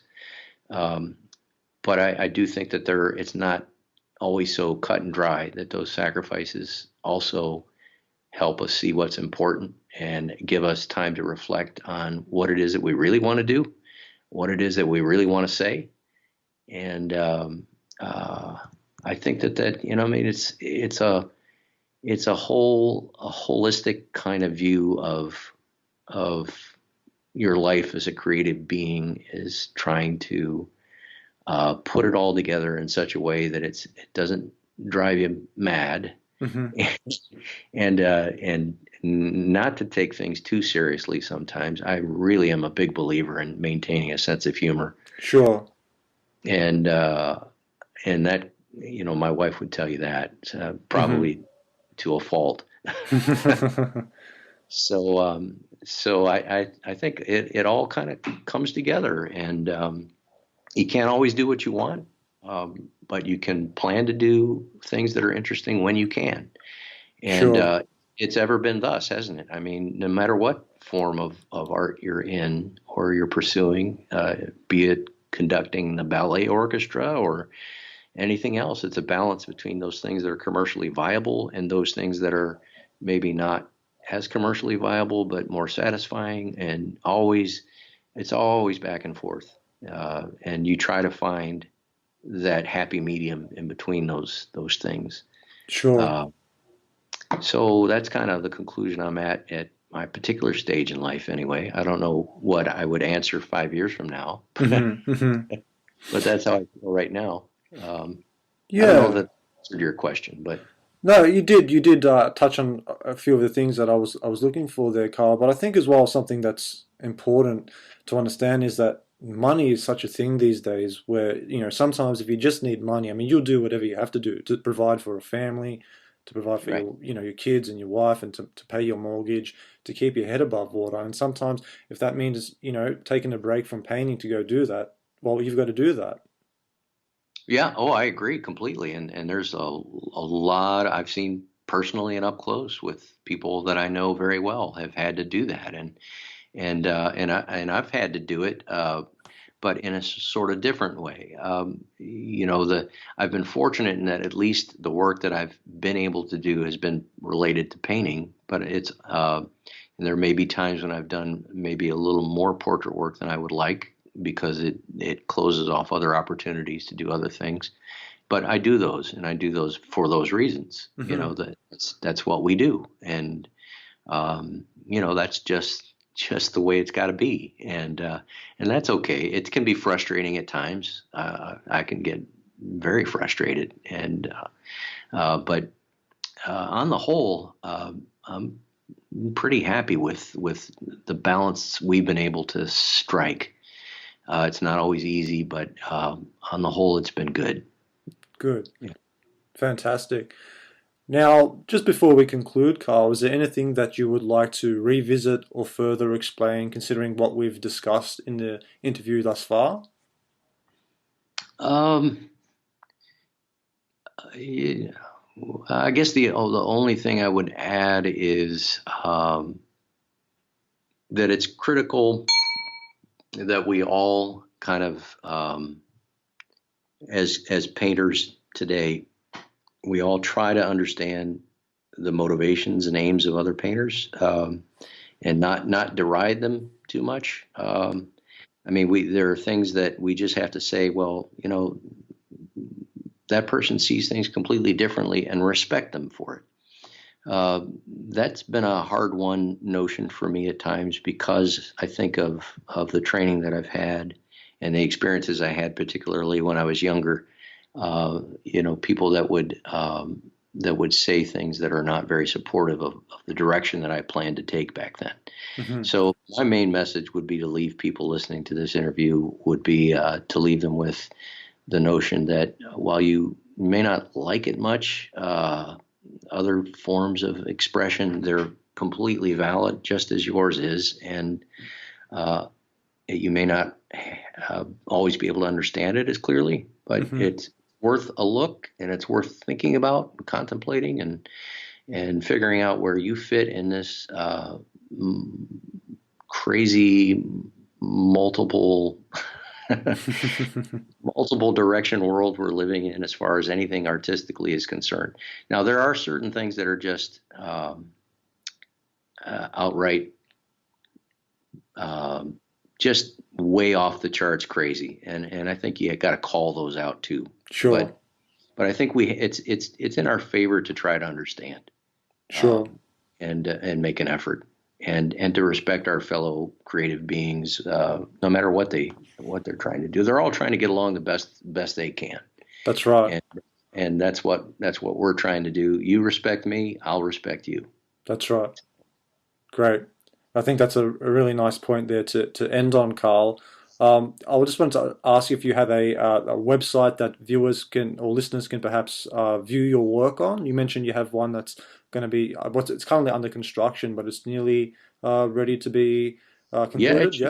Yeah. should be out fairly shortly, sometime the next week or two. Hmm. It is www, of course, Carl Samson, all run together, CarlSamson.com. And Fantastic. yeah, and if you have enjoyed some of the points or want to take issue with any points, I'd like to hear about it. Sure thing. So let me know. Email me, whatever, and look forward to hearing from you. And it's been an absolute pleasure talking with you, Emilio. Thank you very much. You too, Carl. I just want to mention, is there an email address? CarlSamson at att.net. Fantastic, great. Now I'll mention those underneath the podcast when I upload it onto my website as well. So, Carl, I just wanted to say, thank you so much for your time. Just hearing you talk has been incredible. I mean, I've been following your work for a number of years now, but just the way that you've explained everything kind of brings it full circle for me. And I just think back to that initial meeting you had with Mr. Lack in his home for that dinner where you were kind of expressing some of your anxieties about earning an income and a living and sustaining this lifestyle. I mean, if he could see you now, how far you've come, and you've got this portrait that you're about to unveil, and the portraits that you've painted, and been able to sustain this life. It's I'm sure he'd really be proud of you. Well, thank you very much, Emilio. I appreciate that. I would like to think so, and I remain uh, powerfully in their debt. Both Mr. Lack, Mr. Gamble, and Alan. They've been what has made it possible for me to have this career. So Fantastic, and thank you for carrying on their tradition and maintaining it into the 21st century. thank you, Emilio. It's been fun. It's been an interesting, fascinating way to have a life. It is great. Well, I'm going to continue to follow your work with enthusiasm, and I hope to keep in touch. Okay, thanks very much. I hope so too, Emilio. It's been a pleasure. Okay, Carl. Take Enjoy your plein air painting trip, and hopefully I'll speak to you soon someday. Sounds great. Take care now. Okay, take care. Bye bye now.